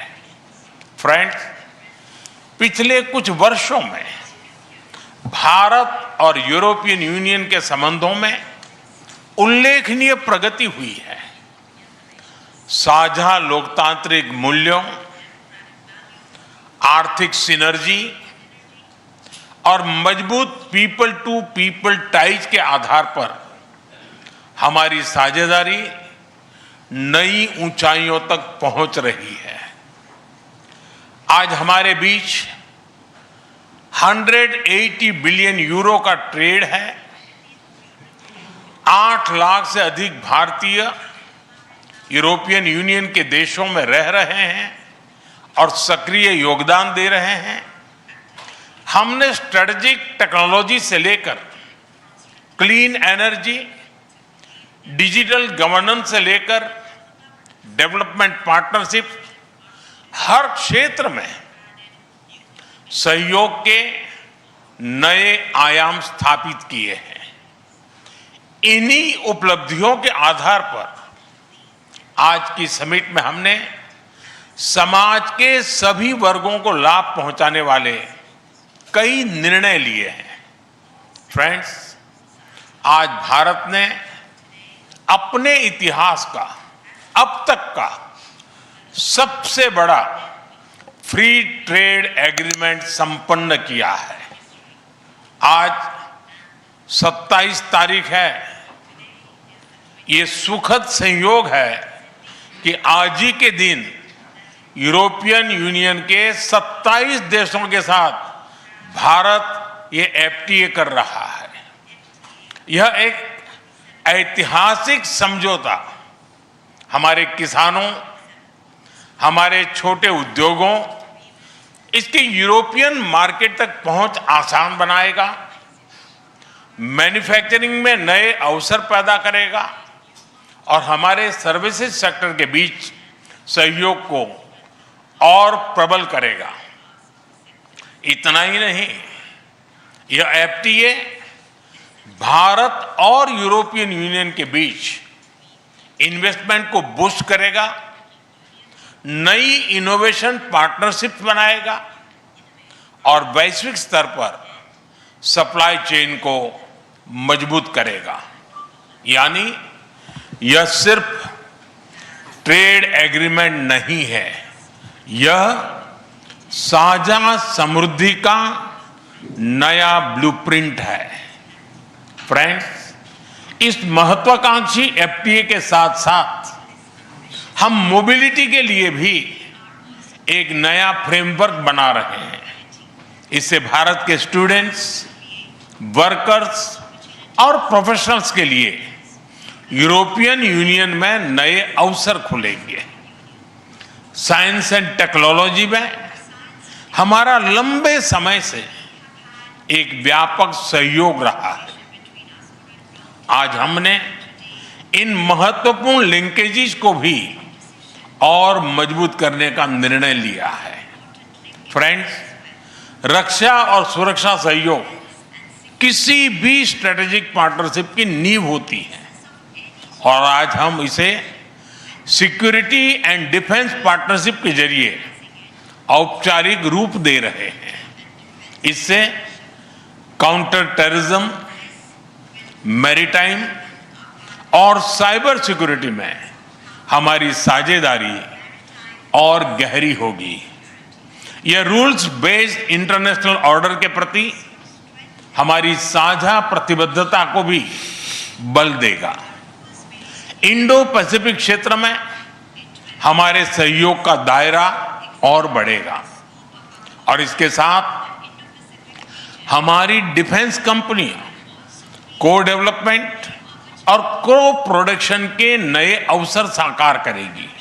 फ्रेंड्स, आज की इन उपलब्धियों के आधार पर हम अगले 5 वर्ष के लिए एक और भी एम्बिशियस और होलिस्टिक स्ट्रेटेजिक एजेंडा लॉन्च कर रहे हैं। एक जटिल वैश्विक वातावरण में यह एजेंडा स्पष्ट दिशा देगा, हमारी साझा समृद्धि को आगे बढ़ाएगा, इनोवेशन को गति देगा, सुरक्षा सहयोग और सुदृढ़ करेगा और पीपल टू पीपल टाइज को और गहरा करेगा। फ्रेंड, भारत और यूरोपियन यूनियन का सहयोग एक पार्टनरशिप फॉर ग्लोबल गुड है। हम इंडो पैसिफिक से लेकर कैरेबियन तक ट्राइलेटरल प्रोजेक्ट को विस्तार देंगे। इससे सस्टेनेबल एग्रीकल्चर, क्लीन एनर्जी और विमेन एम्पावरमेंट को ठोस समर्थन मिलेगा। हम साथ मिलकर आईमैक कॉरिडोर को ग्लोबल ट्रेड और सस्टेनेबल डेवलपमेंट की एक प्रमुख कड़ी के रूप में स्थापित करेंगे। फ्रेंड्स, आज ग्लोबल ऑर्डर में बड़ी उथल-पुथल है। ऐसे में भारत और यूरोपियन यूनियन की साझेदारी अंतर्राष्ट्रीय सिस्टम में स्थिरता को मजबूती देगी। इस संदर्भ में आज हमने यूक्रेन, पश्चिमी एशिया, इंडो पैसिफिक सहित कई वैश्विक मुद्दों पर विस्तार से चर्चा की। मल्टीलेटरलिज्म और इंटरनेशनल नॉर्म्स का सम्मान हमारी साझी प्राथमिकता है। हम एकमत है कि आज के चैलेंजेस का समाधान करने के लिए ग्लोबल इंस्टीट्यूशंस का रिफॉर्म अनिवार्य है। फ्रेंड्स, राष्ट्रों के संबंधों में कभी-कभी ऐसा क्षण आता है जब इतिहास स्वयं कहता है, यहीं से दिशा बदली, यहीं से एक नया युग शुरू हुआ। भारत की और यूरोपियन यूनियन की यह ऐतिहासिक समिट वही क्षण है। मैं एक बार फिर इस अभूतपूर्व यात्रा के लिए, भारत के प्रति आपकी मित्रता के लिए और हमारे साझा भविष्य के प्रति आपकी प्रतिबद्धता के लिए प्रेसिडेंट कोस्टा और प्रेसिडेंट वॉन्डरलायन का हार्दिक धन्यवाद करता हूं। Thank you.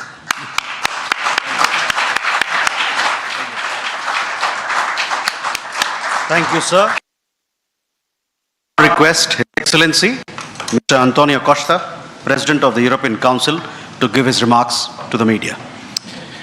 Prime Minister Narendra Modi, my dear friends, dear Ursula, ministers, dear Kaja and Maros, good afternoon. Thank you, dear Prime Minister Modi, for welcoming us on this special occasion. We were privileged yesterday to be your chief guests for the Republic Day celebrations. Such an impressive display of India's capabilities and diversity. Today is a historic moment. We are opening a new chapter in our relations on trade, on security, on people-to-people ties. I'm the President of the European Council, but I'm also an overseas Indian citizen.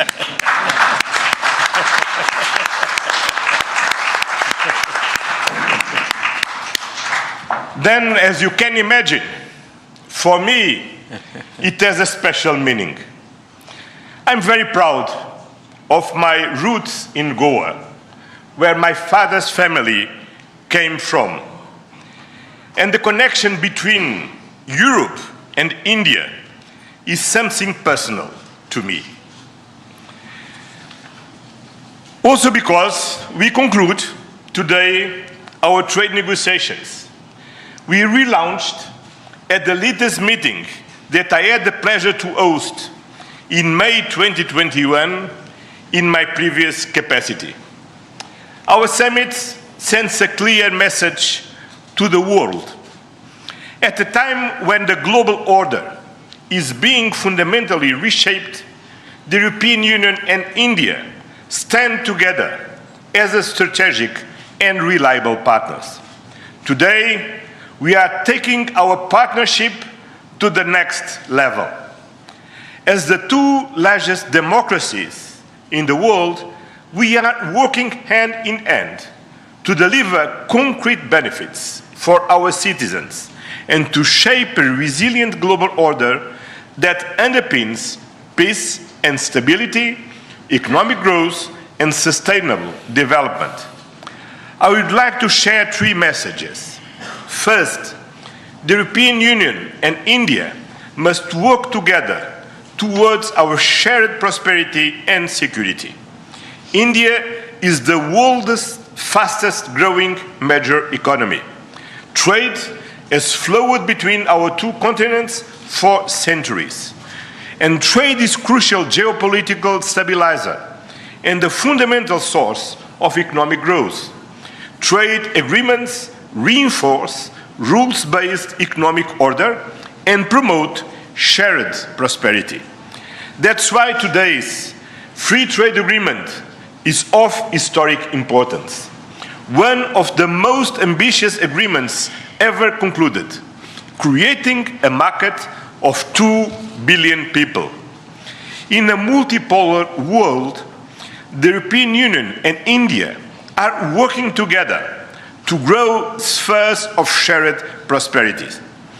But prosperity does not exist without security. Strengthen our cooperation to better protect our citizens and our shared interests. Working together to counter the full range of security threats we face in the Indo-Pacific, in Europe, and around the world, reaching a new level of strategic trust between us. That is the significance of our agreement on a security and defense partnership. The first such overarching defense and security framework between India and the European Union, and the first step towards even more ambitious cooperation in the future. This brings me to my second message. As the world's largest democracies and champions of multilateralism, the European Union and India share the responsibility to upholding the international law with the United Nations Charter at its core. Earlier this morning, we and Ursula, and President Ursula, had the opportunity to pay tribute to Mahatma Gandhi. And I reflected upon his words, which still hold true today, and I quoted, "Peace will not come out of a clash of arms, but out of justice lived and done by unarmed nations in the face of odds." Our summit reaffirmed our commitment to supporting efforts towards a comprehensive, just and lasting peace in Ukraine, one that fully respects Ukraine's independence, sovereignty, and territorial integrity. This is a key moment. We are supporting all efforts to reach a just and sustainable peace. Ukraine has shown its readiness, including at the cost of difficult compromise. I know, dear Prime Minister, that we can count on you to help creating conditions for peace through dialogue and diplomacy. And this is my final message. Together, we must show leadership on global issues. Cooperation between the European Union and India will help shape a more balanced, resilient, and inclusive global order. Just two examples. I'm proud of the commitments we are making for greater cooperation on clean energy, green transition, and climate resilience. And our collaboration through the Global Gateway and on the India-Middle East-Europe Economic Corridor is decisive for global connectivity. By implementing the ambitious Joint Comprehensive Strategic Agenda towards 2030, we will align our priorities with concrete actions for the next 5 years, delivering real benefits to our citizens. Today, we have tangible progress and set an example of cooperative leadership on global issues. With our free trade agreement, our security and defense partnership, and our joint strategic agenda. These outcomes are crucial milestones on the longer path. We look forward to continuing the journey together, as always. Thank you very much.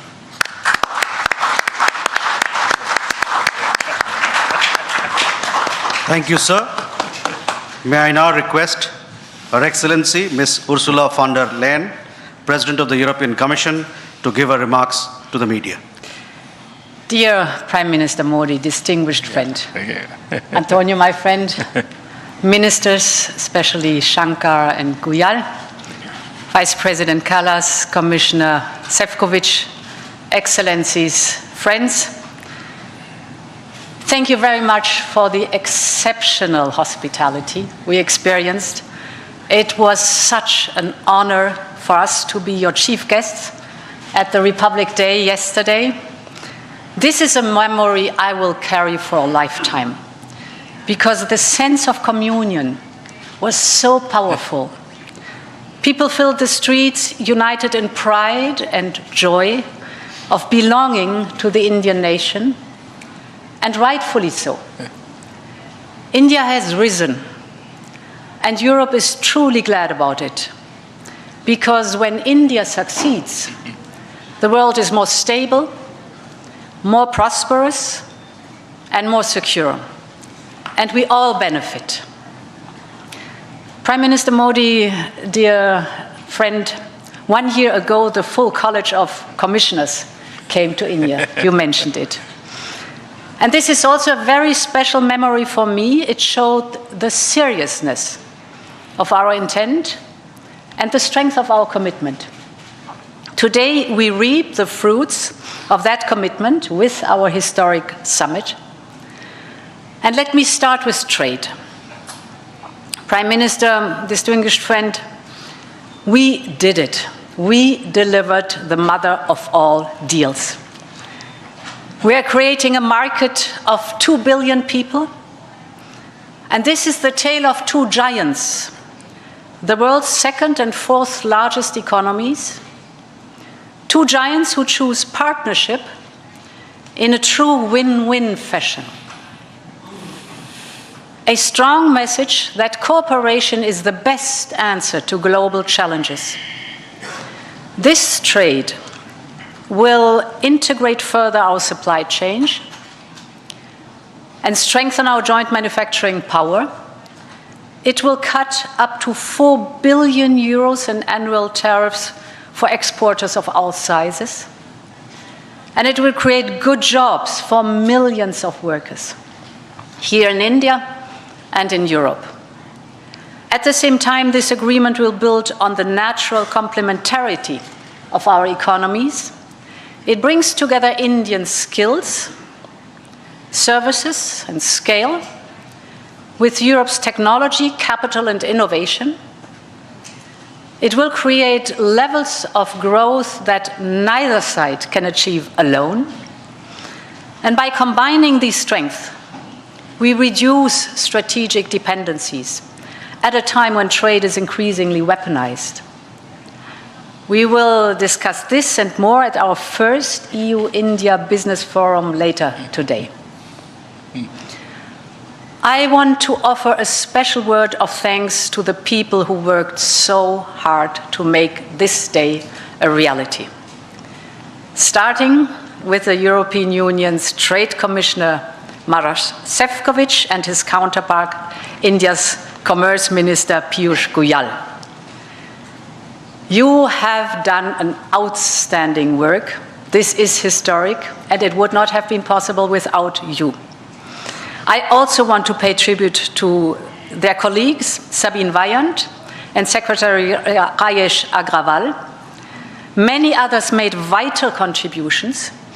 I congratulate you all. The hard work was worth it.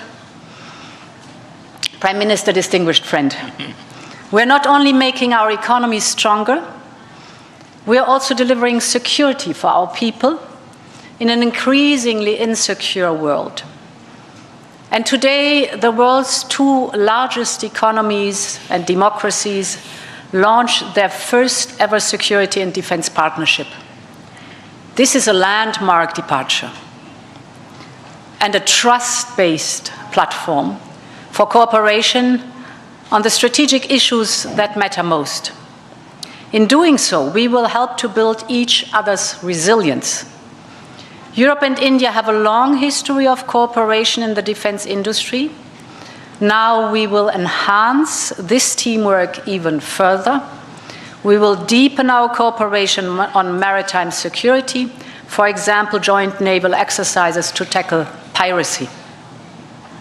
And we will step up our work on countering cyber and hybrid threats, which are getting more sophisticated by the day. And our partnership includes a dedicated dialogue on space security, from situational awareness to secure connectivity, and stronger cooperation on counterterrorism. Finally, we are launching negotiations on a security of information agreement. Europe and India have chosen to be reliable partners to one another, and this is how we demonstrate the trust we share. Prime Minister Modi, distinguished friend, I want to turn to innovation, because here too we share core values. The freedom of research and science is paramount for us.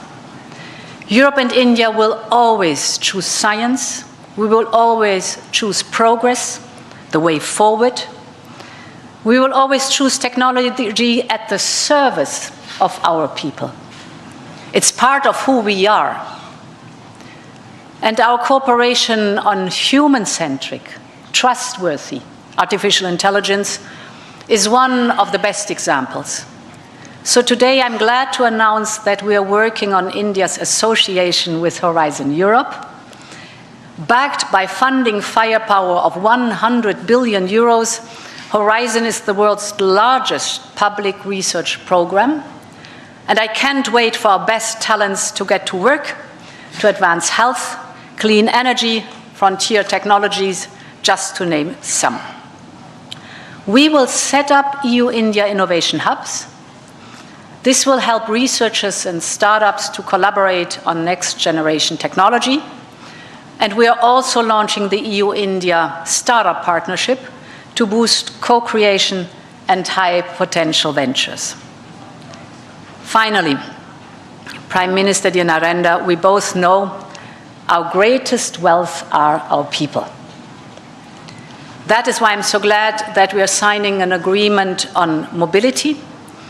We will facilitate the movement of students, researchers, seasonal and highly skilled workers. And this is also why we are launching the first EU Legal Gateway Office in India. It will be a one-stop hub to support Indian talent moving to Europe in full alignment with EU member states' needs and policies.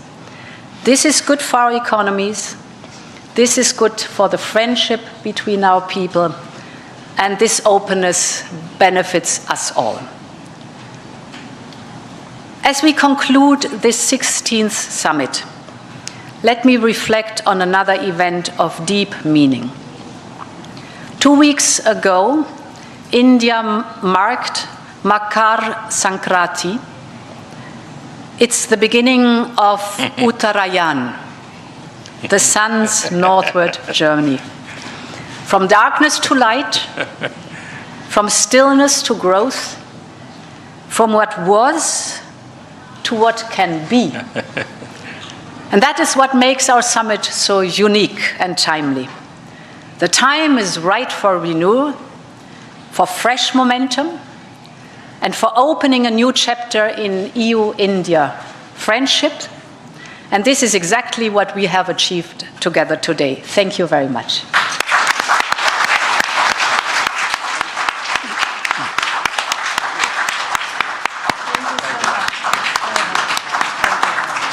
Thank you, Madam. With that, ladies and gentlemen, we conclude the press statements. Thank you very much for your presence.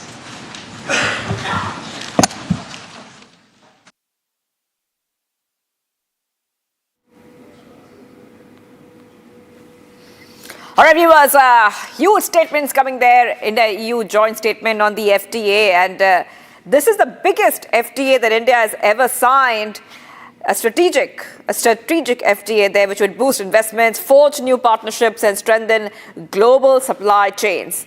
And like it's very clear, it's not just an FTA, it's a blueprint of joint prosperity. The science and technology would be the great beneficiaries of mobility agreement, and they've also formalized security and defense partnership. There will be a better cooperation in maritime, security, counterterrorism and cyber, and defense companies would be coming together for co-development and co-manufacturing. It's an ambitious agenda which has been launched for the next 5 years, and it's a partnership for the global good. Huge updates coming in, viewers, on Republic TV, and this is a moment that we have been waiting for decades, because in the statement which EU has put out, it says that EU and India has concluded negotiations for an historic, ambitious and commercially significant free trade agreement, largest such ever deal concluded by the side. It will strengthen economic and political ties between the world's second and fourth largest economies at a time of rising geopolitical tensions and global economic challenges. Let's go ahead and play out once more what the Prime Minister said, Prime Minister Modi. सबसे बड़ा free trade agreement संपन्न किया है। आज 27 तारीख है। ये सुखद संयोग है कि आज ही के दिन यूरोपियन यूनियन के 27 देशों के साथ भारत ये एफटीए कर रहा है। यह एक ऐतिहासिक समझौता हमारे किसानों, हमारे छोटे उद्योगों, इसके यूरोपियन मार्केट तक पहुंच आसान बनाएगा, मैन्युफैक्चरिंग में नए अवसर पैदा करेगा और हमारे सर्विसेज सेक्टर के बीच सहयोग को और प्रबल करेगा।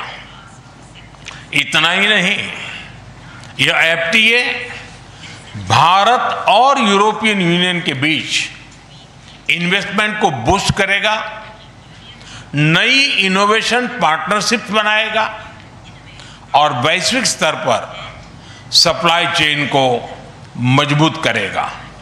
यानी यह सिर्फ ट्रेड एग्रीमेंट नहीं है, यह साझा समृद्धि का नया ब्लूप्रिंट है।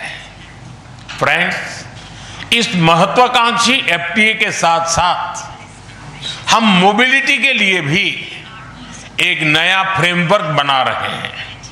इससे भारत के स्टूडेंट्स, वर्कर्स और प्रोफेशनल्स के लिए यूरोपियन यूनियन में नए अवसर खुलेंगे। साइंस एंड टेक्नोलॉजी में हमारा लंबे समय से एक व्यापक सहयोग रहा है। आज हमने इन महत्वपूर्ण लिंकेजेस को भी और मजबूत करने का निर्णय लिया है। भारत और यूरोपियन यूनियन का सहयोग एक पार्टनरशिप फॉर ग्लोबल गुड है। हम इंडो पैसिफिक से लेकर कैरेबियन तक ट्राइलेटरल प्रोजेक्ट को विस्तार देंगे। इससे सस्टेनेबल एग्रीकल्चर, क्लीन एनर्जी और विमेन एम्पावरमेंट को ठोस समर्थन मिलेगा।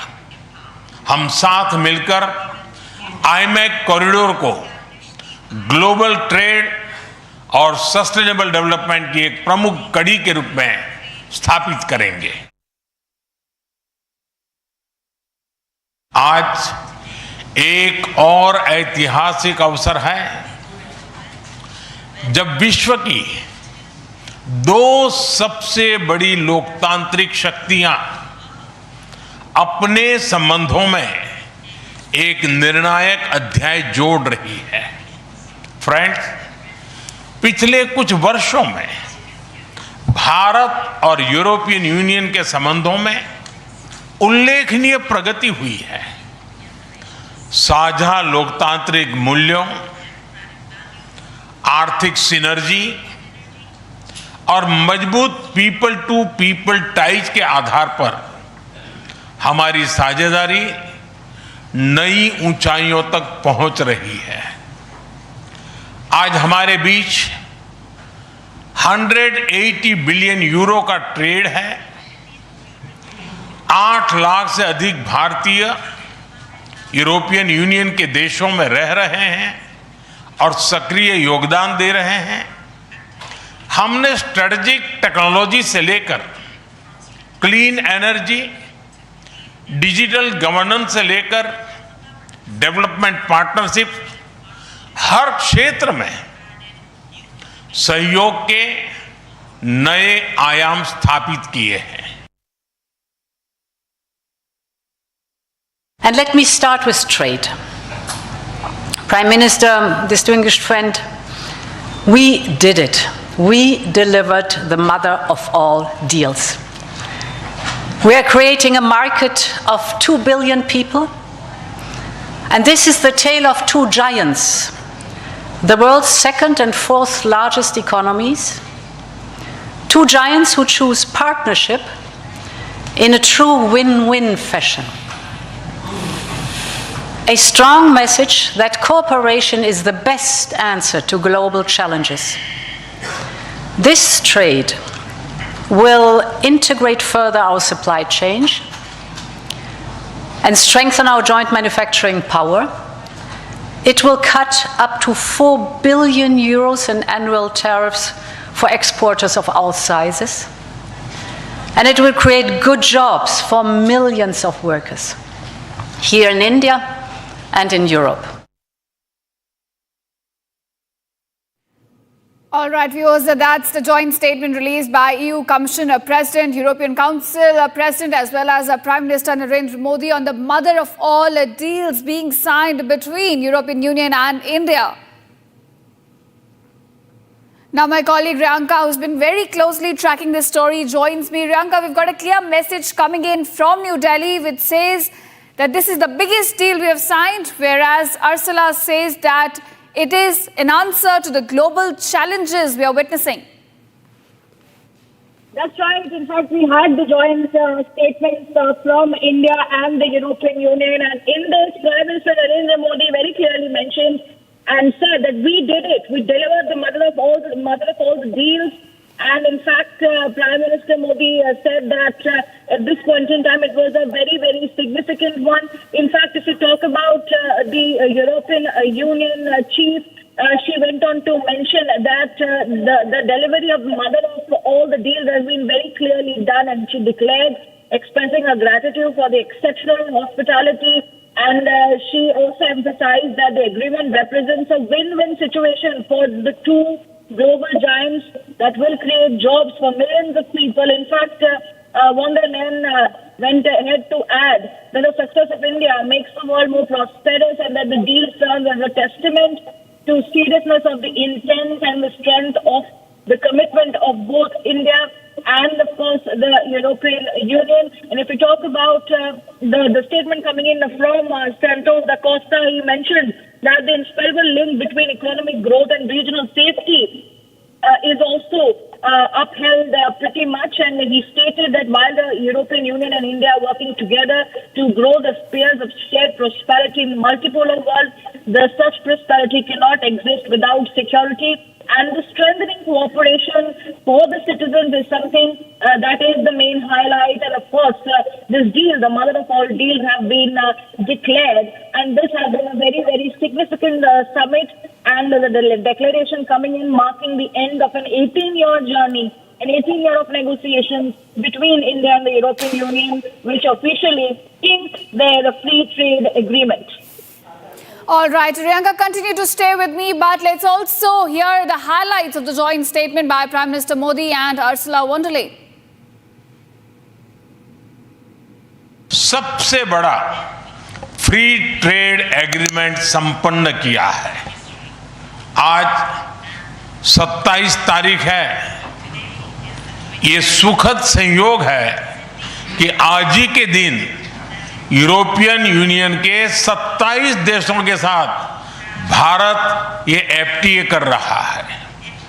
यह एक ऐतिहासिक समझौता हमारे किसानों, हमारे छोटे उद्योगों, इसके यूरोपियन मार्केट तक पहुंच आसान बनाएगा, मैन्युफैक्चरिंग में नए अवसर पैदा करेगा और हमारे सर्विसेज सेक्टर के बीच सहयोग को और प्रबल करेगा।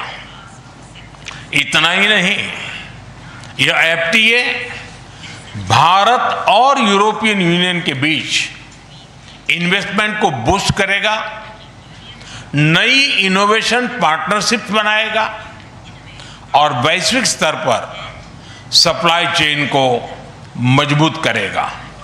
यानी यह सिर्फ ट्रेड एग्रीमेंट नहीं है, यह साझा समृद्धि का नया ब्लूप्रिंट है।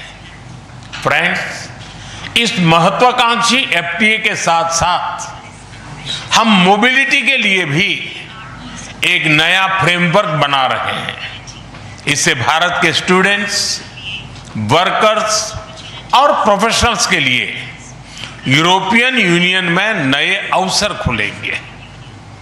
साइंस एंड टेक्नोलॉजी में हमारा लंबे समय से एक व्यापक सहयोग रहा है। आज हमने इन महत्वपूर्ण लिंकेजेस को भी और मजबूत करने का निर्णय लिया है। भारत और यूरोपियन यूनियन का सहयोग एक पार्टनरशिप फॉर ग्लोबल गुड है। हम इंडो पैसिफिक से लेकर कैरेबियन तक ट्राइलेटरल प्रोजेक्ट को विस्तार देंगे। इससे सस्टेनेबल एग्रीकल्चर, क्लीन एनर्जी और विमेन एम्पावरमेंट को ठोस समर्थन मिलेगा। हम साथ मिलकर आईमैक कॉरिडोर को ग्लोबल ट्रेड और सस्टेनेबल डेवलपमेंट की एक प्रमुख कड़ी के रूप में स्थापित करेंगे। आज एक और ऐतिहासिक अवसर है जब विश्व की दो सबसे बड़ी लोकतांत्रिक शक्तियां अपने संबंधों में एक निर्णायक अध्याय जोड़ रही है। फ्रेंड्स, पिछले कुछ वर्षों में भारत और यूरोपियन यूनियन के संबंधों में उल्लेखनीय प्रगति हुई है। साझा लोकतांत्रिक मूल्यों, आर्थिक सिनर्जी और मजबूत पीपल टू पीपल टाइज के आधार पर हमारी साझेदारी नई ऊंचाइयों तक पहुंच रही है। आज हमारे बीच 180 बिलियन यूरो का ट्रेड है। 8 लाख से अधिक भारतीय यूरोपियन यूनियन के देशों में रह रहे हैं और सक्रिय योगदान दे रहे हैं। हमने स्ट्रेटेजिक टेक्नोलॉजी से लेकर क्लीन एनर्जी, डिजिटल गवर्नेंस से लेकर डेवलपमेंट पार्टनरशिप, हर क्षेत्र में सहयोग के नए आयाम स्थापित किए हैं। And let me start with trade. Prime Minister, distinguished friend, we did it. We delivered the mother of all deals. We are creating a market of 2 billion people, and this is the tale of two giants, the world's second and fourth largest economies, two giants who choose partnership in a true win-win fashion. A strong message that cooperation is the best answer to global challenges. This trade will integrate further our supply chain and strengthen our joint manufacturing power. It will cut up to 4 billion euros in annual tariffs for exporters of all sizes. And it will create good jobs for millions of workers here in India and in Europe.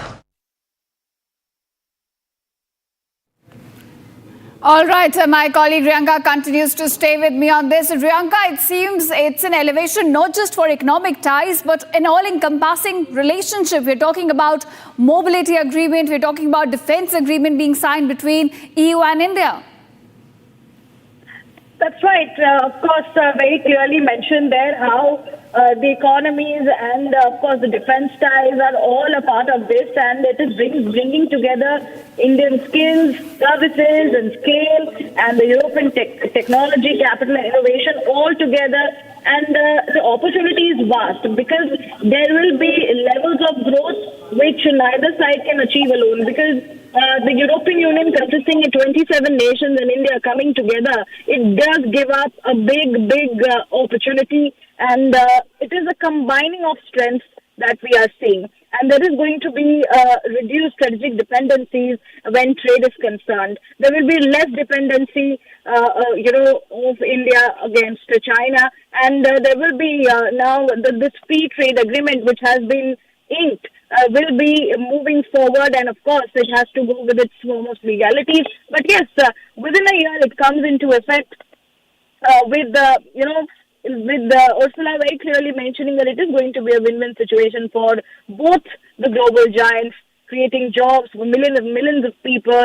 And of course, on the other hand, we saw how Defense Minister Rajnath Singh had also held his conversations with Kaja, Kallas, and there were also conversations regarding the defense strategies and the defense partnership and the ties that in fact is going to be coming together. So yes, it is a big deal. It is a mother of all the trades, of all the trade that has happened, and it is going to be reducing tariffs in huge numbers, and it is going to be it is coming in as one of the big impact that will be, of course, seen in terms of global trade and sustainable development, and also it is the biggest FTA that India has ever signed. All right, Riyanka, that's the big news of the hour. Mother of all deals being signed between EU and India. Thank you for joining us and giving us those details. And now, viewers, that's the end of this live and breaking. But don't go anywhere. On the other side, we discuss new reports now indicating that Bangladesh may replace Pakistan if PCB boycotts ICC T20 World Cup 2026.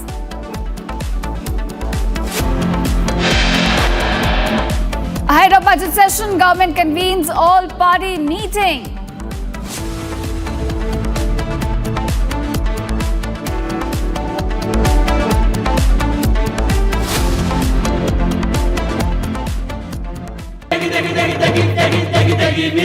MDH की देगी मिर्च, देगी मिर्च का तड़का, अंग अंग फड़का। MDH की देगी मिर्च।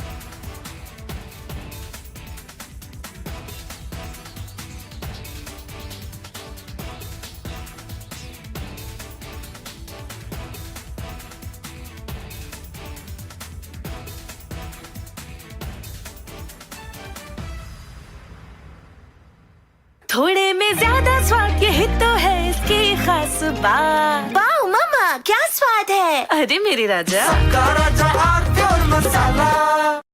In a major escalation between the White House and Wall Street, President Donald Trump has filed a massive lawsuit against one of the world's most powerful financial institutions.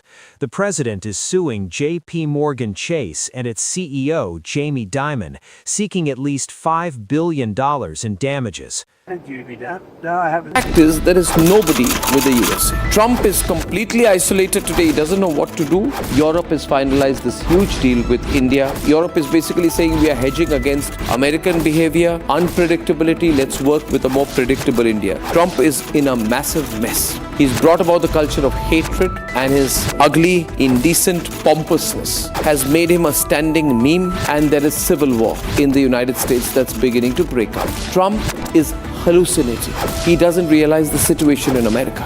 He is now turned on Americans and fight people and governors in different states till there's absolute all-out civil war in the United States of America.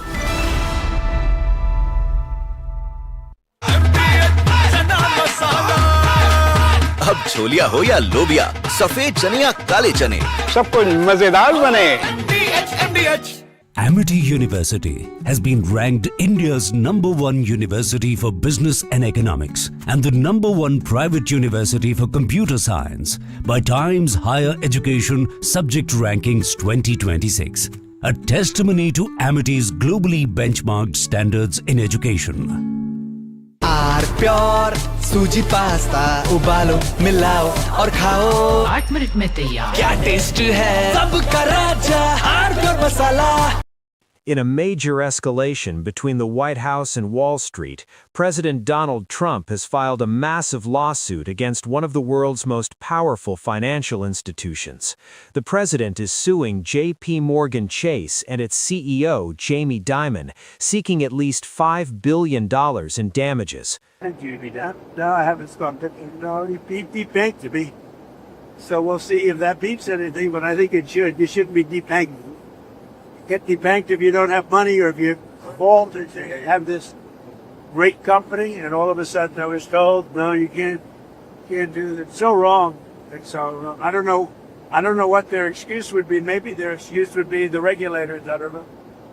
But regardless, I guess it's a good lawsuit because every pundit has come out and said Trump has a great lawsuit here. You're not allowed to do what they did. Jamie Dimon, what he did, he's not allowed to do that. The lawsuit, filed on Thursday, January 22nd in Miami-Dade County State Court, centers on a controversial practice known as debanking. The president alleges that the bank has systematically denied services to him and his associated businesses, not because of financial risk, but due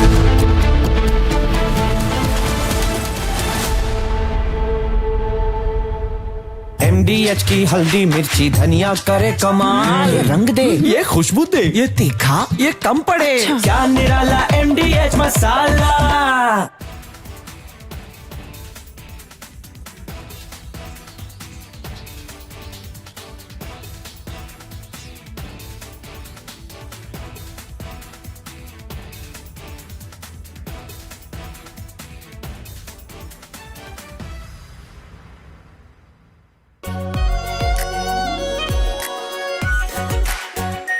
Our pure Shahi Paneer Masala. Delicious, healthy, every day.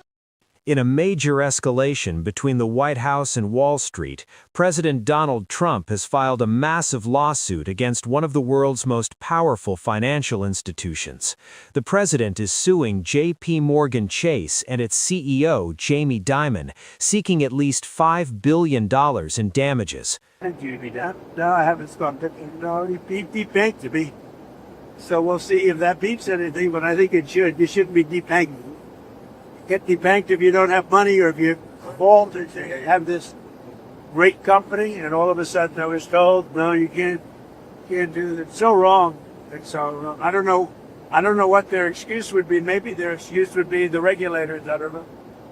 But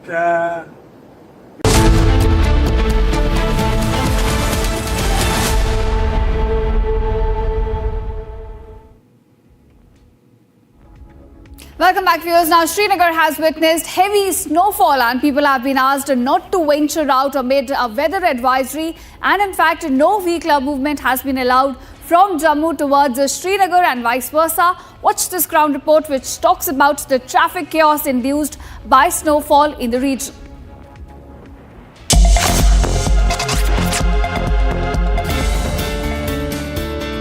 Heavy snowfall has severely affected the day-to-day life operations of citizens of Jammu and Kashmir. Considering security of people as paramount, the traffic police is checking all Kashmir-bound vehicles. Jammu-Srinagar National Highway has been closed due to heavy snowfall and rains that are taking place in the upper reaches of Jammu and Kashmir. Right now we are reporting from the Nagrota traffic checkpoint, where you will see that all the vehicles that are coming from Jammu city heading towards the Kashmir Valley, they are thoroughly being checked and only then being allowed to move beyond this point, so that there is no traffic jam on the National Highway, and also to ensure that the lives of the individuals are not risked, because we have seen that earlier also there have been several instances where the people go to the upper reaches, and then due to the skiddy roads and also the inclement weather condition, they got trapped, and there have been many of those who have suffered the non-fatal casualties due to this. And now you will see that every vehicle that is passing by is first checked and only then being allowed to move beyond this point, because this is the point from where post which they can now ply on the national highway. But keeping in view the inclement weather condition and the weather forecast that suggests that there will not be any movement that will be allowed, reason being the snowfall and the rains will continue. There have been checkings that have been going on, and only after due checking they are being allowed. You will see that the commercial vehicles are also being checked by the traffic police officials and then being allowed to move in case they are moving to the areas that are nearby. But when it comes to heading towards the Kashmir Valley, the land route to the Kashmir has completely been closed. And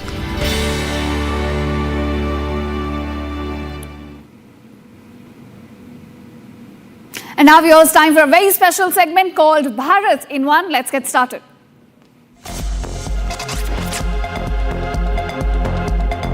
A horrific road accident occurred on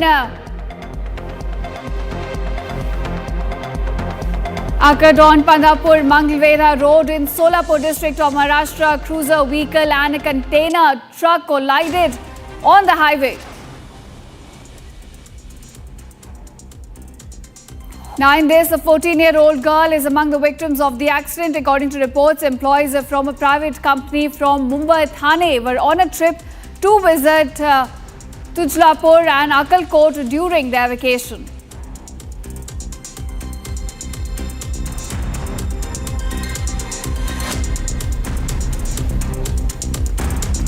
AGS team of the Crime Branch Delhi Police has now arrested a wanted and absconding interstate criminal and proclaimed offender Ravinder Deswal, who is involved in 20 heinous criminal cases across Delhi and Haryana. The accused is an active member of a Christian Gheta gang in Haryana. Now he was apprehended from Dwarka Expressway Toll Plaza, Delhi, after a brief chase. The BJP and the JDS, the Janata Dal Secular, staged a protest against Karnataka government over the row over Karnataka Governor Thawarchand Gehlot's address in the State Assembly at the statue of Mahatma Gandhi at Vidhan Sauda. Now the protest was seen after Governor on Thursday refused to read portions of the customary address to the State Assembly and then walked out of the House.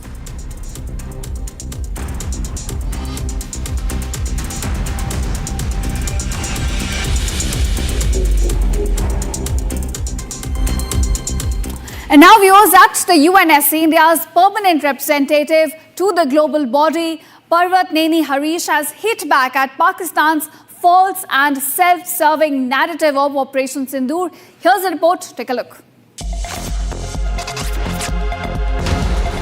India's envoy to UN, Parvatneni Harish, dealt a heavy blow to comments made by Pakistan's envoy over Operation Sindoor. India's envoy to UN said terrorism cannot be normalized by Pakistan, which has a single point agenda to harm my country and my people. Let me reiterate again that terrorism can never be normalized as Pakistan wishes to do. It is not normal to tolerate Pakistan's continued use of terrorism as an instrument of state policy. This hallowed chamber cannot become a forum for Pakistan to legitimize terrorism. We will do whatever required to protect and ensure the safety and security of our citizens. New Delhi is clear.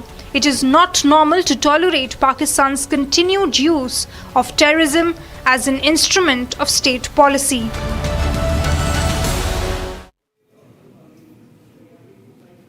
And now viewers, with this we come to the end of Live and Breaking, but don't go anywhere. On the other side, we discuss the reports indicating that Bangladesh may now replace Pakistan if a PCB decides to boycott ICC T20 World Cup 2026.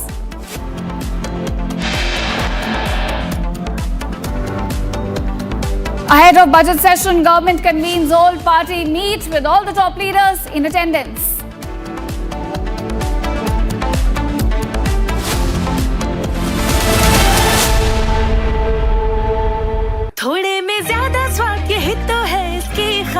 वाह वाह मामा क्या स्वाद है। अरे मेरे राजा मसाला केसरिया से मन जोगी हुआ रे, दिल झूमे देखो मतवारा हुआ रे, केसरिया से मन जोगी हुआ। हर पल मनाओ केसरी त्योहार। विमल, बोलो जुबान केसरी। आधे बाउल दही में 4 चम्मच MDH चटनी पुदीना मसाला डाला, स्टर करो, पुदीना चटनी तैयार। MDH चटनी पुदीना मसाला। In a major escalation between the White House and Wall Street, President Donald Trump has filed a massive lawsuit against one of the world's most powerful financial institutions. The president is suing J.P. Morgan Chase and its CEO, Jamie Dimon, seeking at least $5 billion in damages. No, I haven't stopped it. No, he debanked to me. So we'll see if that beeps anything, but I think it should. You shouldn't be debanking. Get debanked if you don't have money or if you fall to have this great company, and all of a sudden I was told, no, you can't do that. It's so wrong.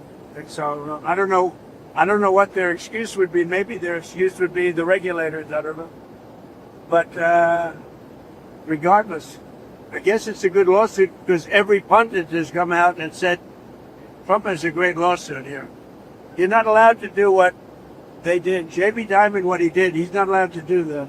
The lawsuit, filed on Thursday, January 22nd in Miami-Dade County State Court, centers on a controversial practice known as debanking. The president alleges that the bank has systematically denied services to him and his associated businesses, not because of financial risk, but due to political bias.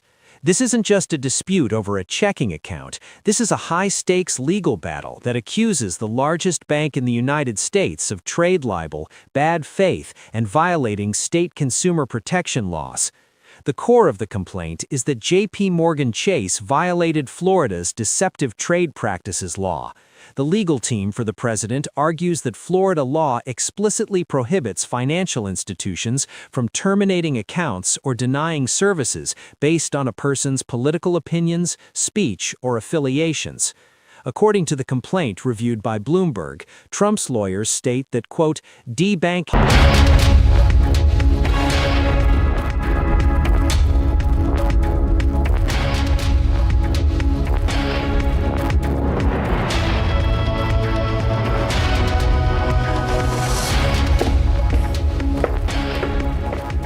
Hello viewers, a very, very good afternoon. We are live and we are breaking up Shivangi Shukla, getting you the latest. Prime Minister Modi says, India-EU FTA deal resets global trade. That's the top story coming in, but the headlines first. Let's get started. आज भारत ने अपने इतिहास का अब तक का सबसे बड़ा फ्री ट्रेड एग्रीमेंट संपन्न किया है। Mother of all trade deals signed. Tariffs on European cars, medical items, wine to be cut.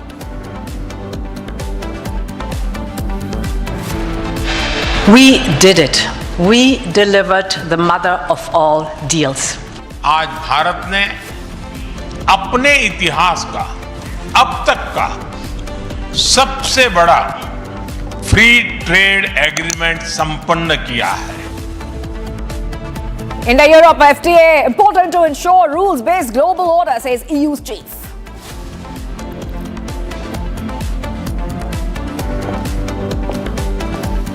Reports say that Bangladesh may replace Pakistan if PCB boycotts ICC T20 World Cup 2026.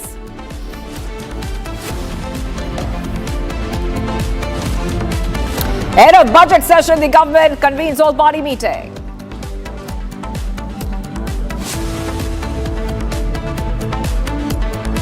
Clashes erupt across two districts in Bihar after violence and stone pelting being reported during Saraswati idol immersion.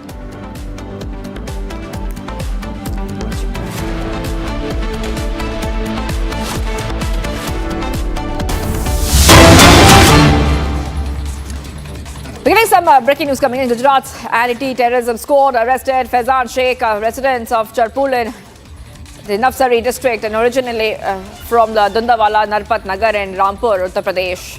And this happened in connection with the terror conspiracy case.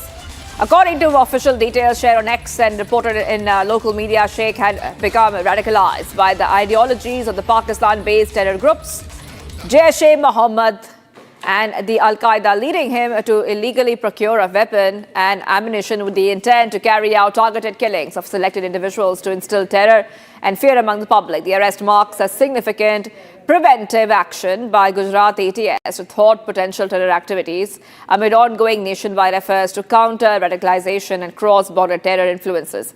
Investigation is continuing to uncover any broader network or accomplices linked to this conspiracy. So, big updates coming in, viewers on Republic TV, and we will try to go across to Saurali in a short while from now and connect to her.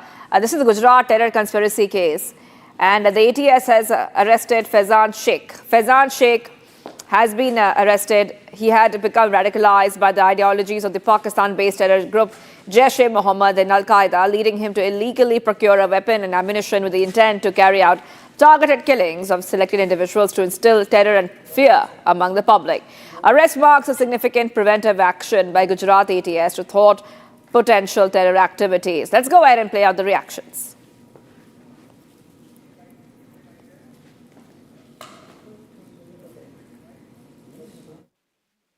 Gujarat ATS के DYSP Shri Harsh Upadhyay को एक information मिली कि एक फैजान नाम का बंदा है जो मूल रामपुर यूपी का रहने वाला है और अभी लगभग 3-4 साल से नवसारी में रह रहा है। वो दर्जी के व्यवसाय में शामिल है।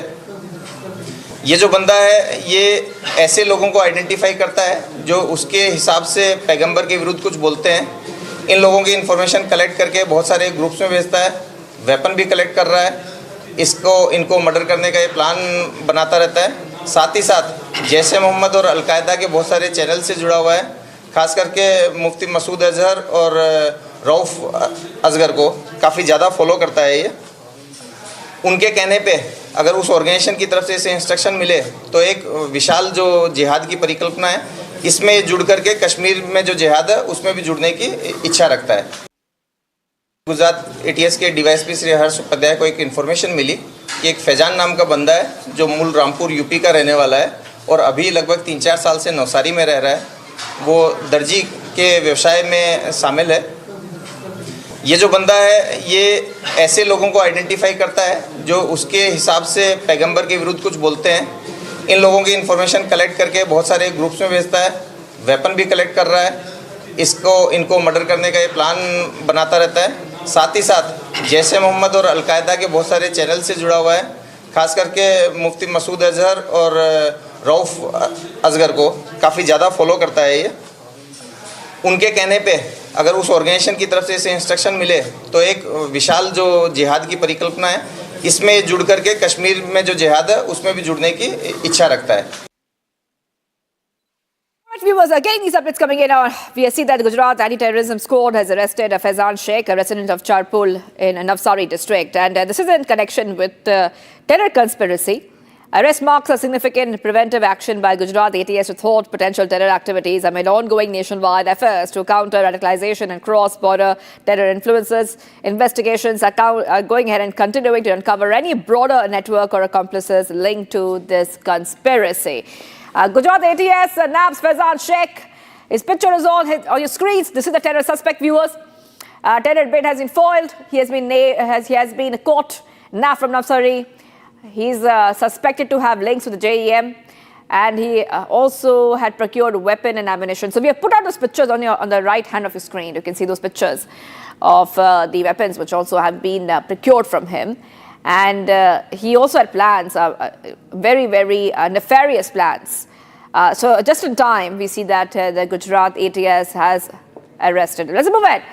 Getting you some more updates coming in on Republic TV. Acting on a tip-off, Rajasthan police has foiled a major security breach, viewers. And this is what we see as we keep getting you back-to-back updates. This is given the backdrop of the inputs that the intelligence and the police had got, seizing nearly 10,000 kilograms of explosive material from the Nagaur district.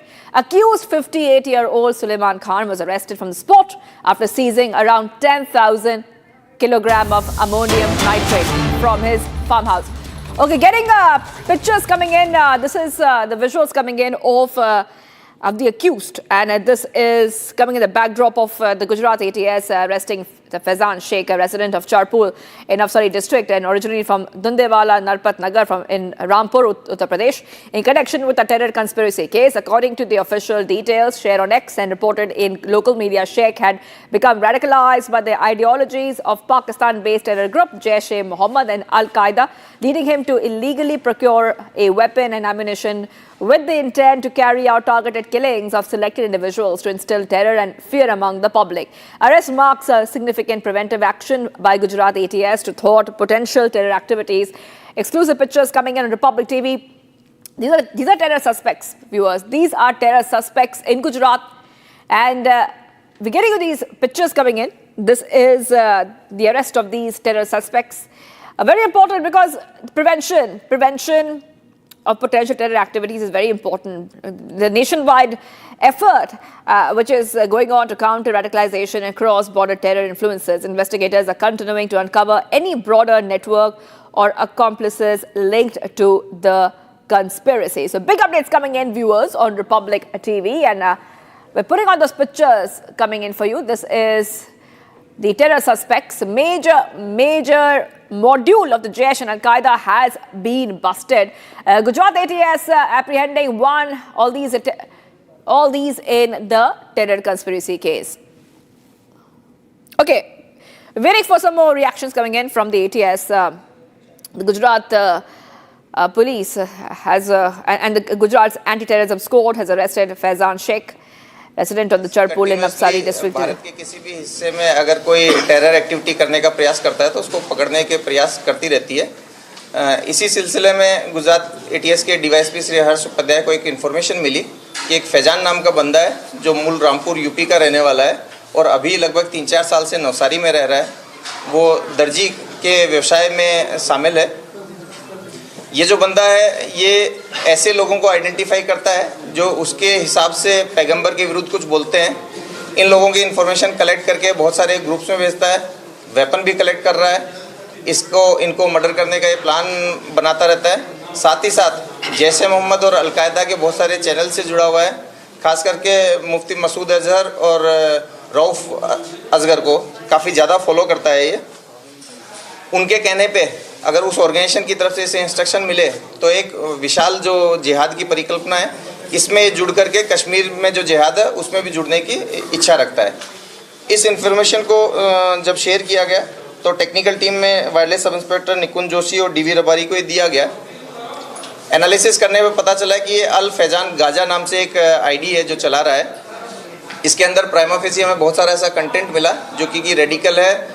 Terror activities को अंजाम देने के लिए जो इसने targets identify किए गए हैं उस तरह के लोगों के इसमें नाम वगैरह डाल रखे हैं, फोटोग्राफ शेयर किए हुए हैं, प्लानिंग शेयर की गई है, वीडियोस शेयर किए गए हैं। एक डिटेल टीम बनाई गई जिसमें Nikhil Brahmbhatt, CH Panara, KB Desai, AP Parmar, PB Desai, VR Jadeja, Manal Shah team को रखा गया। नवसारी SOG और नवसारी जिला पुलिस भी इसमें साथ में ऑपरेशन में जुड़ाई। ये जो फैजान है ये नवसारी में आइडेंटिफाई हुआ, इसे डिटेन किया गया। इसके पास से कुछ शंकास्पद वस्तुएं बरामद की गई। इसमें सबसे इम्पोर्टेंट एक वेपन जो कि ऑटोमेटिक जैसा जिगाना पिस्टल है और इसके साथ 6 राउंड मिले हैं। इसके साथ ही कुछ कपड़े, कुछ लिटरेचर भी मिले हैं। साथ में जब इसके फ़ोन का एनालिसिस किया गया तो देखा गया कि ये विभिन्न टेलीग्राम चैनल से जुड़ा हुआ है। अल फैजान गाजा के अलावा एक दूसरी इंस्टा आईडी भी चला रहा है। इस इंस्टा आईडी पे ये बहुत सारा जो रेडिकल कंटेंट है उसका प्रचार प्रसार कर रहा है। अलकायदा जैश मोहम्मद की जो रेडिकल कंटेंट है वो लोगों को सर्कुलेट कर रहा है, प्रोपोगेट कर रहा है। साथ ही जो भी लोग पैगंबर के विरुद्ध कुछ बोलते हैं उनको मारने की जो इसकी इच्छा है उसके तहत ये वेपन प्रोक्योर कर रहा है। साथ साथ उन लोगों के नाम, उनकी फोटोग्राफ्स वगैरह कलेक्ट करके दूसरे ग्रुप्स में भी ये शेयर करता है। सर ये गुजरात कब आया और क्यों आया और अभी तक क्या ये लिस्ट में कोई गुजरात का भी कोई जो कोई लिस्ट है गुजरात के? नहीं, इसमें अभी तक जो है ये गुजरात में जो बताया कि ये दर्जी काम से आया था, पिछले 3-4 साल से रह रहा था, मैंने पहले आपको बताया। और ये जो लिस्ट में है इसमें प्राइमा फेसी गुजरात का कोई बंदे का हमें नाम नहीं मिला है। हाँ, ये जरूर है कि ये जो जैश मोहम्मद के जो मेन बड़े टेररिस्ट हैं इन लोगों से जुड़ा हुआ है। खास करके ऑपरेशन सिंदूर के बाद की जो स्थिति है उसको देखते हुए इस तरह के जो लॉन वुल्फ हैं, जो कि किसी टेररिस्ट ऑर्गेनाइजेशन के इशारे पे यहाँ पे कोई टेरर एक्टिविटी एग्जीक्यूट करें, तो ऐसी ये मानसिकता रखता था और इसको समय रहते हुए पकड़ा गया। इसके साथ में इसके टेलीग्राम्स के जो चैटिंग्स हैं, उससे एक मोहम्मद अबू बकर नाम के बंदे की भी पहचान हुई है, आईडी की पहचान हुई है बेसिकली अभी तक, जिसमें भी ये लोग आपस में फरतुल्ला गोरी, मसूद अजहर और दूसरे टेररिस्ट लोगों के जो वीडियोज हैं वो एक दूसरे का साथ शेयर करते थे। दूसरे बहुत सारे टेलीग्राम्स ग्रुप हैं जिसमें ये जो अपने टारगेट्स थे उनकी इंफॉर्मेशन शेयर किया करते थे और ये आगे उनको मारने का प्लान बनाया करते थे। देखिए, जितने ये जो केस है ये यूएपीए, बीएनएस और आर्म्स एक्ट के सेक्शंस इसमें लगाए गए हैं। यूएपीए के सेक्शंस एनआईए के शेड्यूल ऑफेंस में आते हैं, तो ये बाद में डिसीजन इसके बारे में होगा। सर, कौन सी कोई घटना थी जिसकी वजह से ये रेडिकलाइज हुआ, ऐसा कुछ जानना है? अभी इसका हम रिमांड लेकर के कल रात को ही वापस यहाँ एटीएस पहुंचे हैं। ये प्राइमा फेसी ऑनलाइन रेडिकलाइजेशन का एक एग्जाम्पल लग रहा है, परंतु डिटेल इंट्रोगेशन से इसके साथ खुद ऐसा कोई घटना हुई होगी वो हम आपको फॉलोअप में बताएंगे।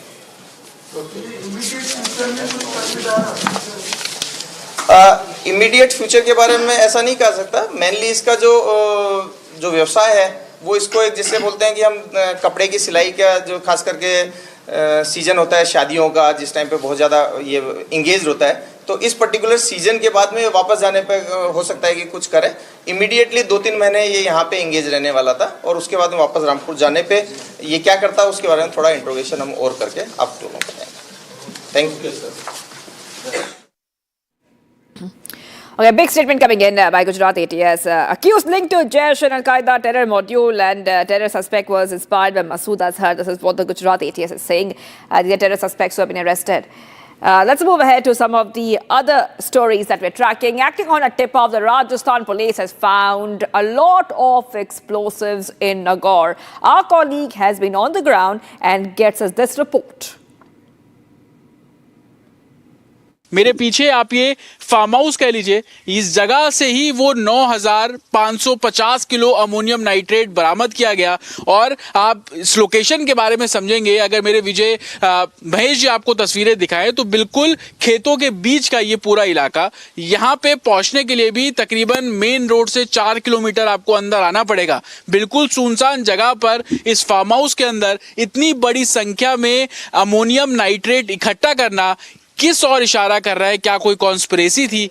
किस कारण से अमोनियम नाइट्रेट को यहां पर इकट्ठा किया गया, यह अब इन्वेस्टिगेशन का हिस्सा है। और यही कारण है कि जिसका ये फार्म हाउस बताया जा रहा है सुलेमान, उसको पुलिस ने गिरफ्तार किया है और उससे पूछताछ लगातार आगे की जा रही है। लेकिन इस पूरे फार्म हाउस की तस्वीर जब मैं आपको दिखाऊं तो आप समझ पाएंगे कि ये लोहे की जालियां आपको यहाँ पर लगी नजर आएंगी, अलग अलग दरवाजे, और उन दरवाजों के अंदर सफेद कट्टों में वो अमोनियम नाइट्रेट भरा हुआ था जो कि एक्सप्लोजिव बनाने में काम आता है। आपको याद होगा कि दिल्ली लाल किले के बाहर जो ब्लास्ट हुआ उसमें भी अमोनियम नाइट्रेट का इस्तेमाल किया गया था, लेकिन वो बहुत कम मात्रा का अमोनियम नाइट्रेट था क्योंकि फरीदाबाद जो कि दिल्ली से सटा हुआ है वहां से तकरीबन 3,000 किलो अमोनियम नाइट्रेट बरामद किया गया। लेकिन राजस्थान, जयपुर, अजमेर से आगे इस फार्म हाउस में 9,550 किलो अमोनियम नाइट्रेट मिलना, जो कि दिल्ली से अगर आप तुलना करेंगे तकरीबन 3 गुना ज्यादा, किस कारण से यहां पर लाया गया ये अपने आप में सवाल खड़े कर रहा है। अगर आप इस विंडो को देखेंगे,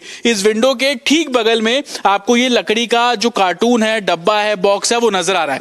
लेकिन इस विंडो के बाहर से ही मैं पढ़ पा रहा हूं कि एक्सप्लोजिव इस कार्टून के ऊपर लिखा हुआ है। देखिए EXPLOSIVE, एक्सप्लोजिव बाहर से लिखा हुआ है और इन्हीं कार्टून के जरिए वो डेटोनेटर अंदर रखे गए थे। इसी कार्टून के जरिए अमोनियम नाइट्रेट जो है वो रखा गया था और इन्हीं कार्टून और अलग अलग आप देखेंगे अंदर आपको बोरियां रखी हुई नजर आएंगी। और इसी जगह पर जब पुलिस पहुंचती है, रेड्स कंडक्ट करती है, तो यहां से हजारों संख्या में जो अमोनियम नाइट्रेट है उसकी बरामदगी की गई और यही कारण था कि पुलिस इस पूरे मामले की अब जांच करती नजर आ रही है। नागौर के एक सुनसान जगह पर सुलेमान जिस गाड़ी से अमोनियम नाइट्रेट इकट्ठा करता था, वो तस्वीरें भी मैं आपको दिखाऊंगा ताकि आप समझ पाएंगे कि कॉन्स्पिरेसी जिसको बोला जा रहा है उसके पीछे तमाम फैक्ट्स हैं। फैक्ट्स ऐसे कि धीरे धीरे उस जगह को एक तरीके से सैनिटाइज किया गया, चिन्हित किया गया और चिन्हित करने के बाद गाड़ी के जरिए अमोनियम नाइट्रेट जो है वो इस फार्म हाउस तक पहुंचाया गया। ये गाड़ी आप देख रहे हैं बोलेरो गाड़ी है और इसी गाड़ी का इस्तेमाल जो है वो अमोनियम नाइट्रेट को लाने के लिए किया जाता था और इसी गाड़ी में रखकर सुलेमान अमोनियम नाइट्रेट को लेकर फार्म हाउस में पहुंचता था और धीरे धीरे करके उसने तकरीबन 9,550 किलो अमोनियम नाइट्रेट जो है वो इकट्ठा कर लिया। आप देखेंगे पीछे सामान रखने की पूरी जगह है और इस गाड़ी का इस्तेमाल करके वो इस फार्म हाउस तक अमोनियम नाइट्रेट को लेकर पहुंचता था। हालांकि सुलेमान से पूछताछ में उसने बताया कि वो माइनिंग के लिए ये सभी जो चीजें हैं वो इकट्ठी कर रहा था, लेकिन पुलिस और प्रशासन को इस बात पर शक है कि 10,000 किलो अमोनियम नाइट्रेट क्या माइनिंग के लिए वो इकट्ठा करा था। हालांकि माइनिंग भी इलीगल है, लेकिन इतनी बड़ी क्वांटिटी में एक सुनसान जगह पर एक फार्म हाउस में इस तरीके से एक अमोनियम नाइट्रेट को इकट्ठा करना, यही जांच का दायरा और ज्यादा बढ़ा रहा है। और अभी भी आप देखेंगे कि राजस्थान पुलिस के जो सुरक्षा कर्मी हैं वो यहां पर आपको तैनात नजर आ रहे हैं। लगातार रेड्स अलग अलग लोकेशन पर की जा रही हैं। रेड्स उन जगहों पर की जा रही है जिन जगहों से ये अमोनियम नाइट्रेट खरीदा गया। So just before Republic Day, the Rajasthan police has uncovered 10,000 kilograms of ammonium nitrate. We get this report as a major security threat has been averted.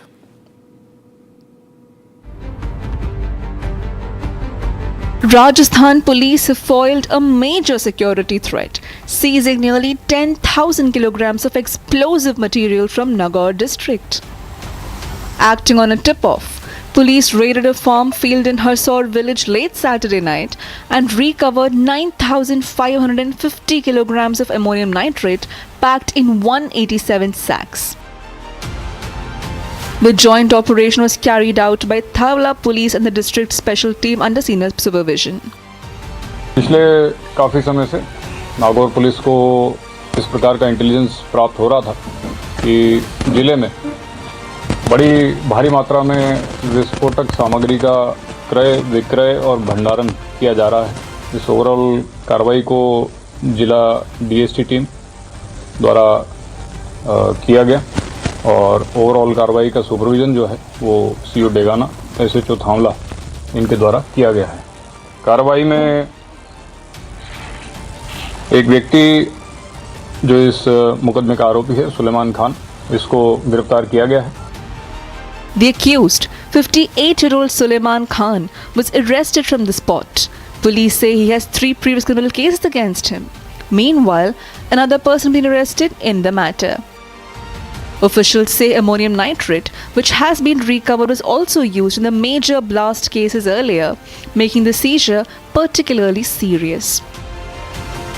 Central agencies have been alerted and a wider probe is underway to trace the source and intended use of the explosives. With 3 to 4 teams, including the NIA team and state and central investigation agencies conducting the search, this seizure has raised serious concerns across the region. Getting some breaking updates coming in, viewers. From what we are learning so far, there is a dog attack which has been reported from Hyderabad. And we're getting these updates coming in on Republic TV that there is a stray dog attack which has been reported in Hyderabad. The breaking news is coming in on Republic TV. What we see is that Pakka Sharvi, who is studying in UKG, was brutally attacked by a street dog outside her residence while she was playing. The girl is receiving treatment at a private hospital. So back-to-back updates coming in. Minor brutally attacked by strays near her residence. This is in Hyderabad. Pakka Sharvi is studying in UKG, was brutally attacked by a street dog outside residence.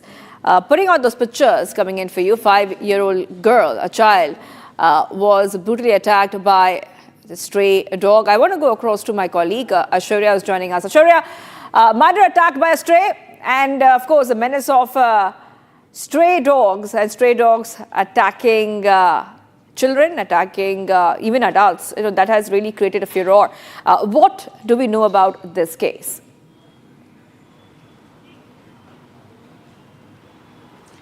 The stray dog menace here also in Hyderabad continues as this another attack of a stray dog on a minor child has come out of Hyderabad in a Kairatabad colony here, where it is one of the residential colonies where the child merrily came out of her residence to play. That is when this particular stray dog attacked on her, and if you see the CCTV visuals which clearly show that the dog pounced on this minor girl and where she couldn't even defend herself, and while the passerbys who saw this came and shoot the dog away, and that is when they immediately alerted the family members and took her to the hospital.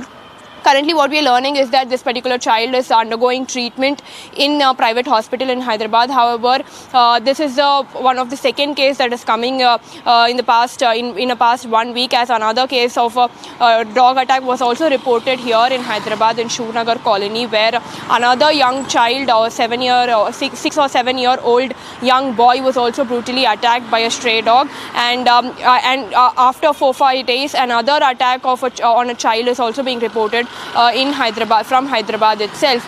So the locals here are asking for a solution for this stray dog menace, because mostly the children are being attacked in this particular stray dog, and mostly these cases are also coming from residential areas only. So the locals are appealing to the GHMC as well as the Panchayat Raj officials within their colonies. Yes, absolutely. That is right. Well, thank you for getting us all those details.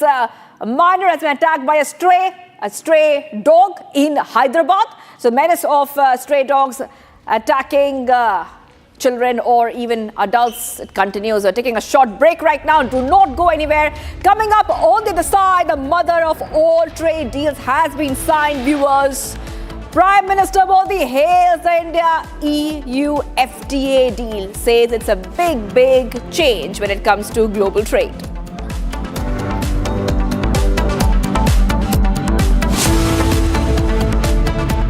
थोड़े में ज्यादा स्वाद यही तो है इसकी खास बात। वाओ मामा, क्या स्वाद है? अरे मेरे राजा,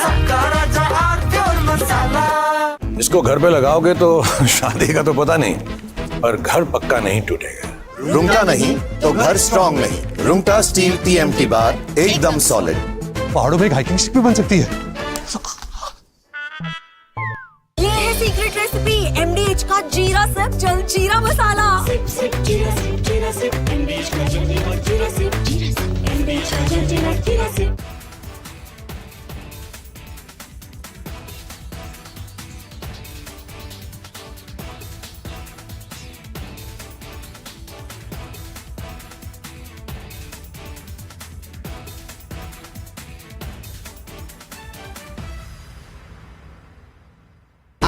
प्योर सूजी पास्ता उबालो मिलाओ और खाओ 8 मिनट में तैयार। क्या टेस्ट है सबका राजा आर प्योर मसाला।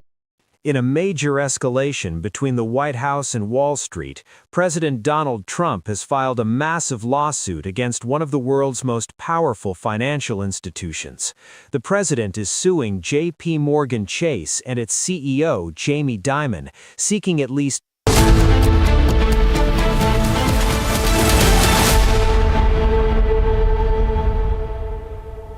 आधे बाउल दही में 4 चम्मच MDH चटनी पुदीना मसाला डाला, स्टर करो, पुदीना चटनी तैयार। MDH चटनी पुदीना मसाला। Amity University has been ranked India's #1 university for business and economics and the #1 private university for computer science by Times Higher Education Subject Rankings 2026, a testimony to Amity's globally benchmarked standards in education.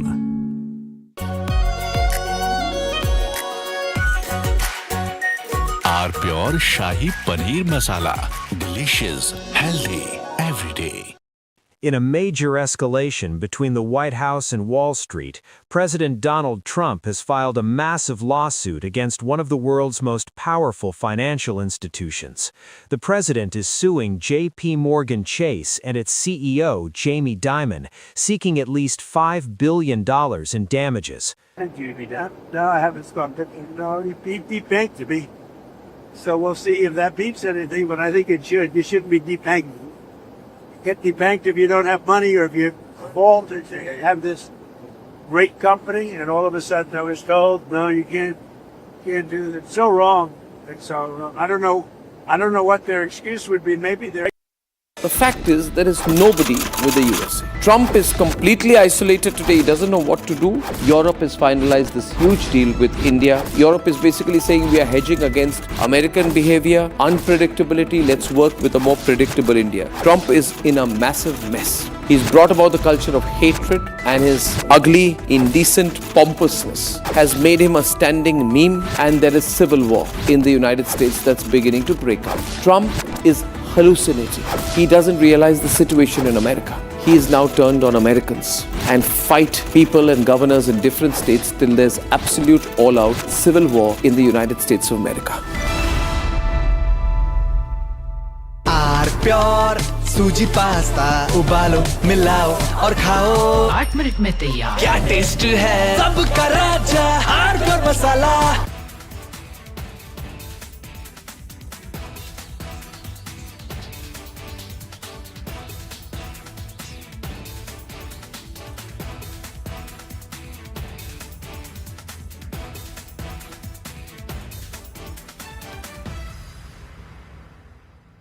MDH की हल्दी मिर्ची धनिया करे कमाल ये रंग दे ये खुशबू दे ये तीखा ये कम पड़े क्या निराला MDH masala. In a major escalation between the White House and Wall Street, President Donald Trump has filed a massive lawsuit against one of the world's most powerful financial institutions. The president is suing J.P. Morgan Chase and its CEO, Jamie Dimon, seeking at least $5 billion in damages. Thank you, no, I haven't spoken. No, he debanked to me. So we'll see if that beeps anything, but I think it should. You shouldn't be debanking. Get debanked if you don't have money, or if you fall to have this great company, and all of a sudden I was told, no, you can't do that. It's so wrong. It's so wrong. I don't know what their excuse would be. Maybe their excuse would be the regulators. I don't know. But regardless, I guess it's a good lawsuit because every pundit has come out and said Trump has a great lawsuit here. You're not allowed to do what they did. Jamie Dimon, what he did, he's not allowed to do that. The lawsuit, filed on Thursday, January 22nd in Miami-Dade County State Court, centers on a controversial practice known as debanking. The president alleges that the bank has systematically denied services to him and his associated businesses, not because of financial risk, but due to political bias. This isn't just a dispute over a checking account. This is a high-stakes legal battle that accuses the largest bank in the United States of trade libel, bad faith, and violating state consumer protection laws. The core of the complaint is that from Asia's largest news headquarters, setting the agenda for Bharat.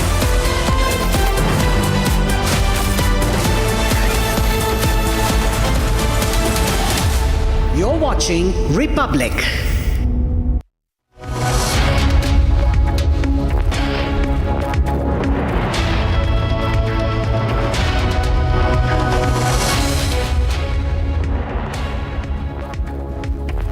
A very warm welcome, viewers. You're watching Live and Breaking. I am Raksha Mishra with you this Tuesday, getting you the latest news and updates.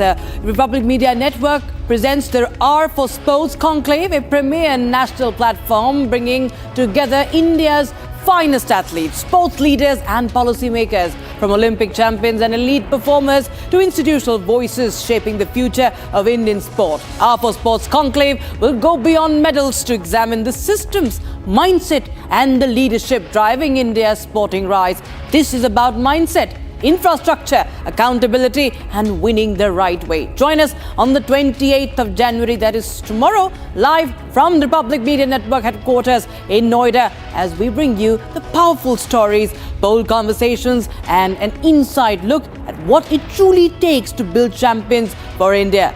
This is the R for Sports Conclave, shaping the future of Indian sports. Time for the headlines now. आज भारत ने अपने इतिहास का अब तक का सबसे बड़ा फ्री ट्रेड एग्रीमेंट संपन्न किया है।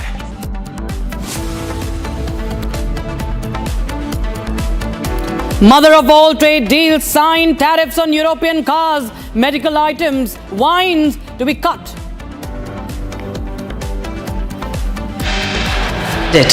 We delivered the mother of all deals. When India succeeds, the world is more stable, more prosperous, and more secure. And we all benefit. India-Europe FTA important to ensure rules-based global order, says European Union Chief Ursula von der Leyen. Reports say Bangladesh will replace Pakistan if the PCB boycotts the T20 World Cup 2026. Major terror module busted in Gujarat. ATS says terror suspect was highly radicalized. Clashes erupted across 2 districts in Bihar after violence and stone pelting is reported during Saraswati idol immersion.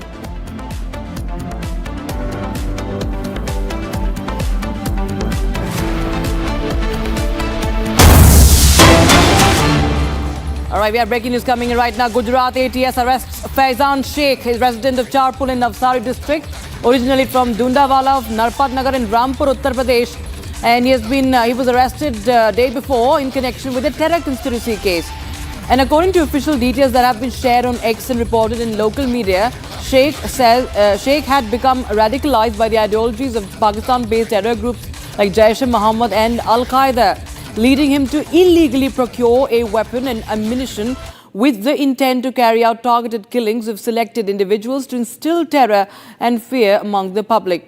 The arrest marks a preventive action by Gujarat ATS to thwart potential terror activities. My colleague Swarali joins us live in the broadcast. From Swarali, tell us more details about this individual called Faizan Sheikh who has been arrested. Yes, that's true. Let me tell you, Faizan Sheikh, who has been arrested from the Gujarat's Navsari, he was staying there for last 3 to 4 years, and he hails from Rampur area of Uttar Pradesh. Now, let me also tell you, Gujarat ATS has informed us that this is the specific case of lone wolf lone wolf category. He was allegedly involved in these anti-national activities since last 2 to 3 years, anti-national radical activities. He was working as a tailor in Navsari. And to be very specific, he aimed at killing people who used to speak against the Pagambar group. That is a very specific information shared by the Gujarat ATS. Let me tell you, they have told us that he used to track people in Uttar Pradesh. He had on his list there were certain people. Photographs were procured from the content he had in his digital ornaments, On the other hand, the material that was procured when he was arrested. Let me also tell you, he was connected, he was radicalized by the ideas and ideologies of Jaish-e-Mohammed and Al-Qaeda. On the other hand, he was operating an Instagram account called Al-Faizan Gaza and other Instagram account which was not specified by the ATS teams. On that same account, he used to propagate radical content. He used to talk about the people who were on his list from Uttar Pradesh. So these were the people who used to talk against the Pagambar group from the Uttar Pradesh. ATS team has not yet released the names of these people, but he was planning to kill them, which can be said as a targeted killing, radicalized targeted killings. And all these people were from Uttar Pradesh because the list, the names, the photographs, the details of them have been procured from his belongings, his cell phones or other belongings. Also, a pistol and 6 live cartridges were procured from his belongings, and he had purchased the pistol from Rampur. Now, other leads might also come up into the investigation, but that's the part of investigation. He was also on several Telegram groups which were highly radicalized and has their origins in Pakistan and other foreign forces. So, this is a huge success for Gujarat ATS, and as we all know that anti-terrorism combat and operations are continuously in process, and in this process there is a huge success. He was planning to kill, targeted killing was planned by him, and now he is in arrest. 12 days remand has been given to the Gujarat ATS. Now more investigation, and certain photographs of where we can see the entire Indian flag is in black color, and the part of Kashmir. ATS is also informed very important thing over here is that he was also he was willing to join the separation of Jammu and Kashmir from India. Such ideology he was willing to join and work for such forces, and such content has been found from his equipments and devices. Back to you. Right, just stay on with us, Farali. We in fact have the reaction on camera from the Gujarat ATS. Listen in, viewers. Gujarat ATS continuously Bharat के किसी भी हिस्से में अगर कोई terror activity करने का प्रयास करता है तो उसको पकड़ने के प्रयास करती रहती है। इसी सिलसिले में गुजरात एटीएस के डीवाईएसपी श्री हर्ष उपाध्याय को एक इन्फॉर्मेशन मिली कि एक फैजान नाम का बंदा है जो मूल रामपुर यूपी का रहने वाला है और अभी लगभग 3-4 साल से नवसारी में रह रहा है। वो दर्जी के व्यवसाय में शामिल है। ये जो बंदा है ये ऐसे लोगों को आइडेंटिफाई करता है जो उसके हिसाब से पैगंबर के विरुद्ध कुछ बोलते हैं। इन लोगों की इन्फॉर्मेशन कलेक्ट करके बहुत सारे ग्रुप्स में भेजता है, वेपन भी कलेक्ट कर रहा है, इनको मर्डर करने का ये प्लान बनाता रहता है। साथ ही साथ जैश ए मोहम्मद और अलकायदा के बहुत सारे चैनल से जुड़ा हुआ है। खास करके मुफ्ती मसूद अजहर और रऊफ असगर को काफ़ी ज़्यादा फॉलो करता है ये। उनके कहने पे अगर उस ऑर्गेनाइजेशन की तरफ से इसे इंस्ट्रक्शन मिले तो एक विशाल जो जिहाद की परिकल्पना है इसमें जुड़ करके कश्मीर में जो जिहाद है उसमें भी जुड़ने की इच्छा रखता है। इस इन्फॉर्मेशन को जब शेयर किया गया तो टेक्निकल टीम में वायरलेस सब इंस्पेक्टर निकुंज जोशी और डीवी रबारी को ये दिया गया। एनालिसिस करने में पता चला कि ये अल फैजान गाजा नाम से एक आईडी है जो चला रहा है। इसके अंदर प्राइमा फेसी हमें बहुत सारा ऐसा कंटेंट मिला जो कि रेडिकल है। टेरर एक्टिविटीज़ को अंजाम देने के लिए जो इसने टारगेट्स आइडेंटिफाई किए गए हैं उस तरह के लोगों के इसमें नाम वगैरह डाल रखे हैं, फोटोग्राफ शेयर किए हुए हैं, प्लानिंग शेयर की गई है, वीडियोस शेयर किए गए हैं। एक डिटेल टीम बनाई गई जिसमें Nikhil Brahmbhatt, CH Panara, KB Desai, AP Parmar, PB Desai, VR Jadeja, Manal Shah team को रखा गया। नवसारी SOG और नवसारी जिला पुलिस भी इसमें साथ में ऑपरेशन में जुड़ाई। ये जो फैजान है ये नवसारी में आइडेंटिफाई हुआ, इसे डिटेन किया गया। इसके पास से कुछ शंकास्पद वस्तुएं बरामद की गई। इसमें सबसे इम्पोर्टेंट एक वेपन जो कि ऑटोमेटिक जैसा जिगाना पिस्टल है और इसके साथ 6 राउंड मिले हैं। इसके साथ ही कुछ कपड़े, कुछ लिटरेचर भी मिले हैं। साथ में जब इसके फ़ोन का एनालिसिस किया गया तो देखा गया कि ये विभिन्न टेलीग्राम चैनल से जुड़ा हुआ है। अल फैजान गाजा के अलावा एक दूसरी इंस्टा आईडी भी चला रहा है। इस इंस्टा आईडी पे ये बहुत सारा जो रेडिकल कंटेंट है उसका प्रचार प्रसार कर रहा है। अलकायदा जैश ए मोहम्मद की जो रेडिकल कंटेंट है वो लोगों को सर्कुलेट कर रहा है, प्रोपोगेट कर रहा है। साथ ही जो भी लोग पैगंबर के विरुद्ध कुछ बोलते हैं उनको मारने की जो इसकी इच्छा है उसके तहत ये वेपन प्रोक्योर कर रहा है। साथ साथ उन लोगों के नाम, उनकी फोटोग्राफ्स वगैरह कलेक्ट करके दूसरे ग्रुप्स में भी ये शेयर करता है। सर ये गुजरात कब आया और क्यों आया और अभी तक क्या ये लिस्ट में कोई गुजरात का भी कोई जो इंसानी कोई लिस्ट है गुजरात के भी? नहीं, इसमें अभी तक जो है ये गुजरात में जब बताया कि ये दर्जी काम से आया था, पिछले 3-4 साल से रह रहा था, मैंने पहले आपको बताया। और ये जो लिस्ट में इसमें प्राइमा फेसी गुजरात का कोई बंदे का हमें नाम नहीं मिला है। हाँ, ये जरूर है कि ये जो जैश ए मोहम्मद के जो मेन बड़े टेररिस्ट हैं इन लोगों से जुड़ा हुआ है। खास करके ऑपरेशन सिंदूर के बाद की जो स्थिति है उसको देखते हुए इस तरह के जो लॉन वुल्फ हैं जो कि किसी टेररिस्ट ऑर्गेनाइजेशन के इशारे पे यहाँ पे कोई टेरर एक्टिविटी एग्जीक्यूट करें तो ऐसी ये मानसिकता रखता था और इसको समय रहते हुए पकड़ा गया। इसके साथ में इसके टेलीग्राम्स के जो चैटिंग्स हैं उससे एक मोहम्मद अबू बकर नाम के बंदे की भी पहचान हुई है, आईडी की पहचान हुई है बेसिकली अभी तक, जिसमें भी ये लोग आपस में फरतुल्ला गोरी, मसूद अजहर और दूसरे टेररिस्ट लोगों के जो वीडियोज हैं वो एक दूसरे का साथ शेयर करते थे। दूसरे बहुत सारे टेलीग्राम्स ग्रुप हैं जिसमें ये जो अपने टारगेट्स थे उनकी इन्फॉर्मेशन शेयर किया करते थे और ये आगे उनको मारने का प्लान बनाया करते थे। देखिए, जितने ये जो केस है ये UAPA, BNS और आर्म्स एक्ट के सेक्शंस इसमें लगाए गए। यूएपीए के सेक्शंस एनआईए के शेड्यूल ऑफेंस में आते हैं, तो ये बाद में डिसीजन इसके बारे में होगा। सर कौन सी कोई घटना थी जिसकी वजह से ये रेडिकलाइज हुआ, ऐसा कुछ जानना है? अभी इसका हम रिमांड लेकर के कल रात को ही वापस यहाँ एटीएस पहुंचे हैं। ये प्राइमा फेसी ऑनलाइन रेडिकलाइजेशन का एक एग्जांपल लग रहा है, परंतु डिटेल इंट्रोगेशन से इसके साथ खुद ऐसा कोई घटना हुई होगी वो हम आपको फॉलोअप में बताएंगे।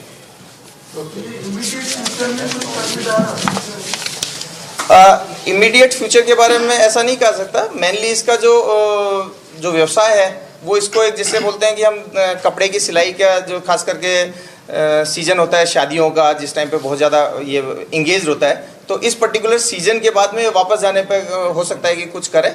इमीडिएटली 2-3 महीने ये यहाँ पे इंगेज रहने वाला था और उसके बाद में वापस रामपुर जाने पे ये क्या करता है उसके बारे में थोड़ा इंट्रोगेशन हम और करके आप लोगों को बताएंगे। So Surali is back with us. Surali, well, this is also, we've seen that there has been an anti-terror crackdown for a long time, especially, in the what happened just ahead of the Delhi blast. And there have been, of course, the connections have been found in different, states that includes Gujarat. Is it also part of that crackdown that this man has been now arrested? Not specifically, because as we all know, we have been reporting on the terror module case which was bursted in Gujarat. 3 terrorists were arrested earlier, alleged terrorists, in the Raisen attack case. But that is not specifically related with this case. This is a lone wolf case as specified by the Gujarat ATS. And let me tell you that he was staying in Navsari. He used to be a tailor, and he had purchased worth rupees 30,000 the pistols and live cartridges from his own earnings. So on one hand, wherein he is not well educated, but he was earning well from his business, and he was self-motivated and radicalized by all these ideologies, and he was willing to get in touch with handlers in Pakistan, because there are certain trails that have been found from the digital media interactions done by him with handlers. The names are not specified yet, but there is a possibility that he was willing to be in touch with the handlers and work from them, execute the terrorist attacks. But before that, he was planning to kill individuals, as we are talking about the targeted killings, and all these people hail from UP. Those who talk against Paigambar group, which is a very specific information. Many thanks, Farali, for joining us with those latest inputs coming in, viewers, on that story. Now we shift our focus to Rajasthan, where acting on a tip-off, the Rajasthan police has also foiled a major security threat, as they have seized nearly 10,000 kilograms of explosive material from Nagaur district. Now, this accused is a 58-year-old man called Suleiman Khan, and he was arrested from the spot after seizing around 10,000 kilograms of ammonium nitrate from his farmhouse. A vehicle used for supplying explosives was also sealed by the police. In fact, our team on ground is going to take you to the spot. And this is the area, this is the spot from where tons of explosives have been recovered. Take a look. मेरे पीछे आप ये farm house कह लीजिए, इस जगह से ही वो 9,550 किलो अमोनियम नाइट्रेट बरामद किया गया। और आप इस लोकेशन के बारे में समझेंगे, अगर मेरे विजय महेश जी आपको तस्वीरें दिखाएं, तो बिल्कुल खेतों के बीच का ये पूरा इलाका। यहाँ पे पहुंचने के लिए भी तकरीबन मेन रोड से 4 किलोमीटर आपको अंदर आना पड़ेगा। बिल्कुल सुनसान जगह पर इस फार्म हाउस के अंदर इतनी बड़ी संख्या में अमोनियम नाइट्रेट इकट्ठा करना किस और इशारा कर रहा है? क्या कोई कॉन्स्पिरेसी थी? किस कारण से अमोनियम नाइट्रेट को यहाँ पर इकट्ठा किया गया, ये अब इन्वेस्टिगेशन का हिस्सा है। और यही कारण है कि जिसका ये फार्म हाउस बताया जा रहा है सुलेमान, उसको पुलिस ने गिरफ्तार किया है और उससे पूछताछ लगातार आगे की जा रही है। लेकिन इस पूरे फार्म हाउस की तस्वीर जब मैं आपको दिखाऊं तो आप समझ पाएंगे कि ये लोहे की जालियां आपको यहाँ पर लगी नजर आएंगी, अलग अलग दरवाजे, और उन दरवाजों के अंदर सफेद कट्टों में वो अमोनियम नाइट्रेट भरा हुआ था जो कि एक्सप्लोजिव बनाने में काम आता है। आपको याद होगा कि दिल्ली लाल किले के बाहर जो ब्लास्ट हुआ उसमें भी अमोनियम नाइट्रेट का इस्तेमाल किया गया था, लेकिन वो बहुत कम मात्रा का अमोनियम नाइट्रेट था, क्योंकि फरीदाबाद जो कि दिल्ली से सटा हुआ है वहां से तकरीबन 3,000 किलो अमोनियम नाइट्रेट बरामद किया गया। लेकिन राजस्थान, जयपुर, अजमेर से आ गई इस फार्म हाउस में 9,550 किलो अमोनियम नाइट्रेट मिलना, जो कि दिल्ली से अगर आप तुलना करेंगे तकरीबन 3 गुना ज्यादा। किस कारण से यहाँ पर लाया गया, ये अपने आप में सवाल खड़े कर रहा है। अगर आप इस विंडो को देखेंगे, इस विंडो के ठीक बगल में आपको ये लकड़ी का जो कार्टून है, डब्बा है, बॉक्स है, वो नजर आ रहा है। लेकिन इस विंडो के बाहर से ही मैं पढ़ पा रहा हूं कि एक्सप्लोजिव इस कार्टून के ऊपर लिखा हुआ है। देखिए EXPLOSIVE, एक्सप्लोजिव बाहर से लिखा हुआ है। और इन्हीं कार्टून्स के जरिए वो डेटोनेटर अंदर रखे गए थे।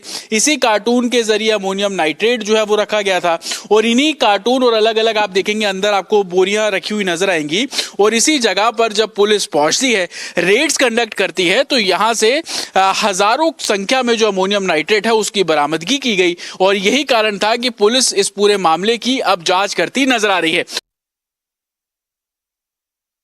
नागौर के एक सुनसान जगह पर सुलेमान जिस गाड़ी से अमोनियम नाइट्रेट इकट्ठा करता था, वो तस्वीरें भी मैं आपको दिखाऊंगा ताकि आप समझ पाएंगे कि कॉन्स्पिरेसी जिसको बोला जा रहा है उसके पीछे तमाम फैक्ट्स हैं। फैक्ट्स ऐसे कि धीरे धीरे उस जगह को एक तरीके से सैनिटाइज किया गया, चिन्हित किया गया। और चिन्हित करने के बाद गाड़ी के जरिए अमोनियम नाइट्रेट जो है वो इस फार्म हाउस तक पहुंचाया गया। ये गाड़ी आप देख रहे हैं, बोलेरो गाड़ी है। और इसी गाड़ी का इस्तेमाल जो है वो अमोनियम नाइट्रेट को लाने के लिए किया जाता था। और इसी गाड़ी में कर सुलेमान अमोनियम नाइट्रेट को लेकर फार्म हाउस में पहुंचता था। और धीरे धीरे करके उसने तकरीबन 9,550 किलो अमोनियम नाइट्रेट जो है वो इकट्ठा कर लिया। आप देखेंगे पीछे सामान रखने की पूरी जगह है। और इस गाड़ी का इस्तेमाल करके वो इस फार्म हाउस तक अमोनियम नाइट्रेट को लेकर पहुंचता था। हालांकि सुलेमान से पूछताछ में उसने बताया कि वो माइनिंग के लिए ये सभी जो चीजें हैं वो इकट्ठी कर रहा था। लेकिन पुलिस और प्रशासन को इस बात पर शक है कि 10,000 किलो अमोनियम नाइट्रेट क्या माइनिंग के लिए वो इकट्ठा करा था। हालांकि माइनिंग भी इलीगल है, लेकिन इतनी बड़ी क्वांटिटी में एक सुनसान जगह पर एक फार्म हाउस में इस तरीके से एक अमोनियम नाइट्रेट को इकट्ठा करना, यही जांच का दायरा और ज्यादा बढ़ा रहा है। और अभी भी आप देखेंगे कि राजस्थान पुलिस के जो सुरक्षा कर्मी हैं वो यहां पर आपको तैनात नजर आ रहे हैं। लगातार रेड्स अलग अलग लोकेशन पर की जा रही हैं। रेड्स उन जगहों पर की जा रही है जिन जगहों से ये अमोनियम नाइट्रेट खरीदा गया। Shifting focus now, at the UN Security Council, India's permanent special representative P. Harish, in fact, exposed Pakistan yet again and called out the false narrative that is being peddled by our neighbors. And he also, in fact, goes on to say that how Pakistan pleaded continuously for a ceasefire. Take a listen in. India's envoy to UN, Parvathaneni Harish, dealt a heavy blow to comments made by Pakistan's envoy over Operation Sindoor. India's envoy to UN said terrorism cannot be normalized by Pakistan, which has a single point agenda to harm my country and my people. Let me reiterate again that terrorism can never be normalized as Pakistan wishes to do. It is not normal to tolerate Pakistan's continued use of terrorism as an instrument of state policy. This hallowed chamber cannot become a forum for Pakistan to legitimize terrorism. We will do whatever required to protect and ensure the safety and security of our citizens. New Delhi is clear. It is not normal to tolerate Pakistan's continued use of terrorism as an instrument of state policy.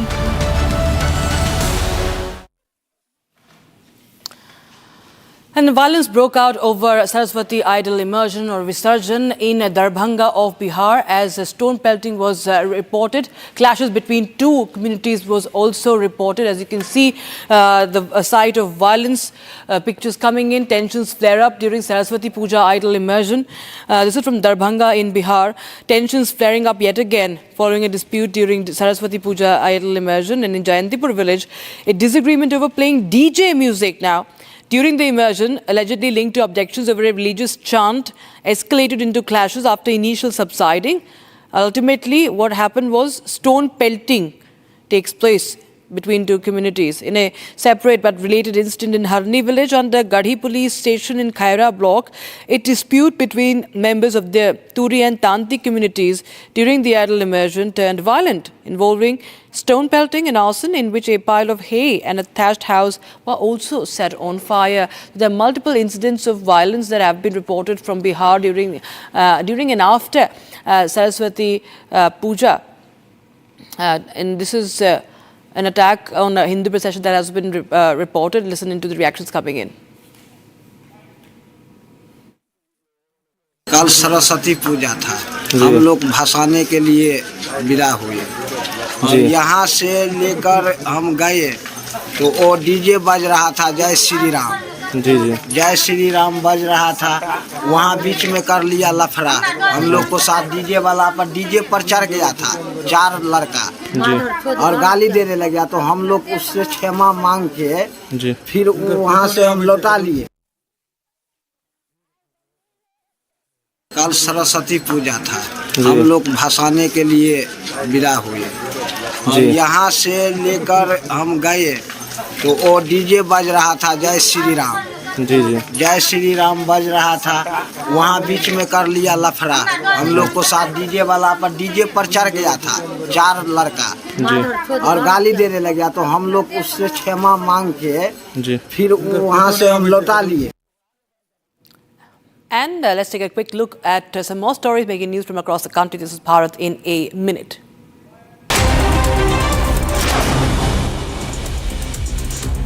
A drunken brawl following a cricket tournament ended in a fatal act of violence when a car was deliberately rammed to kill a man in southern Bengaluru's Hebagodi.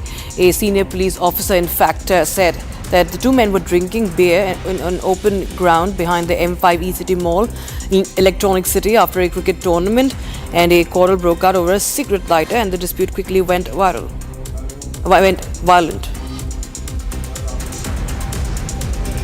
Fire broke out following a gas cylinder blast on the first floor of a building, leaving 7 people injured. All the injured people have been admitted to hospital and are currently undergoing treatment. The incident occurred in the Malwani 8 number area under the jurisdiction of Malwani police station in Mumbai.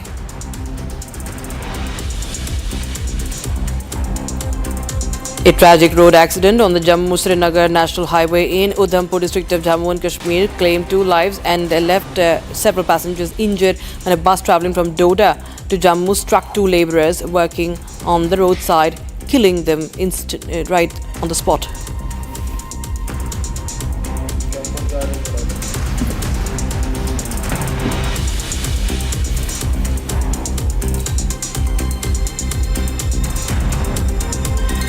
And news coming in from the Akhnur sector of Jammu, where the Indian Army personnel conducted a drill right along the LOC. This is coming in from Jammu sector, military drill along the LOC to ensure operational readiness. We're showing you the video of the same from Akhnur.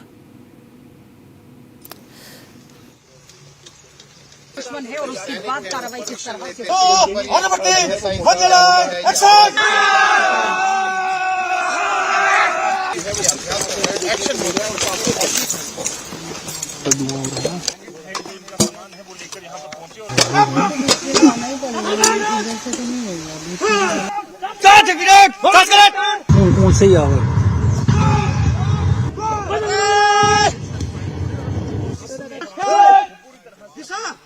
Degree 4 minute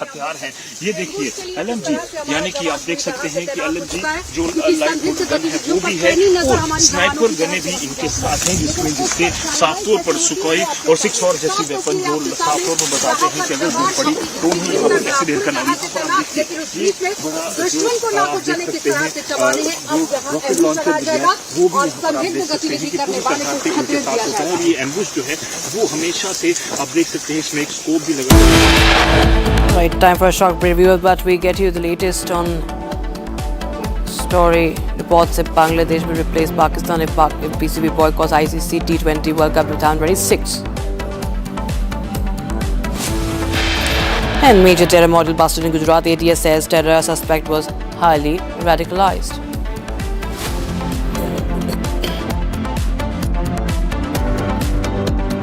The दादी के हाथों का जादू और खुशबू से महकता घर, माँ की मुस्कुराहट और खाने की सुगंध। MDH गरम मसाला, क्योंकि हर रिश्ता है स्वाद से जुड़ा।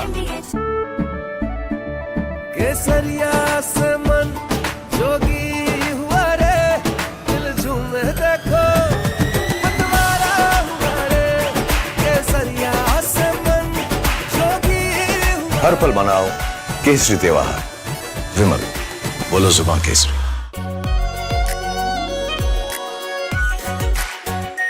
Are pure shahi paneer masala, delicious, healthy, everyday. In a major escalation between the White House and Wall Street, President Donald Trump has filed a massive lawsuit against one of the world's most powerful financial institutions. The president is suing J.P. Morgan Chase and its CEO, Jamie Dimon, seeking at least $5 billion in damages. No, I haven't stopped it. No, he debanked me. So we'll see if that beeps anything, but I think it should. You shouldn't be debanked. Get debanked if you don't have money or if you fall to have this great company, and all of a sudden I was told, no, you can't do that. It's so wrong.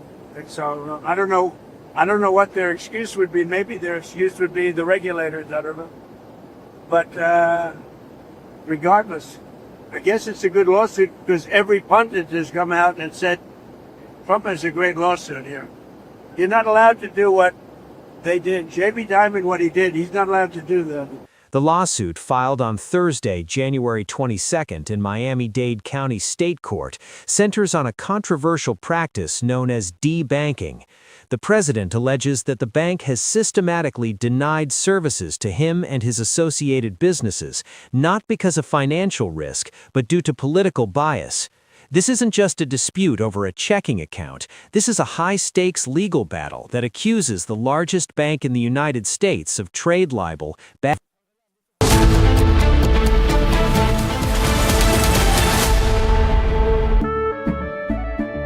केसरिया से मन जोगी हुआ रे, दिल झूमे देखो मतवारा हुआ रे।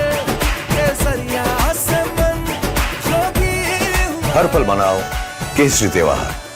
विमल, बोलो जुबान Kesari. In a major escalation between the White House and Wall Street, President Donald Trump has filed a massive lawsuit against one of the world's most powerful financial institutions. The president is suing J.P. Morgan Chase and its CEO, Jamie Dimon, seeking at least $5 billion in damages. No, I haven't stopped it. No, he debanked me.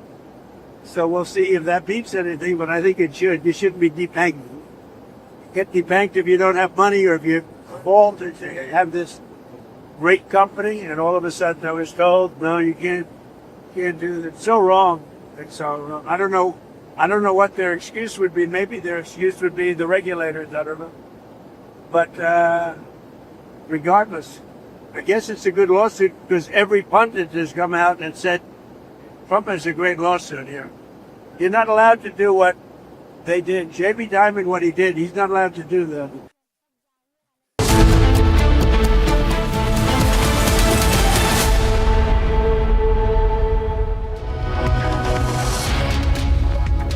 Good afternoon, viewers. You're watching Live and Breaking, and I'm Raksha Mantri with you. As the mother of all deals is signed between the European Union and India, we'll tell you the details of that and the impact it could have on the economy and how the US would be reacting to it, and much more. First, a quick check of the headlines.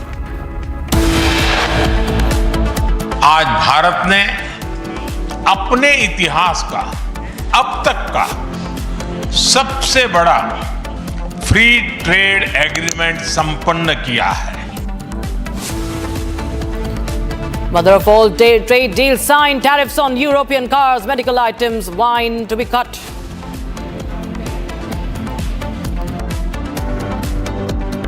We did it. We delivered the mother of all deals. When India succeeds, the world is more stable, more prosperous, and more secure. And we all benefit. India-Europe FTA important to ensure rules-based global order, says European Union chief.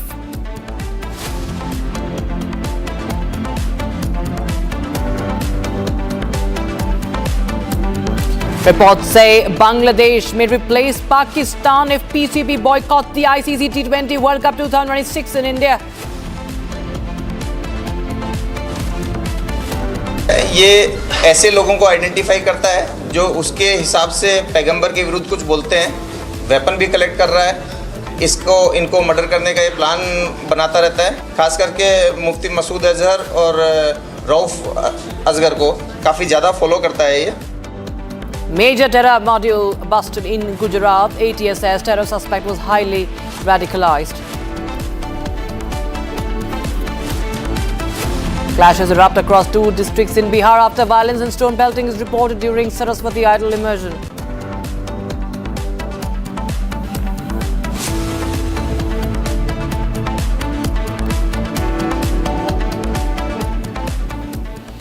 Now, India and Europe have concluded the mother of all trade deals. The European Commission President Ursula von der Leyen says Prime Minister Narendra Modi and top European Union leadership held summit talks to elevate the two-way ties to jointly navigate geopolitical turbulence and trade disruptions. Prime Minister Modi, in fact, hosted von der Leyen and European Council President Antonio Costa at the summit. Here's the joint statement that both the parties had made today.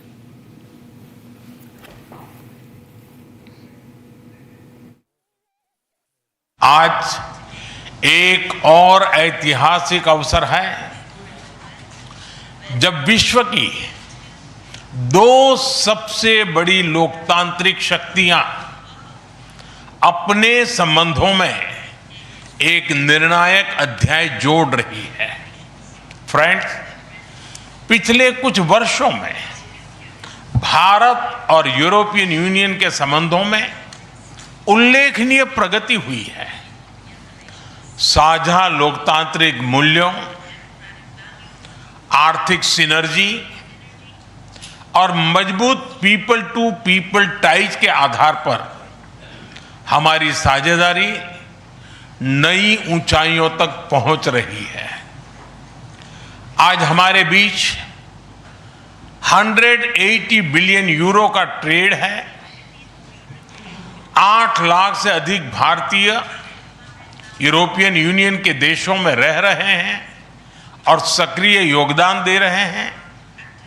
हमने strategic technology से लेकर clean energy, digital governance से लेकर development partnership, हर क्षेत्र में सहयोग के नए आयाम स्थापित किए हैं। सबसे बड़ा फ्री ट्रेड एग्रीमेंट संपन्न किया है। आज 27 तारीख है। ये सुखद संयोग है कि आज ही के दिन यूरोपियन यूनियन के 27 देशों के साथ भारत ये एफटीए कर रहा है। यह एक ऐतिहासिक समझौता हमारे किसानों, हमारे छोटे उद्योगों, इसके यूरोपियन मार्केट तक पहुंच आसान बनाएगा, मैन्युफैक्चरिंग में नए अवसर पैदा करेगा और हमारे सर्विसेज सेक्टर के बीच सहयोग को और प्रबल करेगा। इतना ही नहीं, यह एफटीए भारत और यूरोपियन यूनियन के बीच इन्वेस्टमेंट को बूस्ट करेगा, नई इनोवेशन पार्टनरशिप बनाएगा और वैश्विक स्तर पर सप्लाई चेन को मजबूत करेगा। यानी यह सिर्फ ट्रेड एग्रीमेंट नहीं है, यह साझा समृद्धि का नया ब्लूप्रिंट है। फ्रेंड्स, इस महत्वाकांक्षी एफटीए के साथ साथ हम मोबिलिटी के लिए भी एक नया फ्रेमवर्क बना रहे हैं। इससे भारत के स्टूडेंट्स, वर्कर्स और प्रोफेशनल्स के लिए यूरोपियन यूनियन में नए अवसर खुलेंगे। साइंस एंड टेक्नोलॉजी में हमारा लंबे समय से एक व्यापक सहयोग रहा है। आज हमने इन महत्वपूर्ण लिंकेजेस को भी और मजबूत करने का निर्णय लिया है। भारत और यूरोपियन यूनियन का सहयोग एक पार्टनरशिप फॉर ग्लोबल गुड है। हम इंडो पैसिफिक से लेकर कैरेबियन तक ट्राइलेटरल प्रोजेक्ट को विस्तार देंगे। इससे सस्टेनेबल एग्रीकल्चर, क्लीन एनर्जी और विमेन एम्पावरमेंट को ठोस समर्थन मिलेगा। हम साथ मिलकर आईमैक कॉरिडोर को ग्लोबल ट्रेड और सस्टेनेबल डेवलपमेंट की एक प्रमुख कड़ी के रूप में स्थापित करेंगे। And let me start with trade. Prime Minister, distinguished friend, we did it. We delivered the mother of all deals. We are creating a market of 2 billion people. And this is the tale of two giants, the world's second and fourth largest economies. Two giants who choose partnership in a true win-win fashion. A strong message that cooperation is the best answer to global challenges. This trade will integrate further our supply chain and strengthen our joint manufacturing power. It will cut up to 4 billion euros in annual tariffs for exporters of all sizes. And it will create good jobs for millions of workers here in India and in Europe. Europe and India have chosen to be reliable partners to one another, and this is how we demonstrate the trust we share. Prime Minister Modi, distinguished friend, I want to turn to innovation, because here too we share core values. The freedom of research and science is paramount for us. Europe and India will always choose science. We will always choose progress, the way forward. We will always choose technology at the service of our people. It's part of who we are. And our cooperation on human-centric, trustworthy artificial intelligence is one of the best examples. So today I'm glad to announce that we are working on India's association with Horizon Europe. Backed by funding firepower of 100 billion euros, Horizon is the world's largest public research program. And I can't wait for our best talents to get to work to advance health, clean energy, frontier technologies, just to name some. We will set up EU-India innovation hubs. This will help researchers and startups to collaborate on next-generation technology. And we are also launching the EU-India Startup Partnership to boost co-creation and high-potential ventures. Finally, Prime Minister dear Narendra, we both know our greatest wealth are our people. That is why I'm so glad that we are signing an agreement on mobility. We will facilitate the movement of students, researchers, seasonal and highly skilled workers. And this is also why we are launching the first EU Legal Gateway Office in India.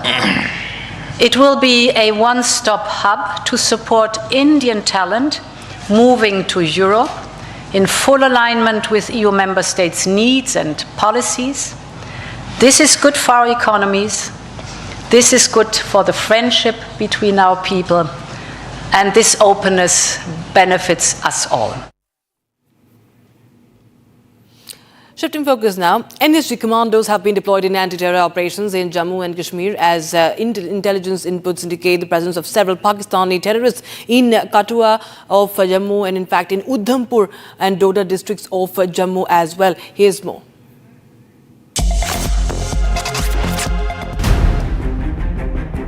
Around 200 NSG commandos have been deployed across Jammu and Kashmir. NSG teams will enhance urban warfare skills of Special Operations Group personnel. NSG and SOG units will jointly conduct swift and coordinated operations against terrorists. It's 2026 and the Black Cat commandos are all set to hit the counter-terror operations in Jammu and Kashmir. The special deployment of NSG has taken place to ensure that the operations that take place in the hinterland, these operations are carried out in a sophisticated manners without any collateral damage. And right now we are with the team of these Black Cat commandos and the Special Operations Group in Jammu and Kashmir. They will be operating jointly in the future counter-terror operations that will take place. And why the Black Cats, the National Security Guard, are important? The reason being their perfection when it comes to the urban warfare, especially in the areas where the hostage-like situation or highly built-up areas. And here you will see that these are the commandos equipped with the sophisticated weapons that have been deployed here in Jammu and Kashmir. These are the teams that will be carrying out the operations all across Jammu and Kashmir, and these roughly 200 men will be responsible for all the counter-terror operations that will take place. And not those men also, but also these K9 squad heroes, they will also be part of. Those are the ones who can detect the explosive. This one is actually trained for the attacks. Intelligence inputs indicate presence of several Pakistani terrorists in Kathua, Udhampur and Doda districts. Large-scale operations are launched to neutralize them. NSG commandos equipped with the state-of-the-art weapons, training SOG teams in modern tactics to dismantle the terror network completely. Let's take a quick check of the news that is coming in from across the country. This is Bharat in a minute.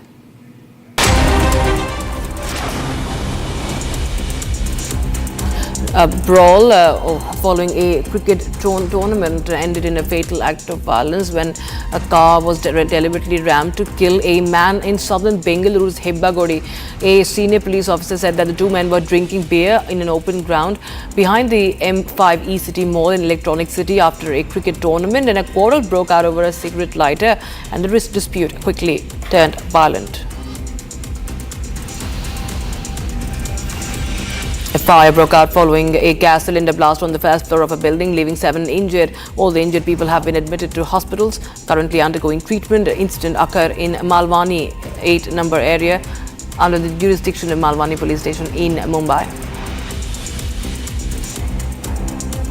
A tragic road accident on the Jammu-Srinagar National Highway in Udhampur district of Jammu and Kashmir claimed 2 lives and left several passengers injured on the 27th of January when a bus travelling from Doda to Jammu struck to 2 labourers working on the roadside, and they died on the spot.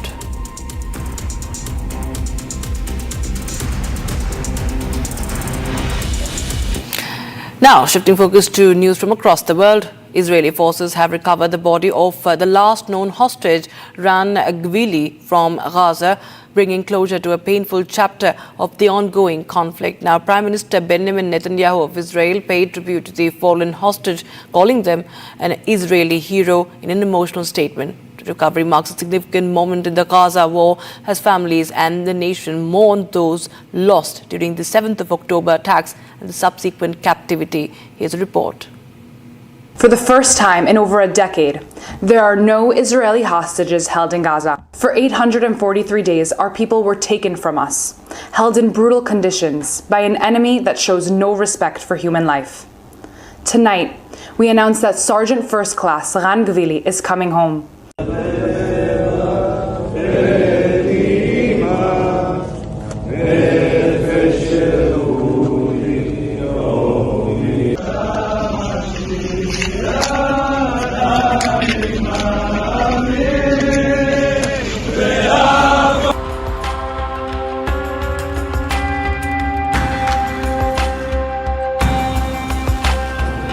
The Israeli military announced that it has recovered the remains of the final deceased hostage in Gaza, marking the first time since 2014 that there are no Israeli hostages in the enclave. Today, a painful chapter comes to an end.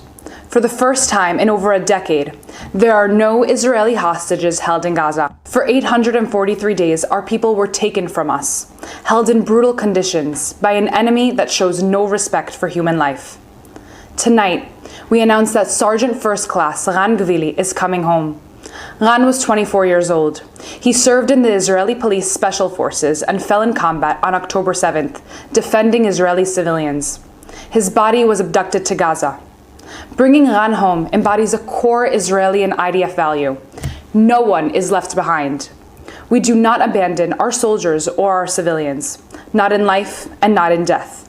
To Ran, an entire nation awaited you. To Ran's family, we will continue to stand by you during this difficult hour. Over the past 2.5 years, our soldiers fought bravely for this exact moment. We will remember who our enemy is, and we will remember who we are. We choose life. We defend life. Ran is coming home, and the state of Israel looks forward, together.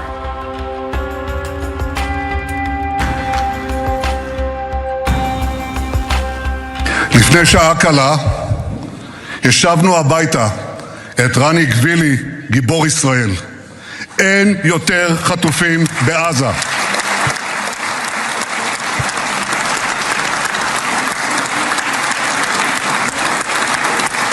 אין יותר חטופים בעזה.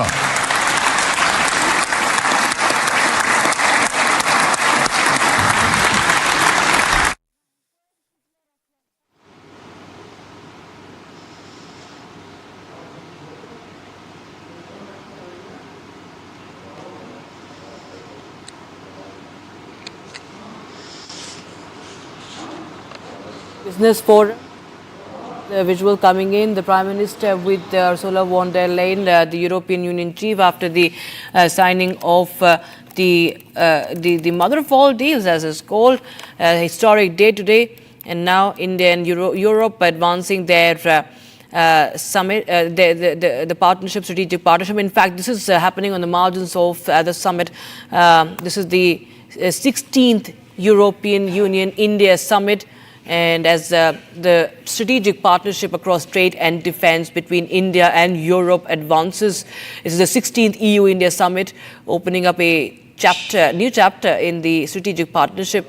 And after the successful conclusion of the EU and India strategic FTA deal, the free trade agreement, FTA, and the launch of European Union India security and defense partnership, that carries the potential and determination of both the partners to shape one of the defining partnerships of the 21st century.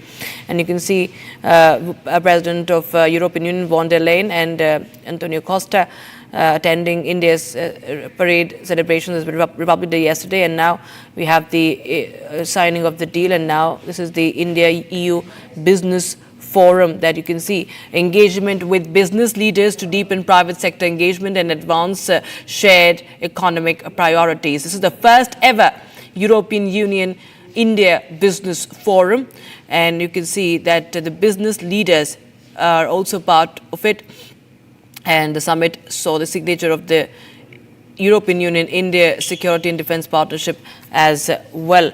So you have those visuals coming in from the national capital, live visuals coming in from New Delhi. And in fact, this is the update we have right now. India and European Union, have today signed a historic deal, the FTA, and US, of course, is angry.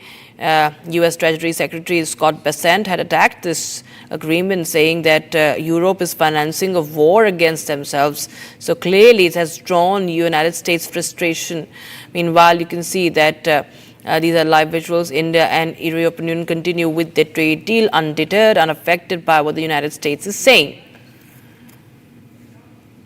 We slip into a very, very short break, viewers, but on the other side, we continue to get you details of the historic deal, the trade deal that has been signed between Europe and India.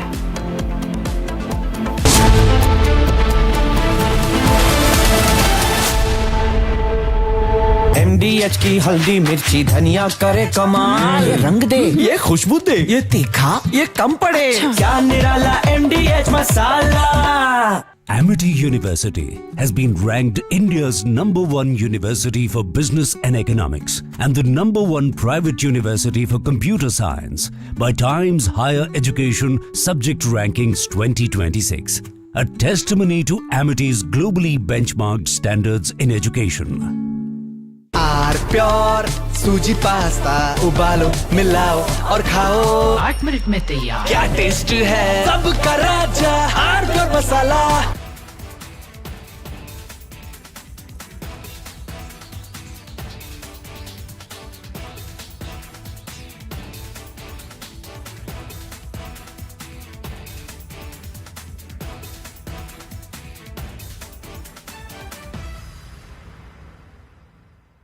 Secret recipe MDH का जीरा sip जल जीरा मसाला। Sip sip जीरा sip MDH का जल जीरा sip MDH का जल जीरा SIP.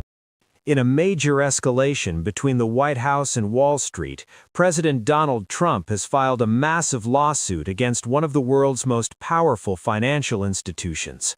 The president is suing J.P. Morgan Chase and its CEO, Jamie Dimon, seeking at least $5 billion in damages. No, I haven't stopped it. No, he debanked me. So we'll see if that beeps anything, but I think it should. You shouldn't be debanking. Get debanked if you don't have money or if you fall to have this great company, and all of a sudden I was told, no, you can't do that. It's so wrong. It's so wrong. I don't know what their excuse would be. Maybe their excuse would be the regulators. I don't know. But regardless, I guess it's a good lawsuit because every pundit has come out and said Trump has a great lawsuit here. You're not allowed to do what they did. Jamie Dimon, what he did, he's not allowed to do that. The lawsuit, filed on Thursday, January 22nd in Miami-Dade County State Court, centers on a controversial practice known as debanking. The president alleges that the bank has systematically denied services to him and his associated businesses, not because of financial risk, but due to political bias. This isn't just a dispute over a checking account. This is a high-stakes legal battle that accuses the largest bank in the United States of trade libel. As the free trade deal is signed, on the margins, India-Europe also hold the first ever business forum together, engaging with business leaders to deepen private sector engagement and advance shared economic priorities. थोड़े में ज्यादा स्वाद ये तो है इसकी खास बात। वाओ मामा क्या स्वाद है? अरे मेरे राजा सबका राजा आर प्योर मसाला। केसरिया से मन जोगी हुआ रे दिल झूमे देखो मतवारा हुआ रे केसरिया से मन जोगी हुआ। हर पल मनाओ केसरी त्योहार। विमल बोलो जुबान Kesari.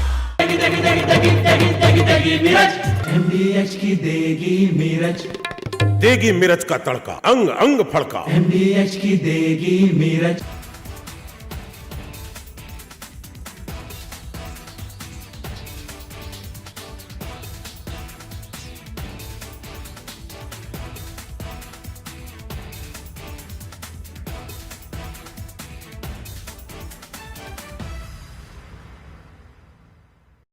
In a major escalation between the White House and Wall Street, President Donald Trump has filed a massive lawsuit against one of the world's most powerful financial institutions. The president is suing J.P. Morgan Chase and its CEO, Jamie Dimon, seeking at least $5 billion in damages. No, I haven't stopped it. No, he debanked me. So we'll see if that beeps anything, but I think it should. You shouldn't be debanking. Get debanked if you don't have money or if you fall to have this great company, and all of a sudden I was told, no, you can't do that. It's so wrong. It's so wrong. I don't know what their excuse would be. Maybe their excuse would be the regulators. I don't know. But regardless, I guess it's a good lawsuit because every pundit has come out and said Trump has a great lawsuit here. You're not allowed to do what they did. Jamie Dimon, what he did, he's not allowed to do that. The lawsuit, filed on Thursday, January 22nd in Miami-Dade County State Court, centers on a controversial practice known as debanking. The president alleges that the bank has systematically denied services to him and his associated businesses, not because of financial risk, but due to political bias. This isn't just a dispute over a checking account. This is a high-stakes legal battle that accuses the largest bank in the United States of trade libel, bad faith, and violating state consumer protection laws. The core of the complaint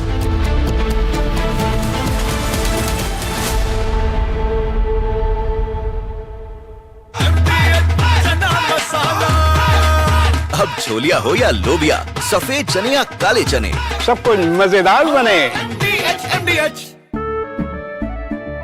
केसरिया से मन जोगी हुआ रे, दिल झूमे देखो मतवारा हुआ रे। केसरिया से मन जोगी हुआ। हर पल मनाओ केसरी त्योहार। विमल, बोलो जुबान Kesari.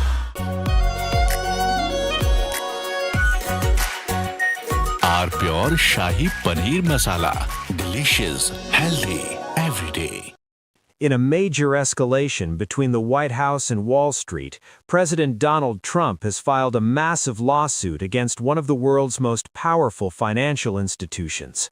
The president is suing J.P. Morgan Chase and its CEO, Jamie Dimon, seeking at least $5 billion in damages. Thank you, no, I haven't stopped it. No, he debanked to me. So we'll see if that beats anything, but I think it should. You shouldn't be debanking. Get debanked if you don't have money or if you fall to have this great company, and all of a sudden I was told, no, you can't do that. It's so wrong. It's so wrong. I don't know what their excuse would be. Maybe their excuse would be the regulators. I don't know. But regardless, I guess it's a good lawsuit because every pundit has come out and said Trump has a great lawsuit here. You're not allowed to do what they did. Jamie Dimon, what he did, he's not allowed to do that. The lawsuit, filed on Thursday, January 22nd in Miami-Dade County State Court, centers on a controversial practice known as debanking. The president alleges that the bank has systematically denied services to him and his associated businesses, not because of financial risk, but due to political bias. This isn't just a dispute over a checking account. This is a high-stakes legal battle that accuses the largest bank in the United States of trade libel, bad faith, and violating state consumer protection laws. The core of the complaint is that J.P. Morgan Chase violated Florida's deceptive trade practices law. The legal team for the president argues that Florida law explicitly prohibits financial institutions from terminating accounts or denying services based on a person's political opinions, speech, or affiliations. According to the complaint reviewed by Bloomberg, Trump's lawyers state that, quote, debanking is a matter of public interest and significant importance to all consumers and businesses in the United States of America.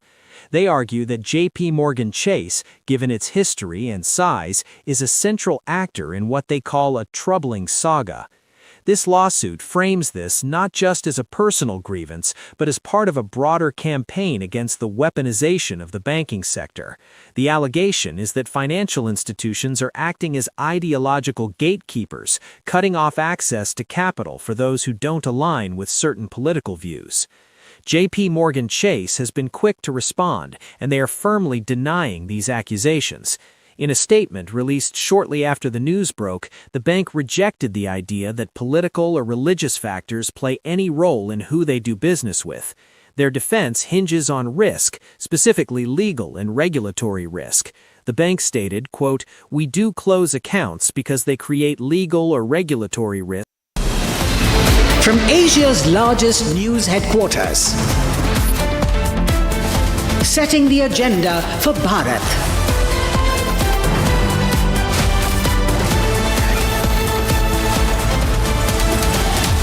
You're watching Republic.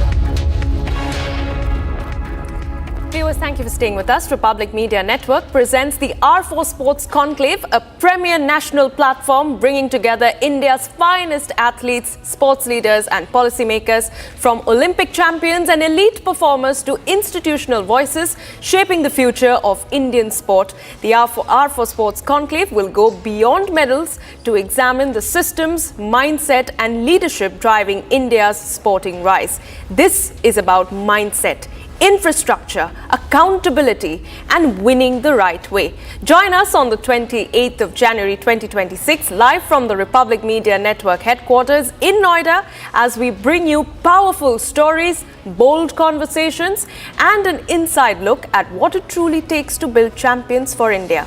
This is the R4 Sports Conclave, shaping the future of Indian sports. Let's now take a look at the headlines. आज भारत ने अपने इतिहास का अब तक का सबसे बड़ा फ्री ट्रेड एग्रीमेंट संपन्न किया है. Mother of all trade deals signed, tariffs on European cars, medical items, wines to be cut. We did it. We delivered the mother of all deals. When India succeeds, the world is more stable, more prosperous, and more secure. And we all benefit.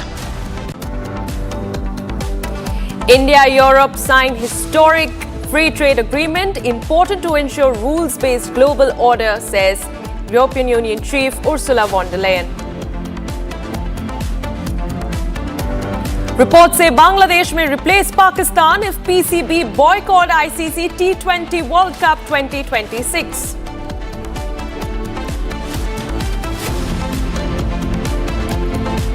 ये ऐसे लोगों को identify करता है जो उसके हिसाब से पैगंबर के विरुद्ध कुछ बोलते हैं, वेपन भी कलेक्ट कर रहा है, इनको मर्डर करने का ये प्लान बनाता रहता है. खास करके मुफ्ती मसूद अजहर और रऊफ असगर को काफी ज्यादा फॉलो करता है ये. Major terror module busted in Gujarat. ATS says terror suspect was highly radicalized. Clashes erupt across two districts in Bihar after violence and stone pelting is reported during Saraswati Idol immersion.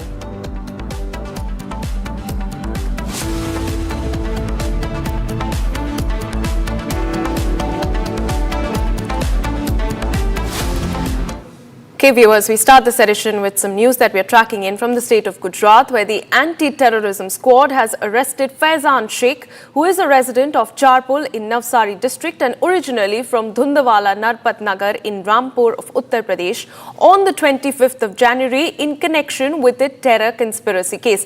Now, as per official details that we have understood so far, Faizan Sheikh had become radicalized by the ideologies of Pakistan-based terror groups Jaish-e-Mohammed and Al-Qaeda, leading him to illegally procure a weapon and ammunition with the intent to carry out targeted killings of selected individuals to instill terror and fear among the public. Now, this arrest marks a significant preventive action by the Gujarat ATS to thwart potential terror activities amid an ongoing nationwide effort to counter radicalization, cross-border terror influences. Investigations are continuing to uncover any broader network or accomplices linked to this entire conspiracy.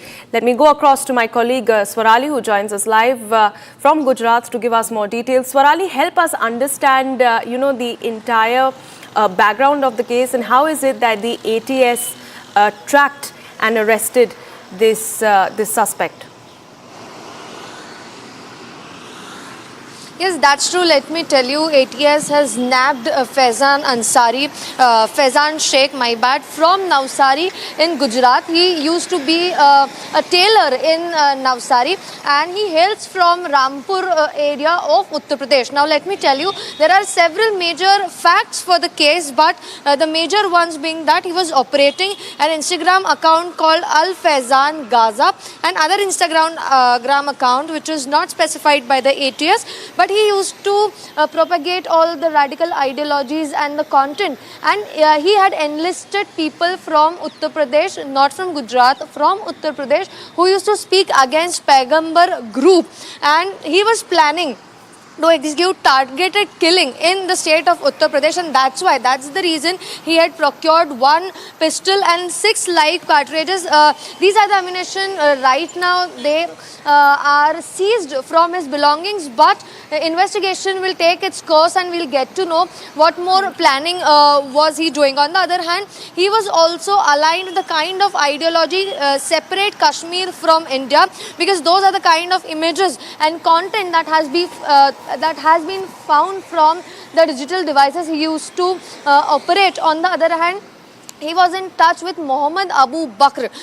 So right now, yet his phone is supposed to be analyzed and technical team will fetch more details. But right now the investigation establishes that he was in touch with this person. On the other hand, he was highly radicalized since last 2 to 3 years with the ideologies of Pakistan-based terrorist outfits, Al-Qaeda, also Jaish-e-Mohammed. He was not exactly aligned with any specific handler from the foreign forces, but he was trying to create a link with such forces, and he was willing to work and execute terrorist attacks for such groups. That's what has come out from the investigation and questioning that has yet taken place. 12 days of remand is given, but a major point over here is that this is a case of lone wolf category, wherein he himself was highly radicalized and was planning targeted killing based on the opinions of people he did not agree with. Back to you. Right. All right, Swarali, thank you for giving us those details and putting this into perspective as to how, these groups use the digital medium to sort of spread their radicalization network. Keep a close watch on that, viewers. Meanwhile, before we move on, let's take a look at the detailed statement that was earlier issued by the Gujarat ATS. Gujarat ATS continuously Bharat के किसी भी हिस्से में अगर कोई terror activity करने का प्रयास करता है तो उसको पकड़ने के प्रयास करती रहती है। इसी सिलसिले में गुजरात एटीएस के डीवाईएसपी श्री हर्ष उपाध्याय को एक इन्फॉर्मेशन मिली कि एक फैजान नाम का बंदा है जो मूल रामपुर यूपी का रहने वाला है और अभी लगभग 3-4 साल से नवसारी में रह रहा है। वो दर्जी के व्यवसाय में शामिल है। ये जो बंदा है ये ऐसे लोगों को आइडेंटिफाई करता है जो उसके हिसाब से पैगंबर के विरुद्ध कुछ बोलते हैं। इन लोगों की इन्फॉर्मेशन कलेक्ट करके बहुत सारे ग्रुप्स में भेजता है, वेपन भी कलेक्ट कर रहा है, इनको मर्डर करने का ये प्लान बनाता रहता है। साथ ही साथ जैश मोहम्मद और अलकायदा के बहुत सारे चैनल से जुड़ा हुआ है, खास करके मुफ्ती मसूद अजहर और रऊफ असगर को काफ़ी ज़्यादा फॉलो करता है। ये उनके कहने पे अगर उस ऑर्गेनाइजेशन की तरफ से इसे इंस्ट्रक्शन मिले तो एक विशाल जो जिहाद की परिकल्पना है इसमें जुड़ करके कश्मीर में जो जिहाद है उसमें भी जुड़ने की इच्छा रखता है। इस इन्फॉर्मेशन को जब शेयर किया गया तो टेक्निकल टीम में वायरलेस सब इंस्पेक्टर निकुंज जोशी और डीवी रबारी को दिया गया। एनालिसिस करने में पता चला कि ये अल फैजान गाजा नाम से एक आईडी है जो चला रहा है। इसके अंदर प्राइमा फेसी हमें बहुत सारा ऐसा कंटेंट मिला जो कि रेडिकल है, टेरर एक्टिविटीज़ को अंजाम देने के लिए जो इसने टारगेट्स आइडेंटिफाई किए गए हैं उस तरह के लोगों के इसमें नाम वगैरह डाल रखे हैं, फोटोग्राफ शेयर किए हुए हैं, प्लानिंग शेयर की गई है, वीडियोस शेयर किए गए हैं। एक डिटेल टीम बनाई गई जिसमें Nikhil Brahmbhatt, CH Panara, KB Desai, AP Parmar, PB Desai, VR Jadeja, Manal Shah team को रखा गया। नवसारी SOG और नवसारी जिला पुलिस भी इसमें साथ में ऑपरेशन में जुड़ाई। ये जो फैजान है ये नवसारी में आइडेंटिफाई हुआ, इसे डिटेन किया गया। इसके पास से कुछ शंकास्पद वस्तुएं बरामद की गई। इसमें सबसे इम्पोर्टेंट एक वेपन जो कि ऑटोमेटिक जैसा जिगाना पिस्टल है और इसके साथ 6 राउंड मिले हैं। इसके साथ ही कुछ कपड़े, कुछ लिटरेचर भी मिले हैं। साथ में जब इसके फ़ोन का एनालिसिस किया गया तो देखा गया कि ये विभिन्न टेलीग्राम चैनल से जुड़ा हुआ है। अल फैजान गाजा के अलावा एक दूसरी इंस्टा आईडी भी चला रहा है। इस इंस्टा आईडी पे ये बहुत सारा जो रेडिकल कंटेंट है उसका प्रचार प्रसार कर रहा है। अलकायदा जैश मोहम्मद की जो रेडिकल कंटेंट है वो लोगों को सर्कुलेट कर रहा है, प्रोपोगेट कर रहा है। साथ ही जो भी लोग पैगंबर के विरुद्ध कुछ बोलते हैं उनको मारने की जो इसकी इच्छा है उसके तहत ये वेपन प्रोक्योर कर रहा है। साथ साथ उन लोगों के नाम, उनकी फ़ोटोग्राफ्स वगैरह कलेक्ट करके दूसरे ग्रुप्स में भी ये शेयर करता है। सर ये गुजरात कब आया और क्यों आया और अभी तक क्या ये लिस्ट में कोई